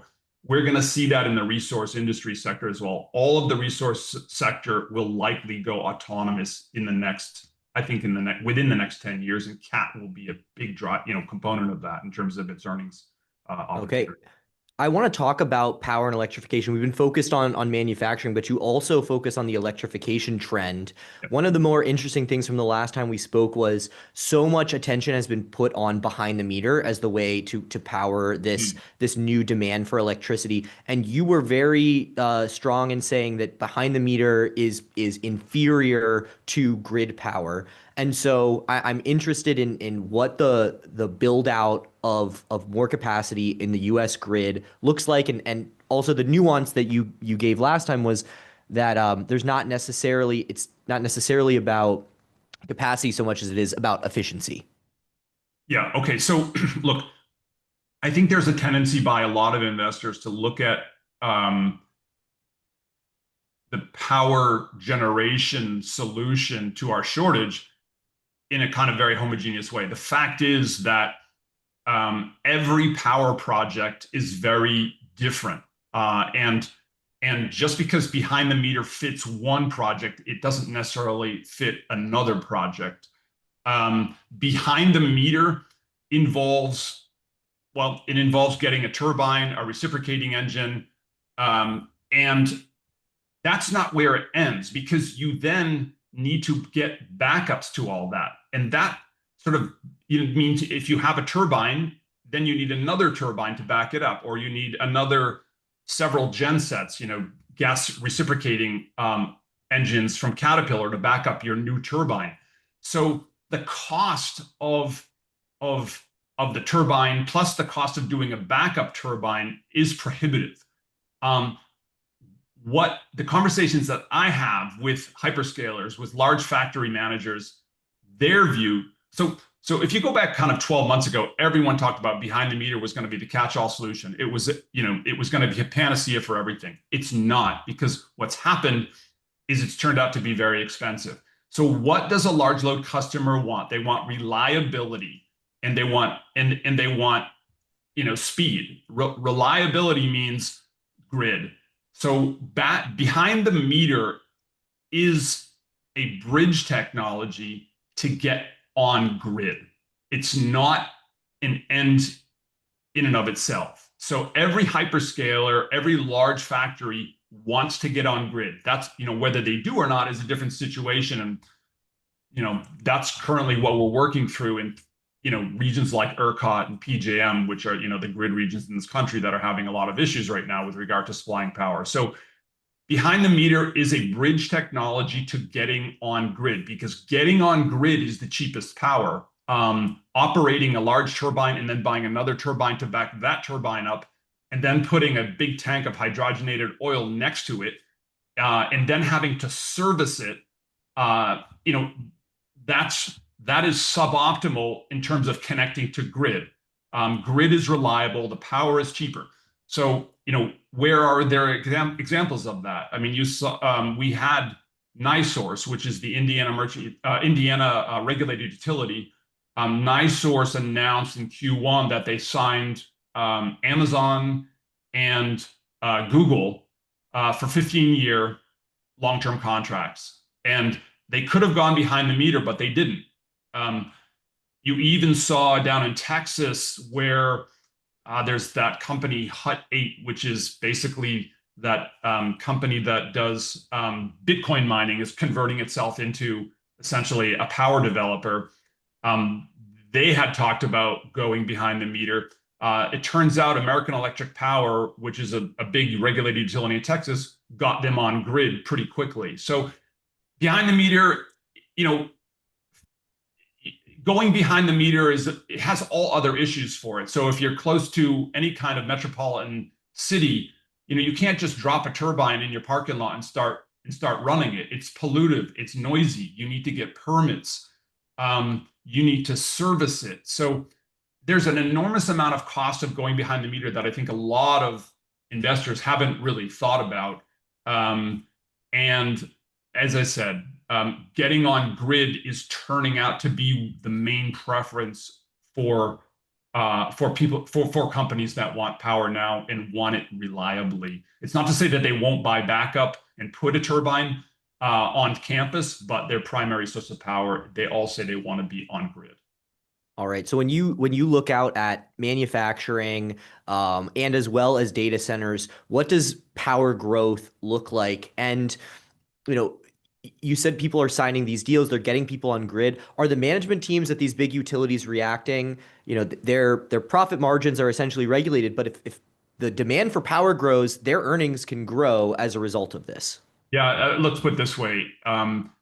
These aren't your parents' utility companies. Your parents' utility companies were businesses that grew 3 to 4% and gave you a 3 to 4% dividend yield, and your total return was sort of high single digit, and you were happy because it's a regulated business that wasn't ever going to go anywhere, regardless of the shape of the economy, whether that be good or bad. The utility of today is is much different in terms of earnings trajectory. Generally speaking, a utility of today that is located in a cluster of the US where there is considerable factory and power demand, namely, the southeast part of the US, the Midwest, parts of the Eastern Seaboard, the utility model today, instead of 3 to 4% EPS, is 8 to 9% EPS, and you still get your 3 to 4% dividend yield. So you're getting a total return which is low to mid single digit in some cases. And here's the real appeal of the utility company of today,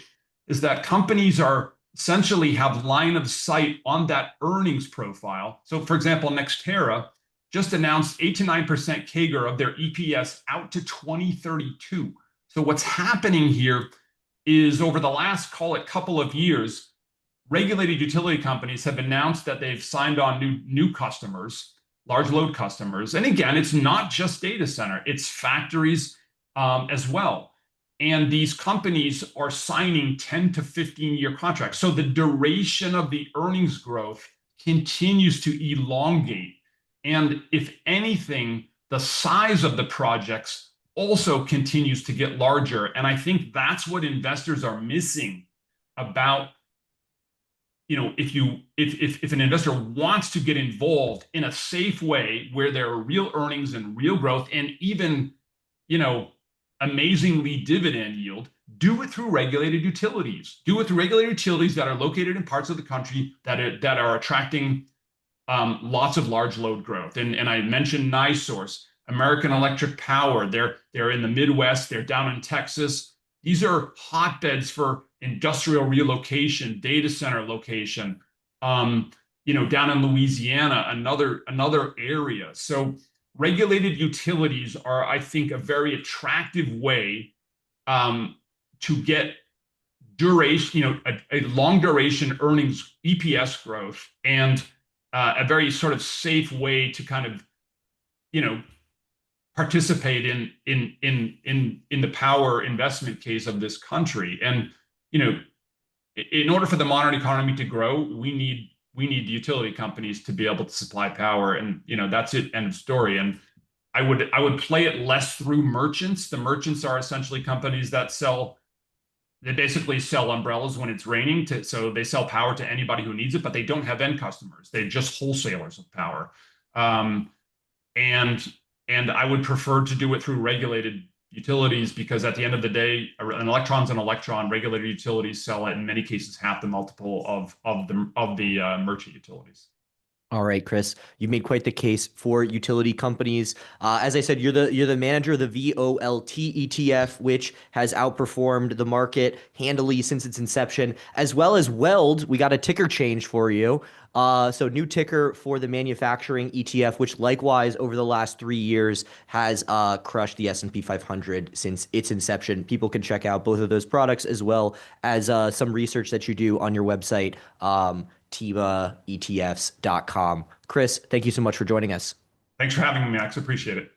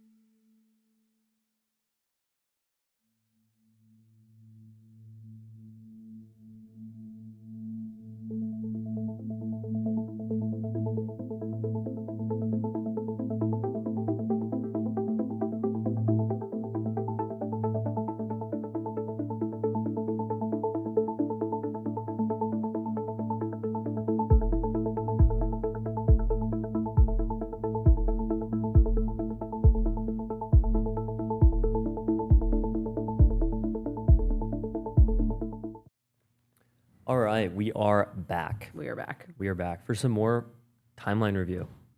State of the timeline plus bang review. We just watched Iraq and Norway get obliterated in the World Cup. Yep. 5-0 against Iraq, and then It's a pretty 4-1 high against scoring Norway. game. Mhm. What's the most high scoring game so far? Probably Germany versus Curacao, 7-1. Oh yeah, that's true. Yeah, but, you know, they were not going to beat Germany.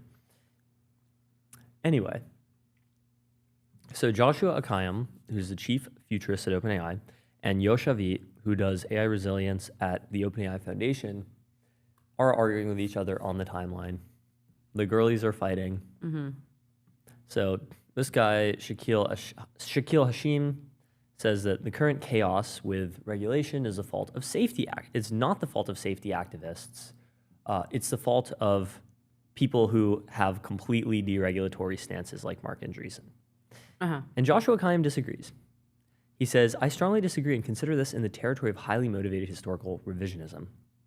The safety activists have had years to get their act together on developing clear and comprehensive technical standards. And then they basically didn't do this. So they confused the state of affairs with poorly conceived political fights like SB 1047. Remember the California Senate bill from like 2024? Yeah. The AI safety world was flush with unbelievable amounts of money and the best technical talent in the world. The failure to produce off-the-shelf decision-making guidelines at a level robust enough for the government to adopt and have confidence is wholly a failure of the AI safety community.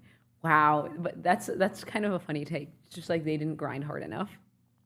Well, kind of, yeah. Like they didn't produce enough good output that the government could use. Yeah. There was never like... Well, this is true, right? The official like AI safety community set of guidelines for how the government should regulate AI. So of course now they're, you know, chimping out and going way too aggressive in some ways and potentially under aggressive in other ways. Yoshavit says, Josh, I think you might be operating under some bad information. This seems to be a misunderstanding of why flops have been included in every attempt at safety legislation. There's an inherent need to ask to what types of models do you apply the standards, lest we run cyber evals on every academic lab's 50 million parameter pre-train. Mm-hmm. Yeah, but like, there's other ways to do that other than just like pure flop thresholds, I think. Wait, what did he say at the end? The community confused the state of affairs with poorly conceived political fights, which tried to advance a standard based on training flops instead of anything more meaningful. Mm-hmm. Yeah. It's not that people didn't propose standards. See Transluce's draft work. But to get broad acceptance of specific standards, you would need the labs to be willing to agree, which they strongly preferred to avoid doing to not tie their future hands with respect to regulatory constraints under conditions they couldn't foresee. Yeah. I think this is also a good point. The labs did not want to pre-commit in advance to regulatory standards before understanding like the actual like threat model that regulation would be needed for.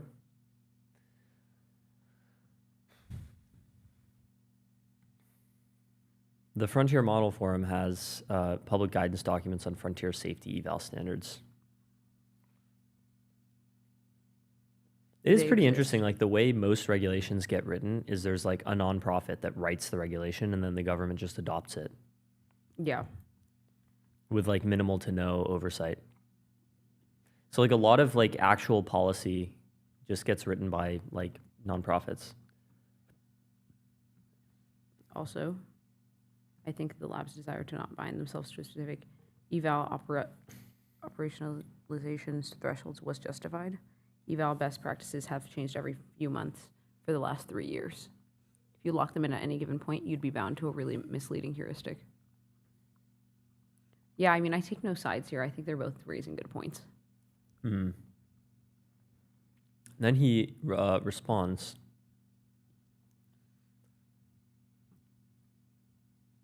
Pulling up the response, if I can find it.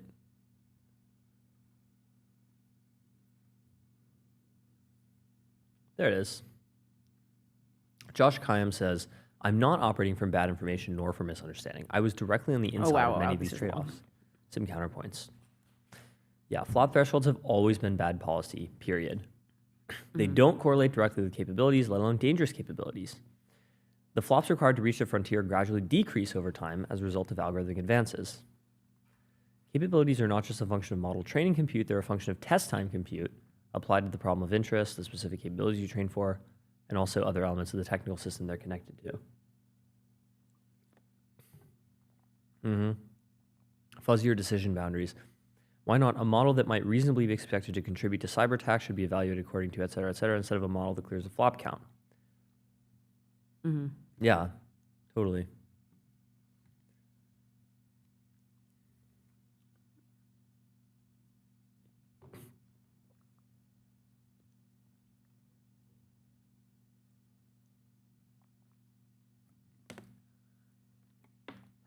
The AI safety community perpetually deflecting to outside enemies instead of considering whether it has made some serious strategic errors over time is a real collective failure.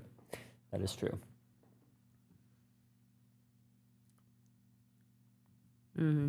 Yeah. If you shout at the top of every roof for years, the government has to do something, we're going to destroy the world, someone step in and put guardrails on. Of course the government steps in at some point and says, okay, and of course they'll do it wrong. They'll reliably do it wrong. The relevant question is how wrong they will be and how much is ready to hand them to help them understand. How prepared is the community to do diplomacy and engage? The AI safety community failed to prepare for this moment. It set the scariest possible tone and message. It antagonized and heckled the administration at every turn.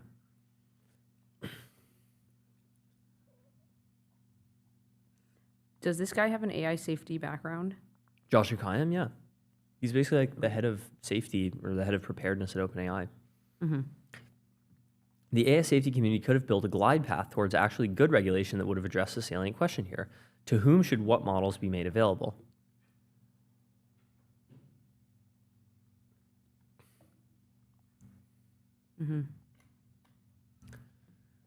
Okay, so I guess he's critiquing it from the inside, right? He presumably saw this for decades. This is so funny.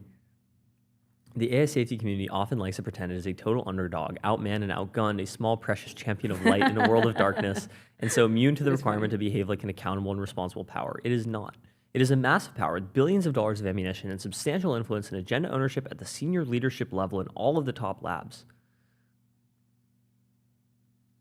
Yeah, I agree with this entirely. It has its own media ecosystem and news outlets. Ruh-roh. Ruh-roh. Yeah, I totally agree with this last paragraph. Like, it is kind of really funny that they're seen as underdogs. I think it kind of used to be true, like 5 years ago. Like, people who were worried about AGI safety in 2021 were like real underdogs. This was just like not a thing that has happened. Oh, one other piece of news that might be worth looking at. Oracle stock is down 40% in the last 3 weeks. What the hell? Why is this happening? Wait, what day did it start going down? Oracle stock is down 50% since it peaked in September 2025. And it's down 34% since May, and it's the top day here. Yeah, 40% since June 1st. Oh, so well, this is not related, but do you know who Mo Godit is? Yes, vaguely. He was like this guy at Google X. And he was like somebody who presented like AI safety and risk in a very like pop capacity, as in he like did a bunch of interviews like back in like 2016 talking about AI risk. Like, I remember being like very, very pilled around that time because I like watched this guy on podcasts. But I don't think like I'm trying to think of like when it started to become mainstream. Is AI the new god? Amazing. I love how this profile, like, background thing is just Beth Jesus' profile picture. Yeah. Okay, like, something that I don't understand, like, is just why people have AI profile pictures. That's something that I simply do not understand. I think it made sense a few years ago when AI generated imagery was totally novel and like Yeah. interesting, and it was like, wow. But not anymore. It just makes no sense. Like even an anime profile picture is preferable. I think. What about an AI generated anime profile picture? That's honestly preferable as well. But like the very obvious like random AI stylization hallucination core is just like, I don't know, it's kind of unnerving to me. Yeah, it used to be better. Unless it's pleometric, he gets a pass. Pleometric is different. And also Pleometric's profile picture isn't even AI. Yeah. Oh my god, It's probably not, right? More banger tweets. It's technological. Okay, wait, hold on. Wait, what are we? Hold on. We'll look at this one first. Rune says, today it's popular to say the unofficial AI licensing regime is slowing down innovation or whatever, but people are not looking at the big picture of how quickly this enormously consequential technology is moving. Earlier is better than too late. Any good choice will look early inside the exponential. I think it's a positive development that the feds understand the gravity of this technology. Models being publicly delayed by a week here or there is really not the end of the world. Procedurally, this is not the right way to do it, but they'll figure it out. One very sad outcome will be if non-Americans are just left behind from the frontier forever. The Pax Technologica of the free world, and frankly later on the unfree world, should be maintained. I agree with him that, like, the last two paragraphs, I agree with him. Yeah, I think it is actually generally positive, probably, that, like, the government is willing to, like, prevent the release of a model. Like, in theory, right? Like, that means that there's some acknowledgement of the risk or whatever. I think it's really annoying right now because we don't know if they're just going to get more, like, strict about it versus less. Or we don't really know how competent they are. So it's kind of just, like, very annoying for us. But all in all, it's probably better that this is happening. However, how it happens is very concerning.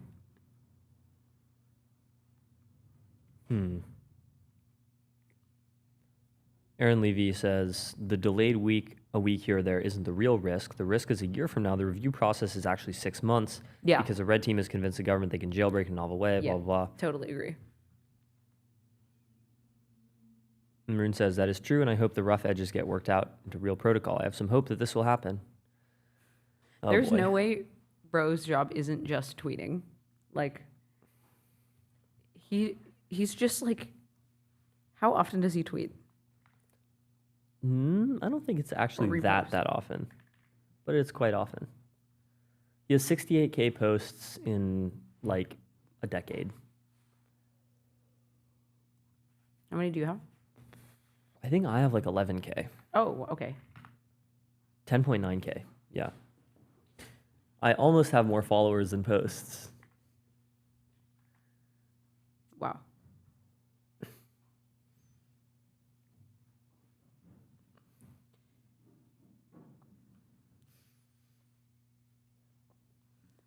Yeah, another Rune post from 2 days ago. It's quite unpleasant to be AGI pilled, and most intelligent people can't stomach it.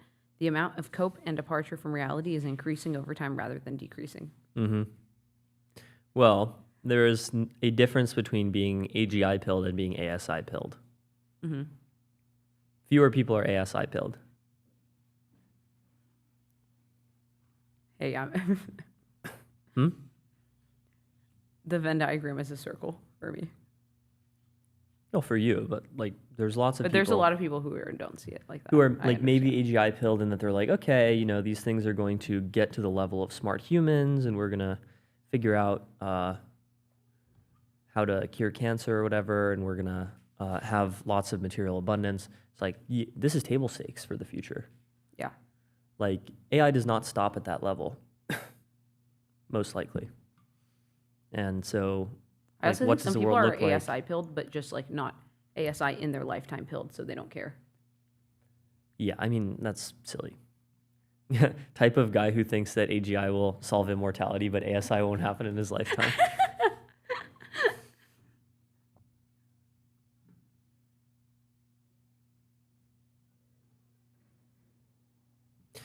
Seb Career says, I really hate the permanent underclass meme. Oh, wait, we didn't respond to, or we didn't see Josh Kimes' response. Pax Technologica is enormously important to preserve. A world that is free, just, prosperous, and democratic requires shared technological infrastructure. Yeah, I agree. Like, you can't have frontier technology entirely centralized into the government. I think that would be pretty bad.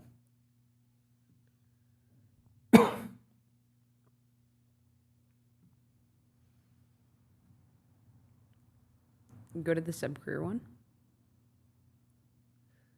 I really hate the permanent underclass meme. It basically treats capital ownership as the only relevant variable and subtly implies that automation means law, democracy, rights, and institutions merely adjust to ratify the interests of capital owners. Feels like a weird mix of Marxian class reductionism and libertarian property fatalism. Mm-hmm. What I find most offensive is the implicit contempt for agency and liberal democracy. It ignores that people and institutions react to economic developments. There's never a guaranteed happy ending, of course, but that's precisely why agency matters in the first place. Pessimists sometimes come up with an intense set of assumptions and ask you to enumerate all solutions and adaptations ex ante. But that's akin to asking for knowledge that does not exist yet. The stuff distributed trial and error will lead to. The future social equilibrium is endogenous. Yeah. I do kind of agree with this. I don't really think that there's a future where like a, tiny group of 5,000 people in San Francisco control like literally all of the capital in the world and everyone else is just like poor. Yeah. And enslaved by robots or whatever. Like, I don't think that institutions we have would allow that to happen. No, definitely not.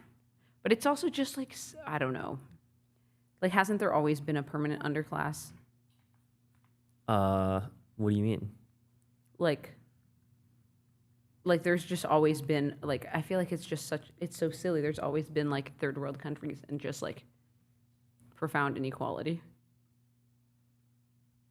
Yeah. Like, I just don't see how it's different.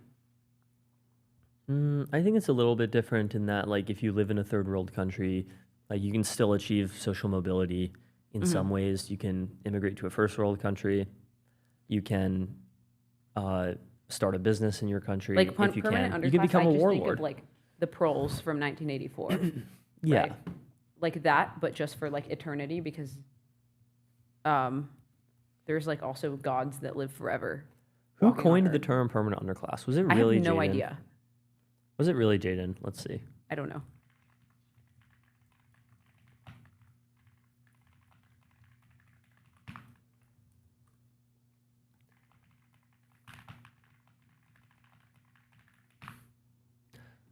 I think it was kind of popularized by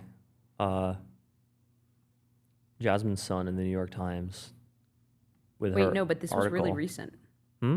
This was really, really recent when she popularized it. Yeah, but she didn't invent the term. No, not at all. Like, I remember seeing this, like, probably exactly a year ago or something, right?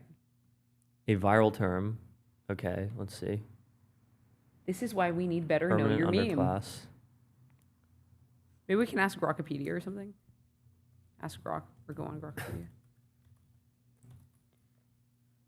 Grokpedia, actually, that's a good idea. Let's see if Grokpedia knows where the permanent underclass comes from. Yeah.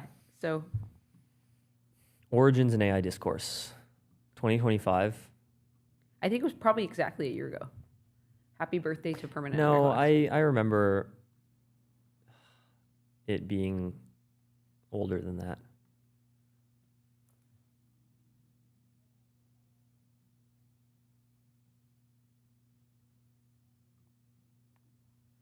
The lumpen proletariat. Oh my god. Dude, that's one of my favorite words. I love how much chemistry Jaden has with like every one of his podcast guests. This is ridiculous.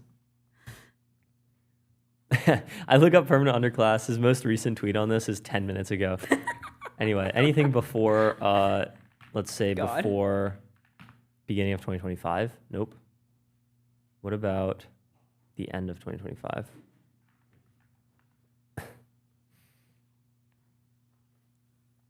Oh Yeah, my what was the first god. time? Okay. Dude, it was in June of He last tweets year. the same thing over and over again. I wonder where he got it from. Maybe we can you DM him and ask? Yeah, let's DM him. I'm gonna DM him in another tab.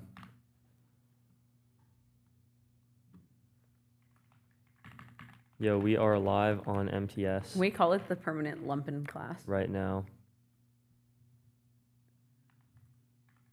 We were wondering where you came up with the term permanent underclass, if it was you who came up with it.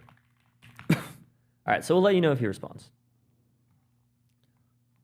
Okay, actually, let's just see if we can just search permanent underclass until 2024, 12/31. Oh my God. Hmm? Whoa. Whoa. These are just about like immigration though. It's not about like AI. Oh, he's typing. Okay. Maybe it started with immigration. Oh, this one, Mr. Shroom, permanent underclass, talking about AI. Wow, yeah, okay, so we were, okay. What about did anyone tweet about it in 2023? This is immigration, welfare. Where's the AI stuff? Oh, so it didn't come from AI. It probably just came from political discourse, like immigration discourse. Oh, he says, I didn't coin permanent underclass, but I did coin 2 years to escape the permanent underclass. Okay, Says I see, creatine I see. cycle. But does he know where its origins? Or he just doesn't? I think it's just like you pull it out of the ether. Yeah. Let's see, And it just anything sticks. before 2020? Dude. Wait, this has to be retrocausal. There's no way this is real. Before 2010? Was the permanent underclass invented by Rush Limbaugh? Wow. That would be huge. Huge if Whoa. true. U.S. Conference of Catholic Bishops says society should not accept status quo of permanent underclass. Early mentions of permanent underclass include Rune. I think he tweeted about it in 2024. Did Rune invent everything? Well, clearly not. This did totally come from just politician slop. Yeah, but did he coin this in the context? Yeah. Oh, this might have been him. August 5th, 2024. Dad, why are we poor? Well, son, there was a minor market panic, and I remember sold this, everything right before the technological singularity, and now we're part of the permanent underclass. That's so funny. I do remember this. It was like August 2024. What happened? Here? Yeah, what was this? August 2024 stock market crash. Oh, it was the yen carry trade. I remember this. It was like basically the Japanese stock market got nuked while I was in Japan, and I remember like reading about this, and I had like people sending me this. They were like, "Oh my God, did you see the Japanese stock market had its like worst day in decades?" And I'm like, "No, dude, I'm just like walking around the park and stuff." I didn't notice anything off except at like 11 p.m. that night, I saw a bunch of like salarymen who had like just gotten off of work, you know, carrying their briefcases and stuff. But I don't know if that's normal in Japan. I think it's kind of normal. Man, I can't believe GPT 4.5 is dead. Pour one out. Wasn't going to drink tonight, but they killed GPT 4.5. Yeah. Anyway, Francesco Beretti just wrote an article. No one escapes the permanent underclass. So let's take a look at this. If AI can do all work at human level or better, what stops corporations replacing us all with AI? This is the permanent underclass meme. Basically, within a few years, all work will be automated by AI, at which point there's no social mobility. So the one cope is if you work hard, accumulate capital, maybe join an AI lab, you might secure their place in the future. I want to argue this is a fantastically short-sighted view. If there is a permanent underclass, you won't escape it by owning property, or shares in Anthropic or Openai, or guns or anything else. And neither will the billionaires. You, me, Sam Altman, Dario, everyone who's made of flesh and blood will be disempowered and replaced by machines. So let's see his argument here. If AI can do all cognitive and physical work at human level or better and cheaper than humans.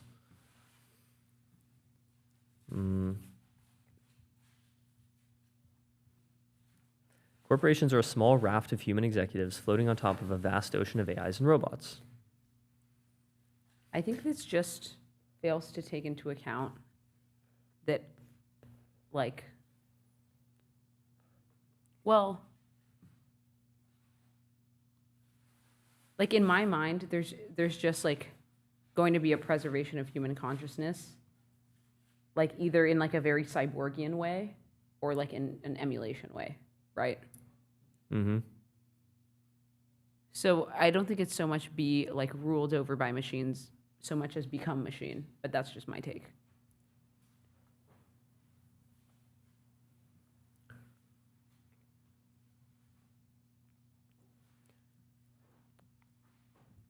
Say that in the next 5 years from now, you become immensely wealthy, perhaps by gambling on shitcoins or scamming money from the government. Is your Guys, place buy in the MTS coin. This is not financial advice. You're gonna get us sued. It's over. I'm kidding. That's not financial advice. And also the coin don't buy doesn't MTS coin, which does not exist. But if it did exist, somebody go make MTS coin. yeah, MTS NFT. It's like us in a Bored Ape, like, style. Okay, so he argues the base of the pyramid is there because the machines do all the work. The top of the pyramid is there because the state is needed to enforce property rights. This is such a funny premise. It's like Dario being part of the like permanent underclass.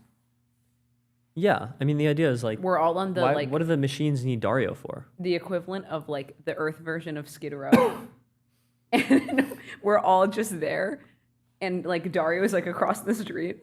Mm-hmm. Like that's a pretty funny notion. It's like Coruscant.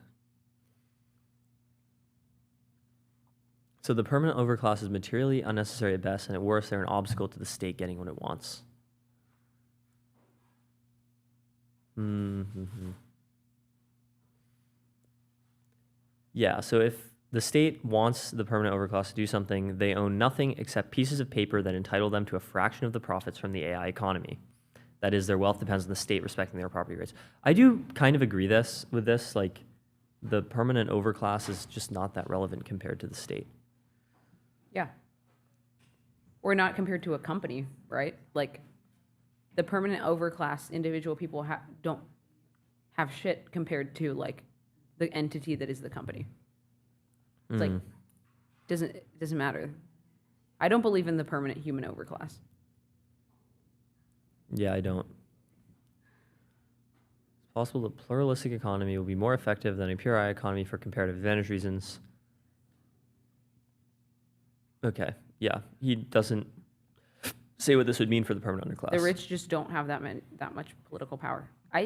Yeah, I mean, this could be true.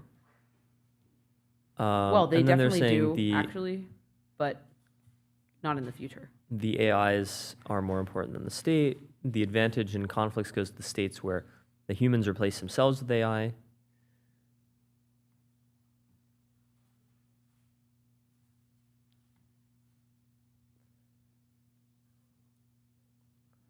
Wouldn't a democratic polity where humans and AIs collaborate have an advantage over purely top-down AI-run polity?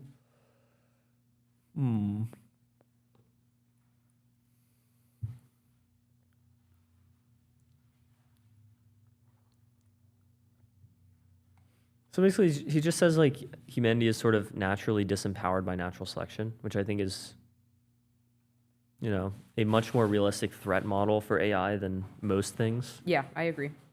But it's like what? Like we just, yeah, oh my God, I didn't even read it. And I was going to say we're going to be in a zoo. Like Earth is just going to be this zoo planet. Mm-hmm.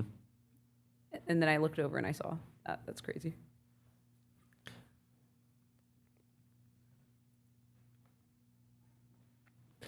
Yeah, this just is kind of ego. I mean, I think this is a pretty fundamental human thing. It's like,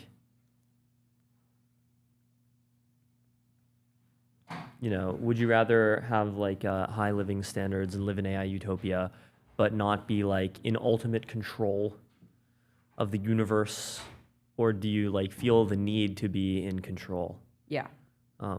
I just like I'm not super convinced that humans today have that much control over the universe.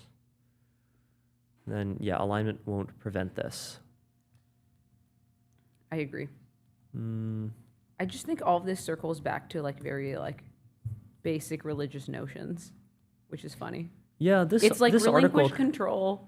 It's just us up against like the chaos conf. You just have to trust in God. Like this article kind of reads very neurotically. Okay, having read all this, consider this. There are people who think having equity in these companies will secure for them some kind of permanent existence in the future. They think planet-spanning minds will not only respect the property rights of primates, but will privilege some of these primates over others because they have a piece of paper with about a kilobyte of magical primate words, such as whereas and notwithstanding. Just reason it out. Does it make sense?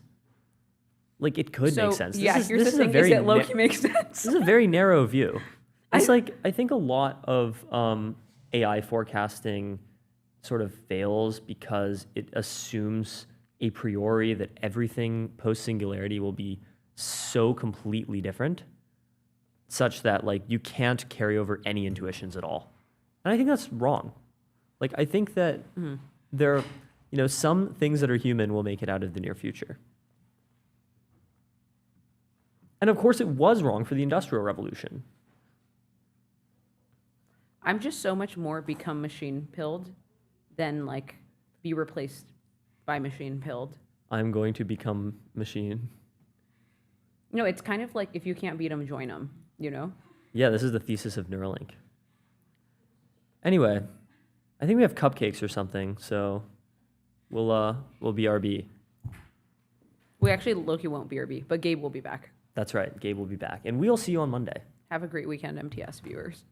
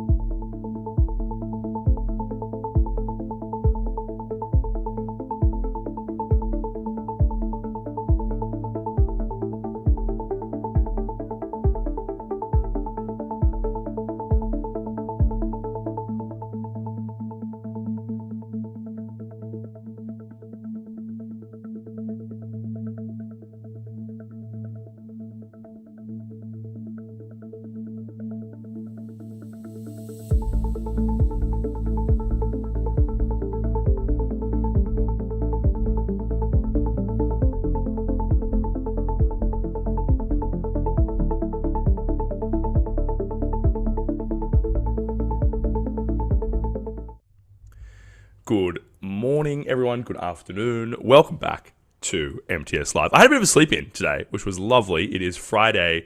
It's Saturday here in Australia, or in the future. And in San Francisco, of course, it's Friday. It's Friday afternoon. Thank you all, everyone who's joining me on choosing to spend their Friday afternoon listening to me talk about AI and what is happening with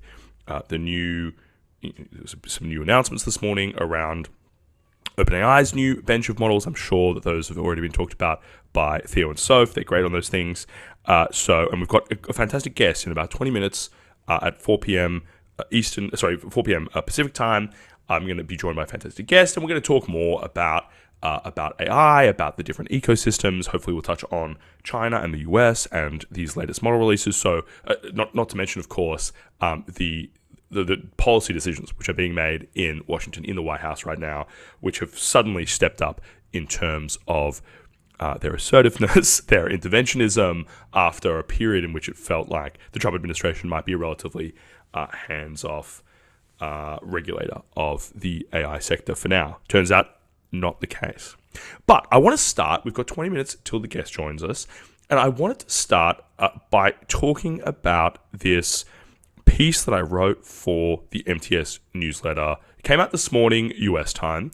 It's called "Sovereign is He Who Decides the Safeguards," and it's just about, really, it's trying to grapple with this concept of sovereign AI, which has become much more relevant since the announcement by the US that Fable 5 would be restricted to US citizens only, and the kind of subsequent efforts by Anthropic to ensure they can meet that requirement, which required in the short term them to pull the model off the shelf.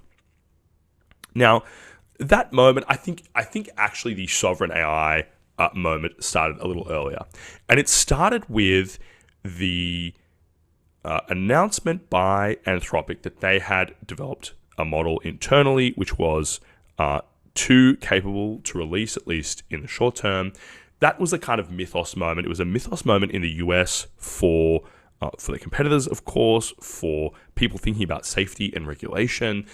But outside of the US, it was a moment as well, because I think suddenly, there was some people who realized the moment that announcement was made that, okay, like if Anthropic has this internally and they're probably sharing it with certain close partners in the US government, this is now a question of sovereign capacity.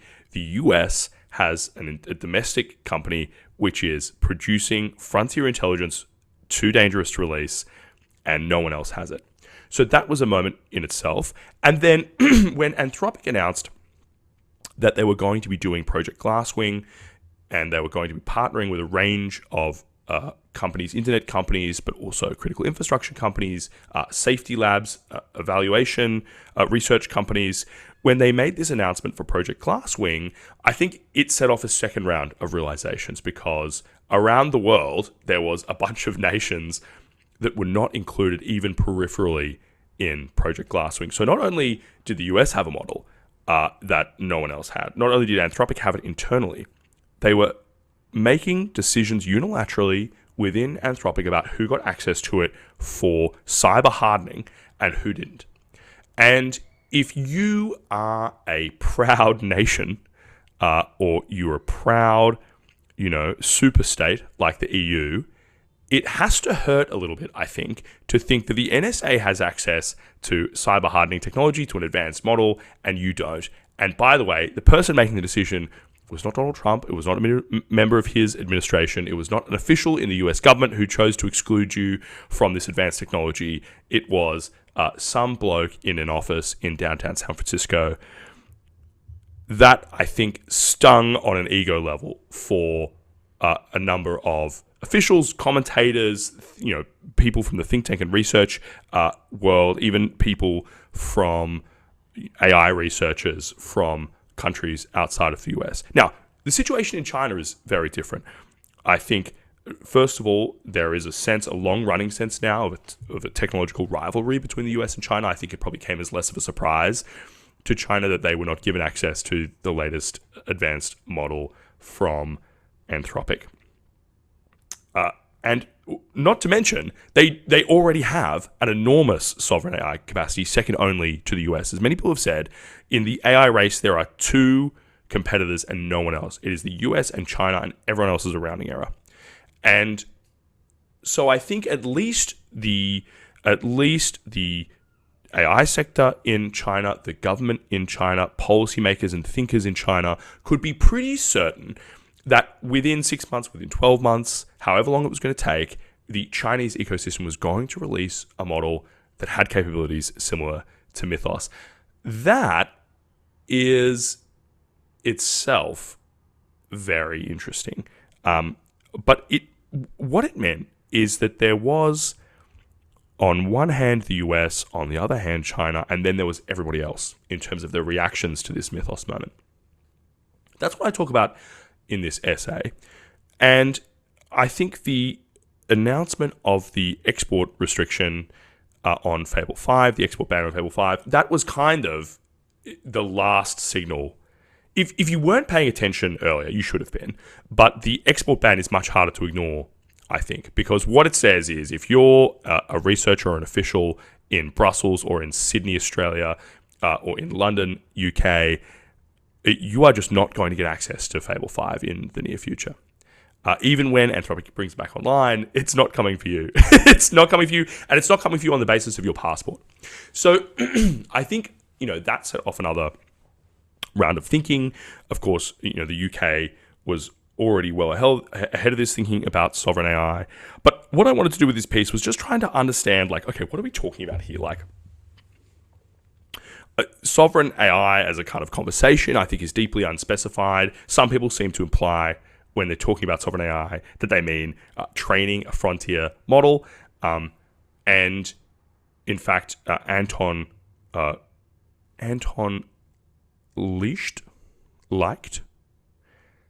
Anton wrote a fantastic Substack article called, I think, Moonshot, in which he imagines what it would take for a consortium of middle powers to build a frontier lab capable of producing a frontier model. And I think just reading that piece last week in the context of the Mythos ban, in the context of a bunch of different conversations that were going on, I was just struck by how absolutely insane it sounded. And that's not at all to discredit Anton. I think he acknowledges up front that this seems very challenging and unlikely to succeed, and that it would take real vision to do. I don't necessarily agree that it's a good idea, but I think he is extremely frank in his assessment of what it would take and the likelihood of that succeeding, to his credit. But just reading it, I was like, this is nuts. The EU can't organize to revoke a butter subsidy. International cooperation in the last 2 decades has been a string of absolute failures in just about every field that it's been tried. If you look at what went into trade negotiations in the WTO, for example, it's a very trivial example, but it's one in which a bunch of countries came together to try and organize something that was strictly for their collective good. If everyone reduces trade barriers, I know there are some weird trade hawks probably who watch this show, but just accept the premise that the people involved in the WTO believed at some level that there was collective benefit in all collectively reducing trade barriers. And did they succeed in doing this? Absolutely not. For decades and decades of meeting annually to talk about it, they made functionally zero progress. We could have wiped the entire WTO out of existence, and it would have made absolutely no difference to global growth, with the exception perhaps of China's accession, which was not about negotiations that happened within the WTO. It was about China having access to a set of decisions that had been made in the previous iteration, the GATT, the General Agreements on Tariffs and Trade. So I just want to say, the scale that Anton imagines is enormous. The precedent of global cooperation doing anything like this in the past is, as far as I can tell, absolutely zero, and we shouldn't expect it to succeed. And it's not even clear to me that it would be, even if you did, that you took the steps that Anton outlines in his piece, you spent $500 billion over 5 years buying compute, setting up a lab, hiring the right researchers, it's not even clear to me that you would have a very high chance of success. I mean, Google, I talk about this in my piece. Google, incredible company, DeepMind. They are one of the labs close to the frontier. They invented many of the key technologies that have driven the AI revolution. The LLM revolution were invented within Google. They have key researchers. Up until very recently, they had Noam Shazir. They had a bunch of the AlphaFold folks. They had Demis Hassabis, an absolute pioneer in this space. And they have, at various points, had models that were at the frontier of capability. They don't today, and I don't think there's a very good chance that they will in the next 12 months. I think they will make a great model. I think 3.5 Pro might be very good. I doubt it will be Mythos. I doubt Google will have a Mythos level model in the next 12 months. And I think that opinion is widely shared.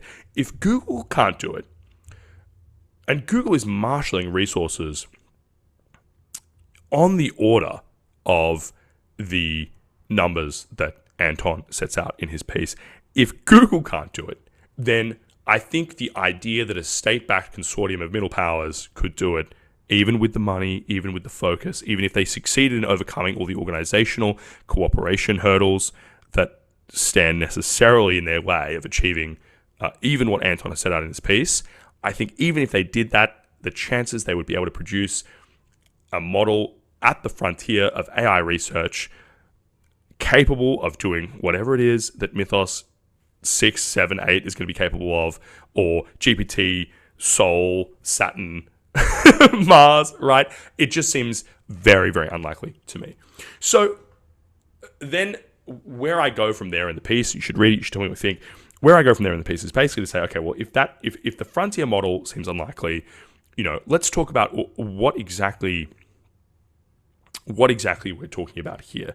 And I think what I tried to focus on is look, countries, middle powers should be very specific about what capabilities it is they think they need. If they need cyber capabilities, they can get those cyber capabilities without training a frontier model. And if they need other things, they can get those too. So I think for me, the piece is about trying to frame the conversation around what are we talking about in terms of sovereign AI capability. It seems if you want to start that conversation from every nation state should have a Mythos tier model, that is a non-starter. I don't think that's going to go anywhere. And so I'm trying to move the conversation into a more interesting space, which for me is around, okay, let's be very specific. What are the sovereign capabilities that middle powers want, and what is the best way to get them? And I think in that analysis, it will very rarely fall out, if ever, I think never, it will never fall out of that analysis, that the fastest, cheapest, best way to achieve those capability goals is going to be training a frontier model. I just don't think that's a very realistic answer to the question. I've got a few questions about the piece since I published it. It came out this morning. And one of them that I want to address very quickly before we have our next guest on is this idea of okay, why does the US care? Why do we in the US care about the conversation around sovereign capabilities? It sounds to me, you can imagine someone saying, this sounds to me a conversation between second and third place on the podium, and we're in first place. And why would we care? And very quickly, I think why the US should care about the sovereign capabilities, the sovereign AI conversation, I think there are 2 or 3 reasons. Very quickly, I think the first reason is the US benefits. If AI is going to be important, if AI capabilities are going to be important to economic growth and economic prosperity over the next few years, the US benefits from an economically strong sphere of influence, an economically strong, community around them. And when Europe gets richer, America gets richer. When the UK and Australia and Canada get richer, that is good for the US as well. Those are markets for their products, their allies and collaborators on a bunch of different things. I think just on that very basic level, I think, the US should think it's important for their allies to do programs that work, that make, their capabilities better, that contribute to economic growth and prosperity. That's the boring, obvious answer. I think the slightly less obvious answer is that this is going to happen. I think the pride and face associated with the idea of sovereign AI is too great for the proud Frenchmen, the proud Germans, even the Canadians, for what it's worth. I think it's too great for them to resist. And so if they're going to do this, if US allies are going to try and pursue a sovereign AI strategy, then it's in the US interest that it's at least a vaguely productive one. And second of all, that it doesn't align them more closely with the US's technological rival in this space, which is, of course, China. And I think the Chinese model, as we've seen up until this point, may well change in the future, of fast follow, open source, sometimes even open weight models, which are just behind the frontier and often on a slightly different part of the trade-off curve. They might be cheaper for a given set of capabilities. That model lends itself very well to a kind of sovereign AI strategy where you do some post-training on an open weight model, or you run it on some local hardware and you do some little fiddling around the edges so that it speaks in your accent, or whatever kind of narcissism of the policymakers comes to pass here. And so I think the US should be concerned just on that level of, like, you know, if China, if there is going to be genuine demand from the middle powers, from US allies, for a kind of sovereign AI capability, and the US has a very and China, that, you know, their kind of technological rival on this technology, has a very clear value proposition, which is, we'll give you Kimi K2, or we'll give you GLM 5.2, and you can run it on your own hardware stack, and you can do some post-training so you can court your domestic sovereign AI capability. And the US right now doesn't have an alternative for them. And I think, you know, in the grand world of soft power and influence and technological spheres of influence, I think that alone should make the US at least conscious, at least cognizant, at least thinking about what a productive sovereign AI policy might look like in the rest of the world that doesn't involve just post-training GLM 5.2, although that may be part of it in some parts of the world. So that's what the piece is about. Please read it and tell me what you think, because I'm very interested in this space. I'd love to have some people on to talk about it. That is my newsletter for the MTS. My piece for the MTS newsletter this morning. Sovereign is he who sets the safeguards. Read it. Let me know what you think. Love to have a few more conversations about that, because I think it's going to be only more relevant as we go forward. I'm now very pleased. We're going to have a guest on in just a few moments. I'm going to drop for 1 second. I'll be back with the guest, and we'll go from there.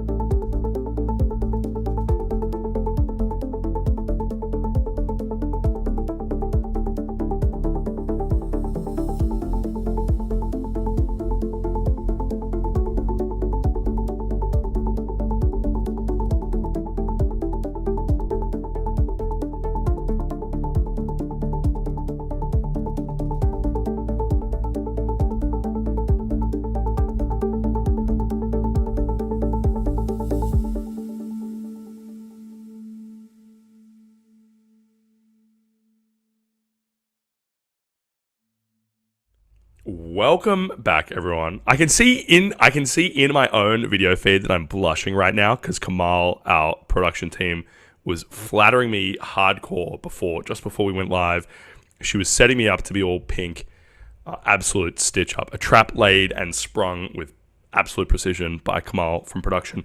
Now I'm back with a very, very interesting guest, relevant to everything I've been talking about in sovereign AI. The reason the break went longer than I expected is because we had to just talk about, we just had to have a chat offline. So welcome to the show, Fleeting Bits. Now, Fleeting Bits, you're an anonymous account on Twitter, on X, and you're a researcher in the AI space. Is there anything more you want to say about yourself, your account, things that people should follow that are associated with you before we get into the meat of our conversation, which I think is going to be very, very interesting indeed? I'm just generally an observer of the labs. So you can go and look at my account if you're interested in sort of understanding the foundation labs, either here or also abroad. I cover the Chinese AI ecosystem as well. And generally also, occasionally push some leaks and that kind of stuff. Oh, that's very exciting. That's very exciting. I think it's been a very interesting time for for all of those things. So we're extremely lucky to have you on the show, Fleeting Bits. So why don't we start?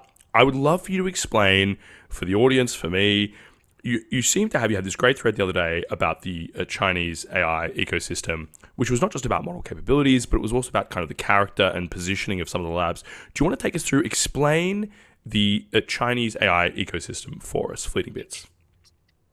Yeah, I would love to. So the thread that I wrote was on an article by Cheryl Wu, who wrote a gradient update for Epic AI about sort of Chinese like job postings at Chinese AI labs. And I sort of wrote sort of like a background, like giving people some background on the Chinese AI ecosystem. And I think that the interesting thing would be to just sort of name some of the companies and explain their like relationship to like American AI Yeah, labs. please. So I think most people are familiar with DeepSeek.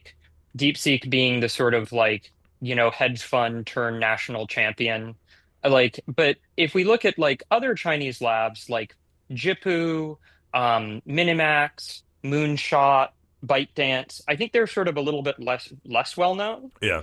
Um, and Jipu is sort of the Chinese equivalent of Palantir in that it's sort of a national champion. It receives state support, and the kind of support that it receives is sort of contracts with state-owned enterprises. Interesting. So like it has a deal with like China Telecom or whatever, and it is GLM 5.2 was a JIPU model, and it's sort of at the Chinese frontier, and it has unique among Chinese AI labs. It has like actually pretty good gross margins. Like it has like 40% gross margins, Oh, which is interesting. like sort of unheard of. It's sort of unheard of in the Chinese AI ecosystem. But the reason for this, like it has 0% API margins essentially, but or maybe 10%, but like quite low. Whereas all of its revenue comes from these state-owned enterprises for which it does these Palantir deployments, where it takes its GLM models and deploys it locally on their hardware. So that's sort of like the way to think about Jipu is Chinese Palantir. Interesting. The sort of like, oh, I should say one more thing, which is that one of the reasons why we know so much about Jipu and Minimax, which I'll talk about next, is because both of them are public in China. They're listed on the Hong Kong Stock Exchange. So we can like look at their financials, which isn't true for Moonshot, isn't true for DeepSeek, and ByteDance and Alibaba are both so big that it's like quite hard to get to understand them. Like you can't understand Alibaba's AI division from its like financials. Yep, makes perfect sense. Minimax is sort of the next one. Minimax is interesting because they're sort of the character AI of China. So Minimax has the way Minimax works is they sell two applications. The first one is called Talkie, and Talkie is like character AI. It's just sort of like a chat app, a companion app. And the other app that they sell is Hailuo, which is a video generation app.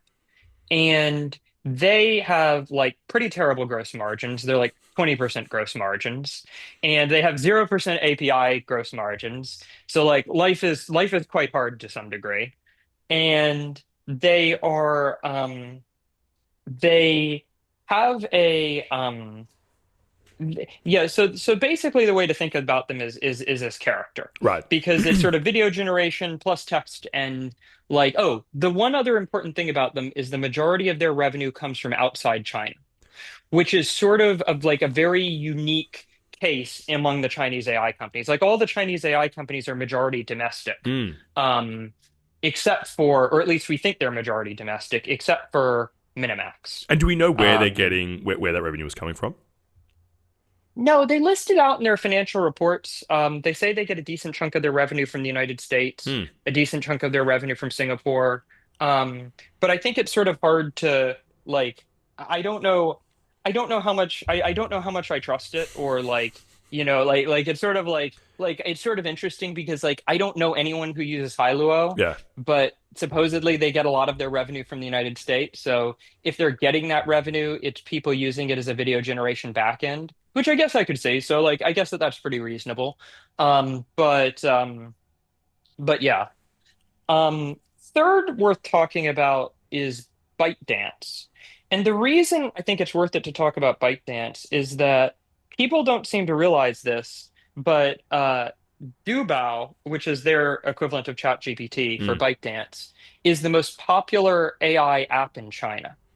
So, like the Chinese ChatGPT is actually ByteDance. Interesting. And I think that they don't make a splash in on Twitter or in America really because they don't open source any of their models. Right. So Minimax, Jipu, DeepSeek, they all open source their models, and sort of like I think Westerners come to these models from sort of an open source perspective, but ByteDance does not. Do we know what their capabilities like? Do we know how they perform on the various kind of metrics and evals? I think that their models are competitive. I know that they're trained on competitive compute. I don't know. They're not like no one like to my knowledge benchmarks them though on like the meter benchmark. Yeah, like, okay, interesting. Like it's and I think that the other thing that's sort of interesting about them is that one of the reasons why they're so popular in China is that Dubao really focuses on like audio and video. So like you can do C-dance video generation through it, and it can consume voice notes. And in China, it's really popular to talk to AI with a voice note. So it's sort of like, but I think that this is just something that is a missing part of our analysis of the Chinese AI ecosystem, that their biggest app is not something that people talk about regularly. Yeah, that's really in the West. So, I mean, if I kind of like try and summarize what you've just said there, Fleeting Bits, it's like we have this, there's the names that people have heard of. You've got the makers of GLM 5.2, and they are running a kind of internal Palantir style business. So they're heavily involved in state enterprises. They have big margins because of their forward deployed work with these enterprises. Are they doing kind of similar? Do we know? To what extent do we know when they're doing work for these big state-owned enterprises, for the Chinese telecoms of the world, for the Chinese telecoms of China? Are they in there? Is it similar to what Palantir is doing, where they're kind of building out these kind of effectively data tools internally, or is it actually quite focused on specifically AI implementation within these enterprises? I think from what I gathered reading their annual report, that they really do help build out sort of like the application for the state-owned enterprise, like internally, like they're sort of more full service. Like they deploy the model in the state-owned enterprise's environment. So the state-owned enterprise sort of has control over the model. And then they do the forward deployed work around making it like useful for that enterprise. Interesting. And so I think that it is sort of full service. And that probably does help support the gross margins. I mean, what's crazy about that, apart from anything else, is that like, in some senses, I don't think that's being, that is ahead of the frontier of enterprise deployment in the US in some senses. Yeah, I mean, enterprise deployment in the US is pretty interesting because Anthropic has their, has their deploy co, and OpenAI has its deploy co now. And so, like OpenAI and Anthropic are trying to figure out how to sort of do forward deployed work, like Hmm. in conjunction with like outside capital sources. So like that's sort of interesting. And Open Anthropic for the longest time had this role called a prompt engineer, which was really a forward deployed role. And OpenAI has had forward deployed for a while. And they even have vertical specific forward deployed, like forward deployed for pharma and forward deployed for finance. And one of the things that I bang on about a lot, but I think is not thought about enough, is that OpenAI has this giant contract with ARM, Yeah, yeah, which yeah. involves like a fair amount of, like forward deployed work, and in fact involves sort of forward deployed researchers, which is even a step above like forward deployed engineering. So I think that there are signs of this in the West, but none of the major labs have made it their like primary business. So I want to come back to that ARM, the ARM question, because I saw you tweet about that, and I'm really interested, and I want to understand it in greater detail. Before we get there, I want to ask one more question about the kind of Chinese AI ecosystem. So you mentioned at the top that this was partly prompted by some analysis of a Chinese lab job listings. So if we start with that kind of general picture of the AI, of the Chinese AI ecosystem, of who the players are, of what their kind of what their roles are in the Chinese domestic ecosystem, and how they appear to us in the US. What can we take from these job listings? What are some kind of general intelligence that we can gather around the direction here? And how do you think, if at all, it's different from what is happening in the US? Okay, I guess one interesting thing is that um, Jipu Jipu is the GLM Yep. creator. Jipu and I think it's ByteDance are looking at robotics. Hmm. And I think that that's interesting because OpenAI has long had a robotics effort, and Anthropic has sort of the rumors are that Anthropic is spinning up a robotics effort. So in that respect, I don't think that that's that significant. DeepSeek does not have a robotics effort, Hmm. and I sort of feel like not having a robotics effort is the more like RSI pilled Yeah, approach. yeah, Like, yeah, yeah. like if you really Yeah, believe, 100%. like if you believe we're approaching RSI, do you really want to spend your GPUs on robotics now? And I think that there's a question there. Yeah, And that's really interesting. also, yeah, Because there is like a sequencing question. Like when I hear people talk about the robotics angle, people are like, "Oh, we're going to have physical intelligence, and we're going to need to put the models into robots. Partly to give them access to all of this kind of like real time data about the world through the sensors of the robots, but also partly to kind of like unlock all of this economic potential from manufacturing, from factories, from anything that you would use a human person to do. Maybe you get a humanoid with a model running on it to do. That seems to me like, if we see the relative capabilities and advantages of these models, it has so far not been in that kind of application. And so it feels to me more like a kind of trying to push in a new direction. And it seems to me there's some uncertainty about whether that works versus, yeah. I mean, go ahead.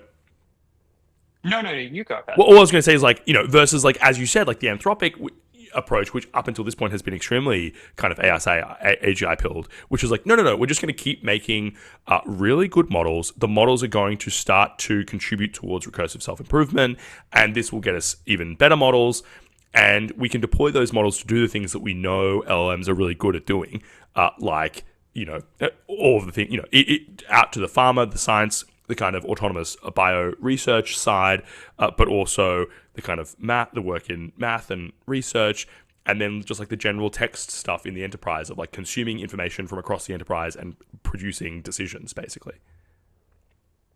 Yeah, I agree with you. I think that there's this thing as well, though, where it's not clear that the wins in robotics will go to the model providers anyway, which I think is sort of a problem. Like I wrote a thread on this, and basically one of my takeaways from sort of looking at robotics and thinking about robotics is that there isn't really a such thing, at least in my mind, as ASI for humanoid robotics. Oh, interesting. your robots can get better and better. They can approach AGI. They can be like pretty much as good as a human.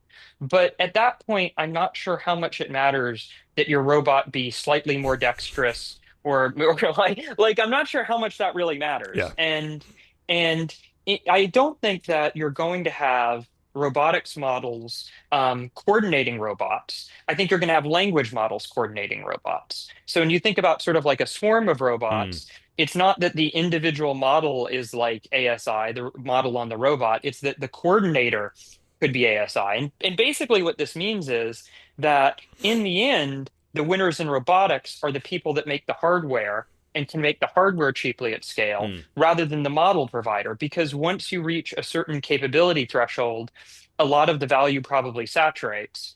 And so if you're the model maker for a robot and you get to the frontier capability first, well, okay, you're 9 months ahead of everybody else, and that's really great. And you can sell your robots 9 months ahead of everybody else, but you're gated by the amount of robots that can actually be produced, that your software can actually be loaded on. You can't just saturate the market.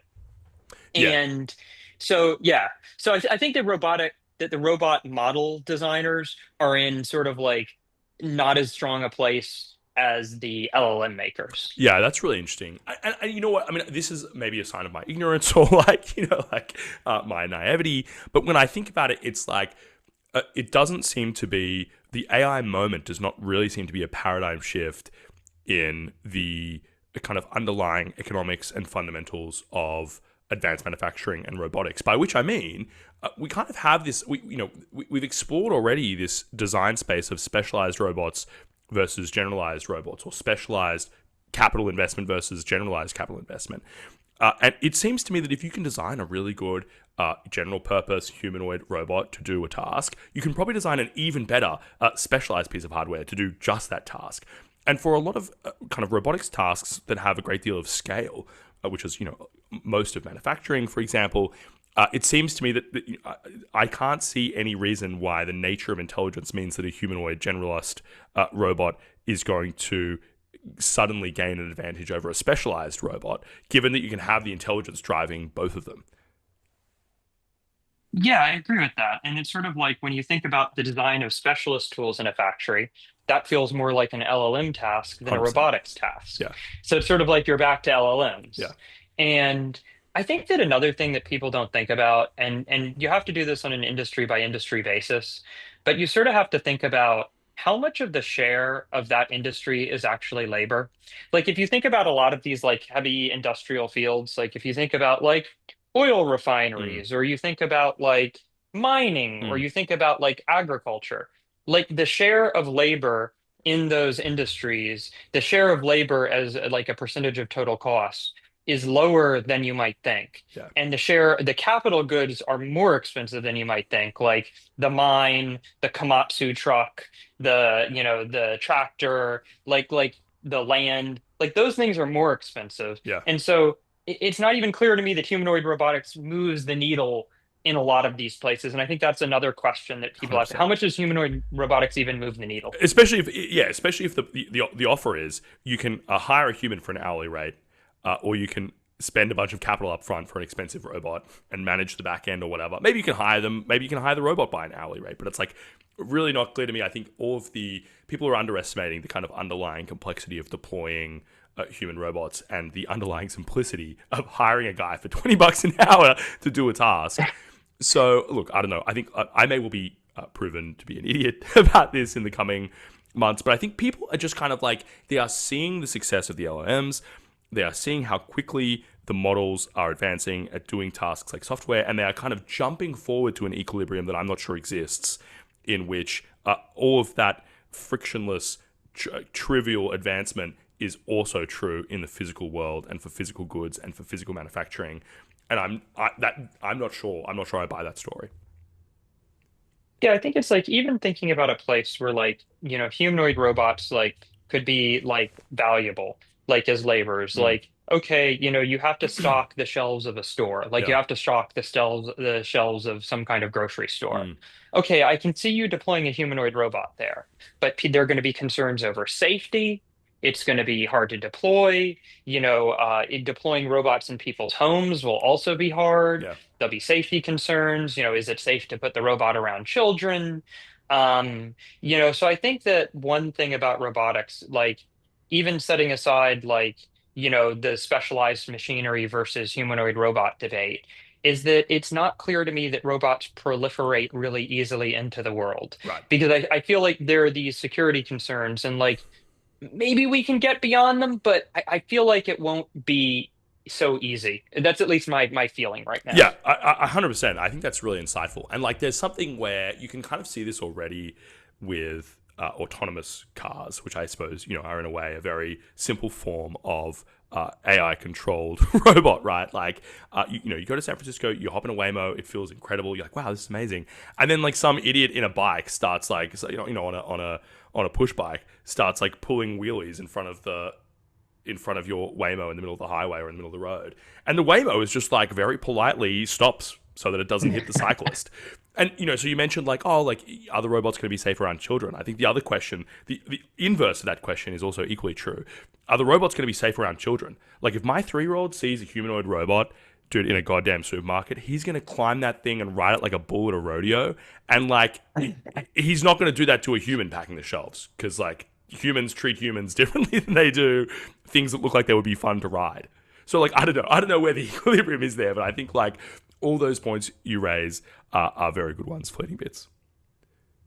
Yeah, and I want to just make one more point about that, which is that if that takes a while to deploy the robots because of things like security concerns, safety concerns, and if you assume that robotics model progress sort of looks like LLM model progress, where the open source model is 8 months behind the frontier, then by the time you clear some of these safety concerns, maybe open source is sort of caught up. Right. And that is a problem for somebody who wants to make a money off of a frontier robotics model. That's super interesting. That is a really good point. And it's just, again, another one of the ways in which I think the Bay Area mindset has been conditioned by the software industry and by the success of these models at writing software and at producing code to forget the enormous constraints, regulatory constraints, social constraints, just real world friction that comes from trying to deploy technology in the real world that's not just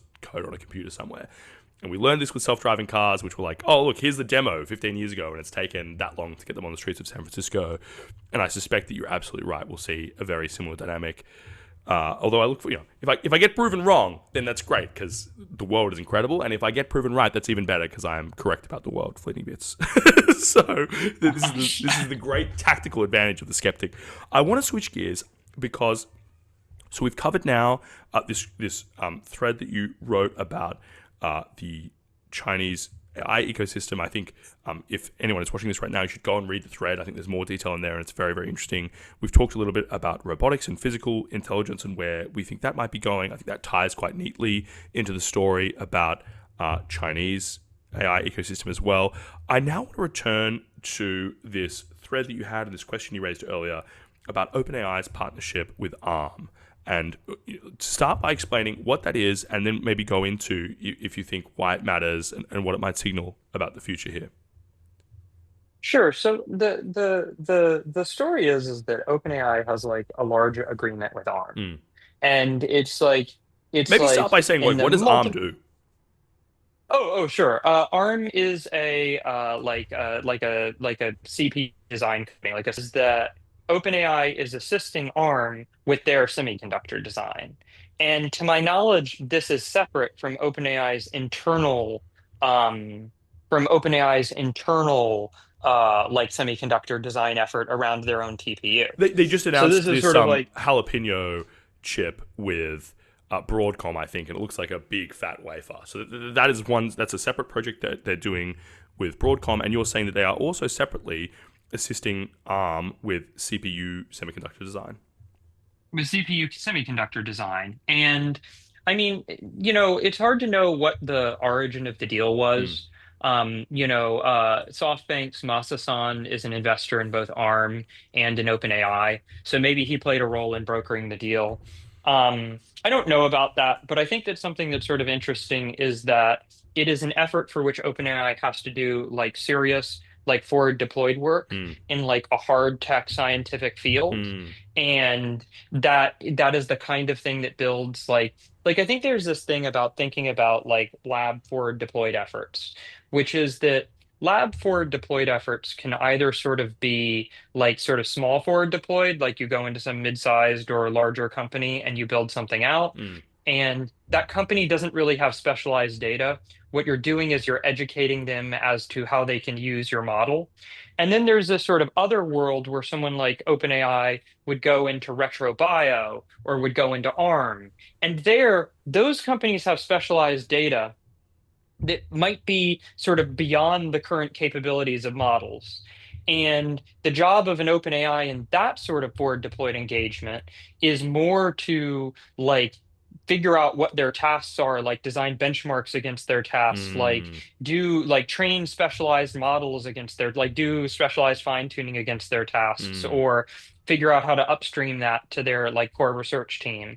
And like actually maybe they can't upstream it to their core research team because the data is really proprietary to ARM or to retrobio. And so I think there's this sort of interesting other kind of forward deployed world that's like forward deployed into high value scientific industries. And so I think that the ARM deal is more in that world. And so we should think about that as a different kind of forward deployed. And it's a kind of forward deployed that like lets OpenAI sort of like build new capabilities. Maybe they can't use them for other customers, but like to build new capabilities in sort of like novel domains. How do you think about this? It seems like that type of approach might be in conflict with an approach that we've already seen Anthropic taking, which might look a little bit more like internalization. So they acquire Coefficient Bio. They have research teams internally that seem to be working on advanced bio capabilities. They hire across some of the AlphaFold team from Google DeepMind. So they seem to be really focusing on like kind of more of an internal research direction here. You can imagine that is somewhat at odds with a kind of very advanced, scientifically focused, research focused forward deployed capacity where you go into and do a similar kind of work inside the company. How do you think about these two approaches? Are they, do they represent some sort of philosophical difference, or is it just a kind of like, directional thing? I actually see them as very similar, and I actually think it's worth stepping back and sort of like appreciating why they might be very similar. I think that Anthropic acquired Coefficient Bio, like you said, for $400 million. They recently got John Jumper, who was the developer of AlphaFold and AlphaFold 2. And I think that they previously had a bioinformatics effort. I think that the thing about it is that these labs have to figure out how do they approach these like really deep scientific verticals where AI has the opportunity to unlock a lot of value, and the tasks are hard enough that you will need a state of the art model. Like you will not saturate the benchmark. Like the CPU can always get better. Like the drug can always cure more things and have fewer side effects. And so what we're really seeing is we're seeing both of the companies sort of gear up to go after these like very hard kinds of problems. And I think that either way, they will have to develop a forward deployed effort around it.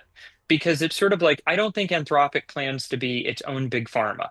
I think they plan to eat out the drug design layer. Or they plan to eat out a part of big pharma, but at the end of the day, they will still have to go to Pfizer. Like at least I expect them. I expect they're still going to go to Pfizer. They're still going to go to Eli Lilly or whatever. Someone's going to run the trials. Someone's going to shepherd it through the FDA. That kind of thing.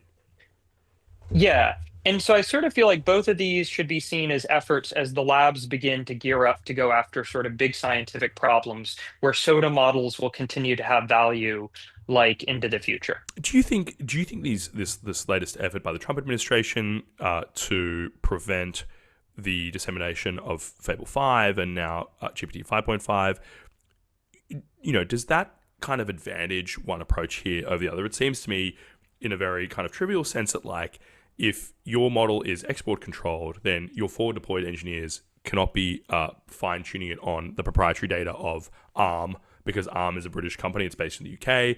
Whereas if your research is internal, like it is at Anthropic, or I'm sure there's equivalent work streams happening at OpenAI, then first of all, you don't even have to announce that there is a public model. No one in the government even has to see the kind of capabilities you have internally. It can all just be very secret and hush hush.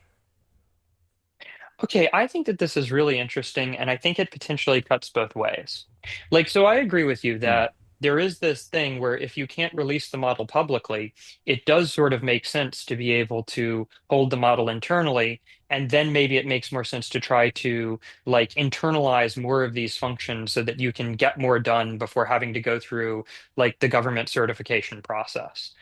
But on the other hand, I sort of think that if the models are delayed to the public, maybe the labs can work some sort of tiered access arrangement. Like I sort of think that the future is probably some kind of tiered access arrangement. Or at least I can imagine a world where the future is some kind of tiered access arrangement where certain parties get access to models before others. And by the way, I'm not convinced that's a good world. But I think that like this is a possible world. And in that world, you actually want to be one of the companies at the front of the line.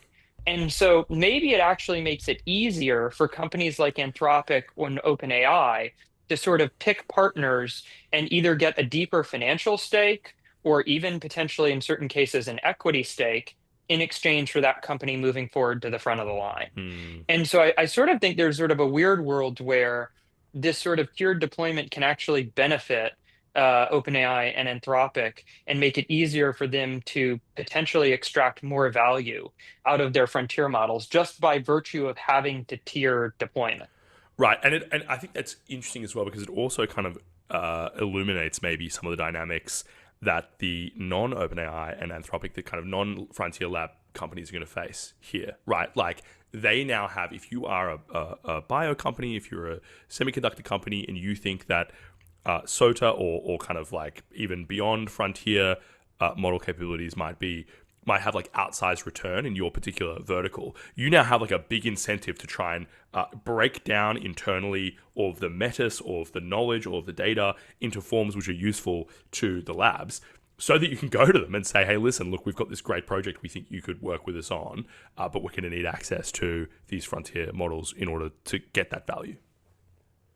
Yeah, I agree with that. People might not remember like 2023, but I remember 2023, and it was very terrifying to be working at a startup in 2023 when model releases were very intermittent, and certain companies had access to models before everybody else.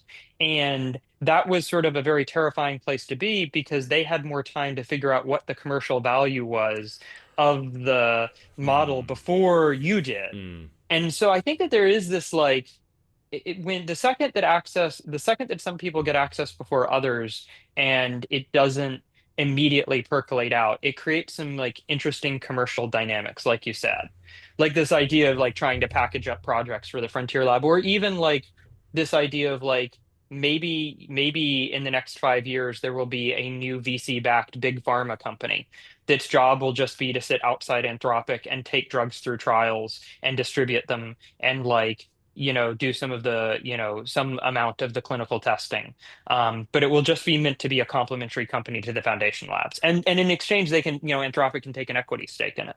Yeah, I think that's going to be really interesting to watch that evolve. And I think one aspect of that, which is somewhat under-discussed, is that the timing is going to matter enormously. I think about Open Evidence as a company. Open Evidence is in a way a company that only exists in collaboration with, alongside the foundation labs, the frontier labs, because they offer this product to doctors, which is like basically medical AI. They kind of started by saying they were going to train their own model, and very quickly I think it became a rag over a bunch of medical documentation that you can plug a model into on the back end, and then a kind of go-to-market job of getting it in the hands of US doctors. And they have a very clever advertising funding model, which allows them to offer it for free to US doctors, which I think is quite clever. They're trying to go up the clinical process stack, I imagine, right now. And then, of course, you have these results that come out, which are like, oh, just a regular model from the API does a better job of some medical tasks than Open Evidence's internal harness and process and RAG and what have you. And that seems to me like if you pick the wrong moment to try and create one of these companies, you're just going to get, you're not going to develop any competitive skill. You're not going to develop any moat around the metis, the particular kind of knowledge in the vertical. You might not even develop a huge moat with your customer. And then you've just kind of primed the market for one of the frontier labs or for a new startup targeting the same vertical to come along and steal your lunch. Yeah, I mean, I like to joke that there are only 5 jobs in the future. You can sell compute to a lab, you can sell data to a lab, you can work at a lab, you can be forward deployed for a lab, or you can work for the government or a nonprofit. and Yeah. I feel like these people are forward deployed for the labs. Like I think that there are a whole bunch of businesses that are essentially forward deployed for the labs. And the worry is that the labs later come in and try to eat some of your lunch that you have discovered in a subvertical. I think the most interesting thing in that vein recently, and I'm not convinced it will be very successful, but is OpenAI's attempt to start sort of a legal, like a suite of legal products. And I think that's very interesting because the OpenAI fund, the fund that Sam Altman invested in, famously invested in Harvey. And a lot of Harvey's success came from the early OpenAI partnership and from the fact that they had access to GPT-4 before pretty much everyone else, except for a company that you might not have heard of called Case Text, but which was acquired for like $650 million cash in 2023. Oh, interesting. So like, yeah, so like, I think it's just interesting in that respect that, yeah, you have this world where people are really being forward deployed for the labs and the economy. And like maybe, this doesn't seem to be a totally novel state of being. I think if you go back a way, there is a way of describing, the entire SaaS economy as being like forward deployed AWS or something like that. Like there is a sense in which this is not a new feature, but it's possible that that the dynamics are much stronger than they have been in the past. And I mean, I guess all we can do is kind of watch to see how it evolves. We've already gone kind of well over time here, Fleeting Bits. I could talk to you forever. Maybe, a final direction here, and call me cool time whenever. A final direction here might be like, how are you thinking about the export restrictions, this new announcement from OpenAI? They have several different classes of models. They've finally given them cute little names. And they are also being slow rolled by the government, even I think the Luna and Terra models here. So how should we think about that? How are you thinking about that? What are you watching there? So I think the first thing is that if you step back and look at AI, like if you're AGI pilled or ASI pilled, it was sort of obvious that the government was going to step in at some point, because just like, AI is the most important and most powerful dual use technology that's ever been developed. Like it has enormous military implications in addition to whatever civilian implications it has. And so it was sort of obvious that the government will eventually have to get involved with the labs in some capacity. And I think the next thing is that it wasn't obvious when it would start, but it's sort of obvious that the way government works is government is sort of slow then fast. So you sort of wait until there's an acute crisis, and then suddenly the government steps in. So like, there was the 2008 global financial crisis, and then the government stepped in. There was COVID, and then the government stepped in. And so I think that the trigger here was probably Mythos' cyber capabilities. That was sort of the acute realization. And now we just sort of are in a world where people in government are waking up to the fact that the models are significant from a national security perspective. And I think that they had not like fully recognized that yet. And I suspect what we'll sort of get is we'll first get some sort of like Anthropic and OpenAI will have to work out some kind of protocol to release models with the government. Like that will be the first thing. Maybe that will be codified as a law. Maybe it won't. I don't know what that will look like. But I think that there will be sort of probably if I were to put on my project into the future hat, Hmm. there will be some period of time during which the model releases will get better because they will have ironed out whatever this procedure is. But as the models become more and more powerful, we should start to look for things like it requiring a security clearance to work in the core research team at OpenAI or Anthropic. Like I think we should expect these requirements. If you think that Yeah. AI capabilities are going to continue to increase, you should expect that these requirements are going to continually advance. Yeah, I think that's a funny. I think that's a funny. It's a funny point, and it's not. It doesn't seem to me at all out of the realm of possibility now, given there was already this question raised by the export ban of whether non-US nationals working at the labs would be able to access these models internally. And once you start kind of poking at that, there's this obvious question of like, well, Anthropic probably already has a pre-trained Mythos 2 or Mythos 6, whatever, the next iteration of the Mythos model. And if they are using that internally like they were Mythos for a long time to drive internal research direction, you can imagine a situation very quickly where that stark contradiction there, say a researcher from Australia or from China working at Anthropic can't use Fable 5 internally because the export restriction applies, but they can use Mythos 6. I think like that internal contradiction is going to be raised pretty quickly by people to the administration. Again, as you said, the hallmark of state action is that it's slow and then fast. It might take them a little while to work that out, but when they do, I suspect they will move on it. Yeah, I think an interesting thing that you can use is sort of a test for whether or not someone believes that that straight lines on a graph will continue. Like if someone believes that AI progress is going to continue at this rate, is how much do you think the government will be involved in 3 to 5 years? Yeah. And if you don't think the government is going to be involved at all in 3 to 5 years, I think it's hard to believe that AI progress will have continued to the extent that it has continued so far. And I think that something worth pointing out is there really is no parallel for this. Yeah. Like there is no thing that is so obviously so powerful of a dual use technology. Like nuclear power is like probably a somewhat close example, but it doesn't touch anywhere near as much of the economy or anywhere near as much of the military surface as AI does. Like AI touches everything. It touches every part of the economy or will touch every part of the economy. It will touch every part of like combat and military operations and national security. And I think that like we have to sort of like force ourselves to think about it on these terms because this really is sort of like AI is sort of something with an Overton window.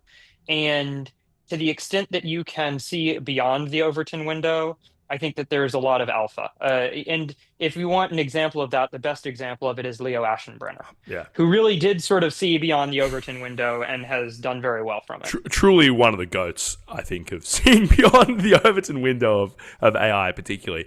I think I agree with you. I think the only example I can think of really is early semiconductors and computers, which I think were very clearly a dual use technology from the very beginning and touched upon many other aspects of the economy as well. Maybe the difference there, and I think many people much smarter and more insightful than myself have talked about, is like the computers face a slow physical diffusion.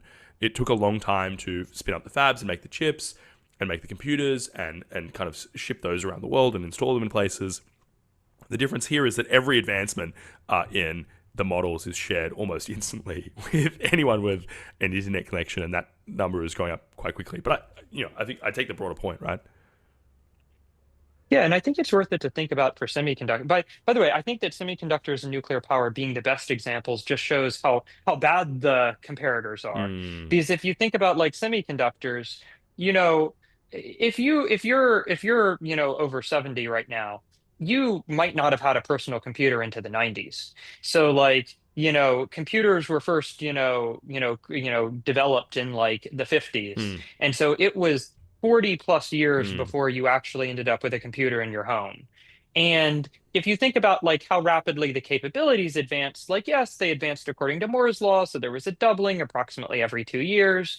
but like you started out from like that doubling starts from like one transistor, so the doubling started from such a low like a low figure that the capabilities were like quite bounded. Like I think that if you go back to the 80s or especially to the 70s, people just sort of thought of computers as big things that sat in, an IBM mainframe computing room and Yeah. like maybe helped an airline figure out what tickets were being booked, or like helped, calculate like, payments for a bank, like transactions at a bank. And so like even then the advance in capabilities was so slow compared to AI, where if you go back to 2023, early 2023, when the best model available was GPT 3.5, like it was not at a high school level of math. And 3 years later, we have, models that can win gold medal Olympiads and solve unsolved Erdos conjectures. Yeah. So like, it took 40 years for computing to advance, to the point where it touched an ordinary person's life. And in 3 years, models have gone from high schoolers to research mathematicians. It's a very, it's a very good point. It's quite bracing when you think about how stark the comparison is. Fleeting Bits, fantastic conversation. Thank you so much for coming on the show. Again, I feel like we could talk forever, and perhaps we'll have to have you back on the show to keep talking another time. We'll say goodbye for now. We'll drop for a second. Before we go, Fleeting Bits, of course, you can find your account on X. Everyone should do that. What else, is there particular things that you want to point people in before we go?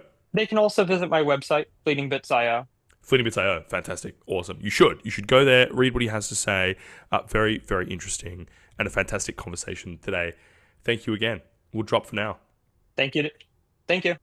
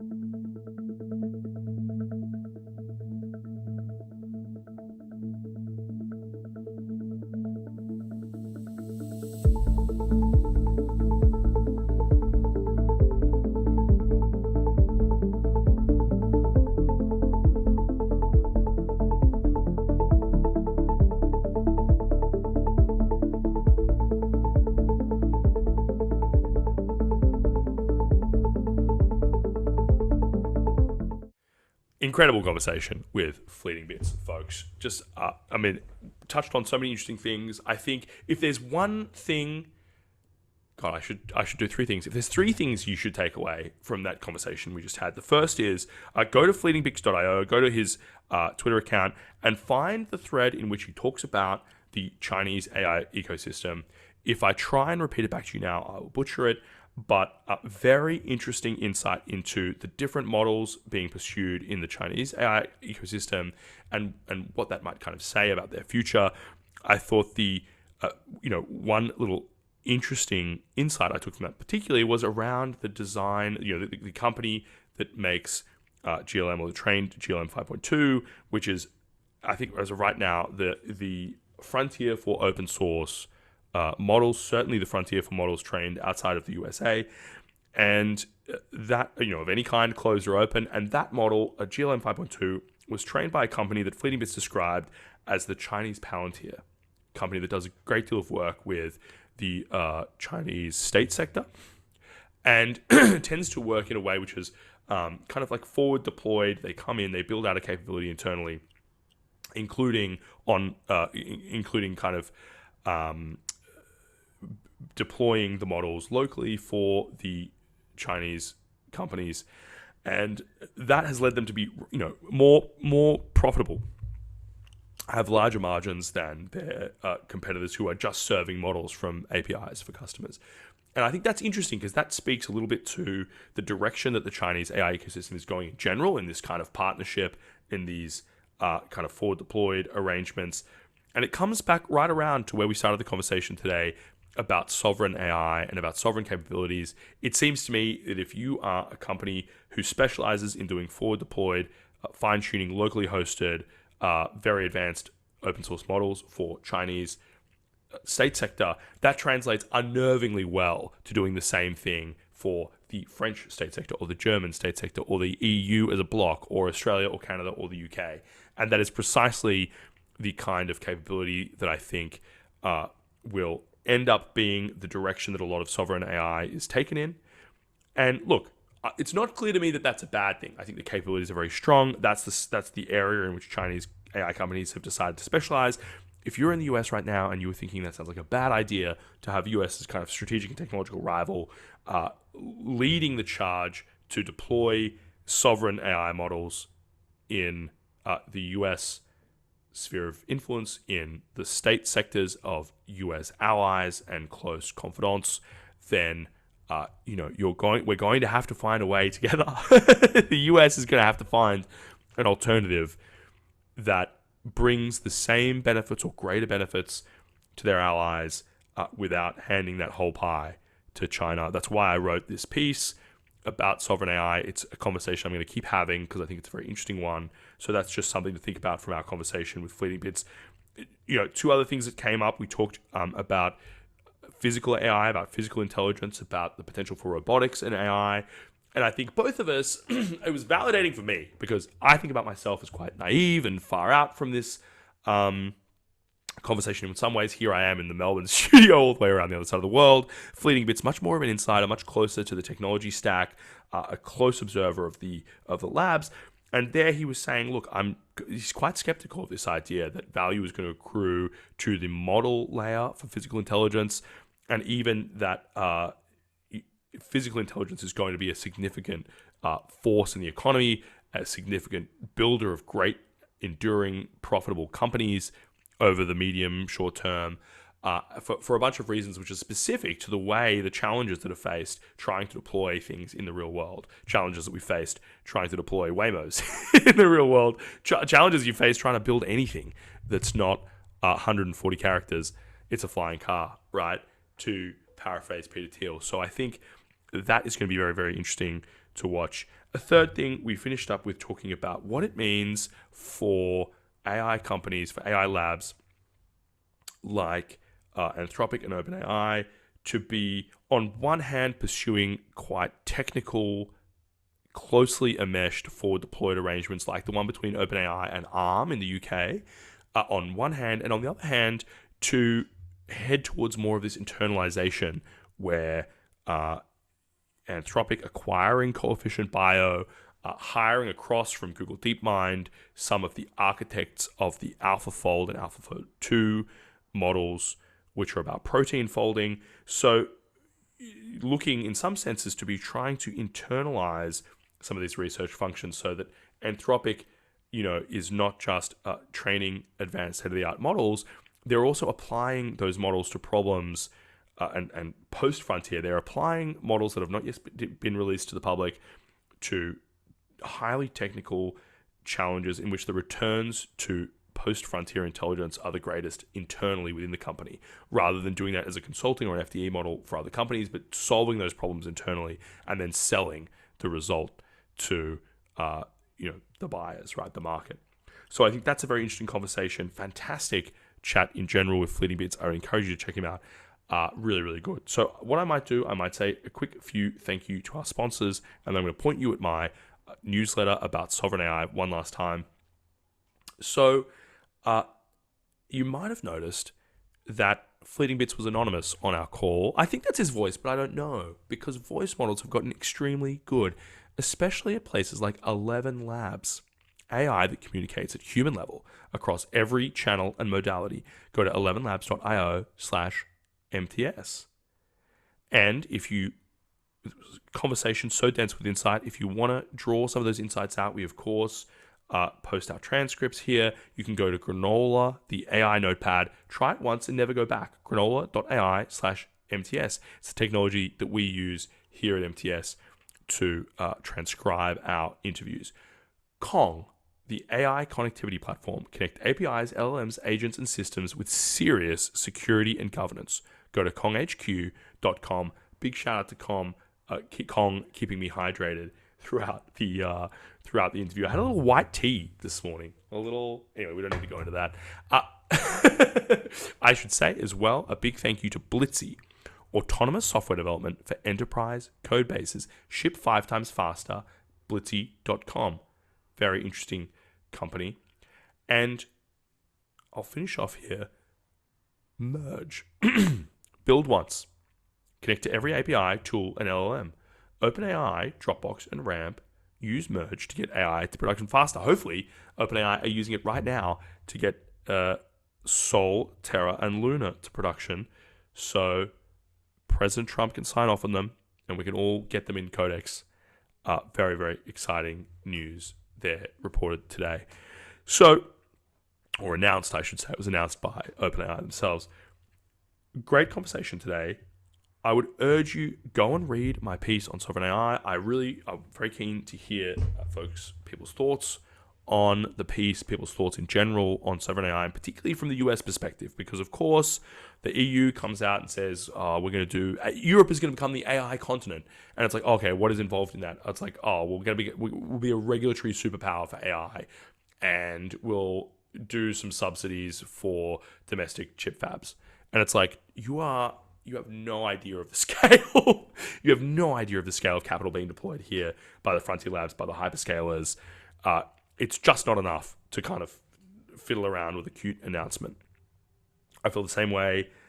Big respect for the UK. The UK AI SI Institute, I think, is a kind of genuine model that could be replicated around the world for what it looks like to have genuine sovereign AI capabilities. That is, people working with the government, for the government, who genuinely understand these models at the absolute leading frontier.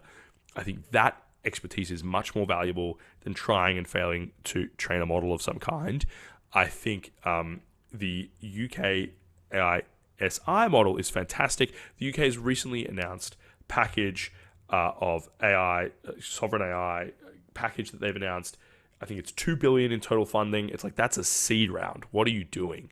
I think part of it is earmarked to buy UK domestically produced chips for a AI data center, a sovereign data center.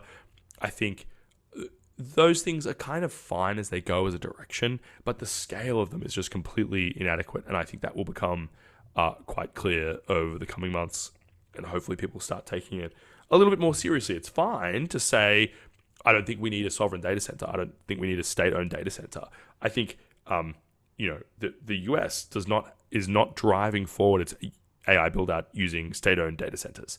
The private sector is investing enormously in building out those capabilities in the US. There's no reason that shouldn't be the same for the UK, except that their policy settings, their energy sector, all of these very basic underlying kind of serious state capacity is inadequate for the job. And so it doesn't matter how much the UK spends on buying UK produced chips, if the private sector, which can mobilize much more capital in this space than the state is ever going to, if they can't build a data center in the UK, then a few 100 megawatt of sovereign AI capabilities is an absolute rounding error. So read the piece, tell me what you think. Very keen to keep this conversation going, because I think there's many directions it can take. It's going to be increasingly relevant over the coming months and years. And I'm very keen for people's thoughts, to have a few guests on the show to talk about it. So go and check out the newsletter, MTS on Substack. You can find it on my Twitter account as well. Final thanks to our sponsors, AdQuick. Make your brand a billboard. Out-of-home advertising as easy to scale as digital. Go to adquick.com. Very grateful to AdQuick. Fantastic sponsor. Macroscope. AI codebase understanding for engineering leaders. I'm not an engineering leader. I don't understand our AI codebase. But if I was going to try, I would start with Macroscope. You should too. Macroscope.com/MTS. Fantastic show today. Relatively short one, but I think absolutely packed with insight. Very, very grateful to Fleeting Bits for coming on the show. And we'll have to talk more with him again because I think that was great. I'll say goodbye for now. Enjoy your weekend. Happy Friday. And I will see you all on Monday. Again, very, very excited. Farewell for now.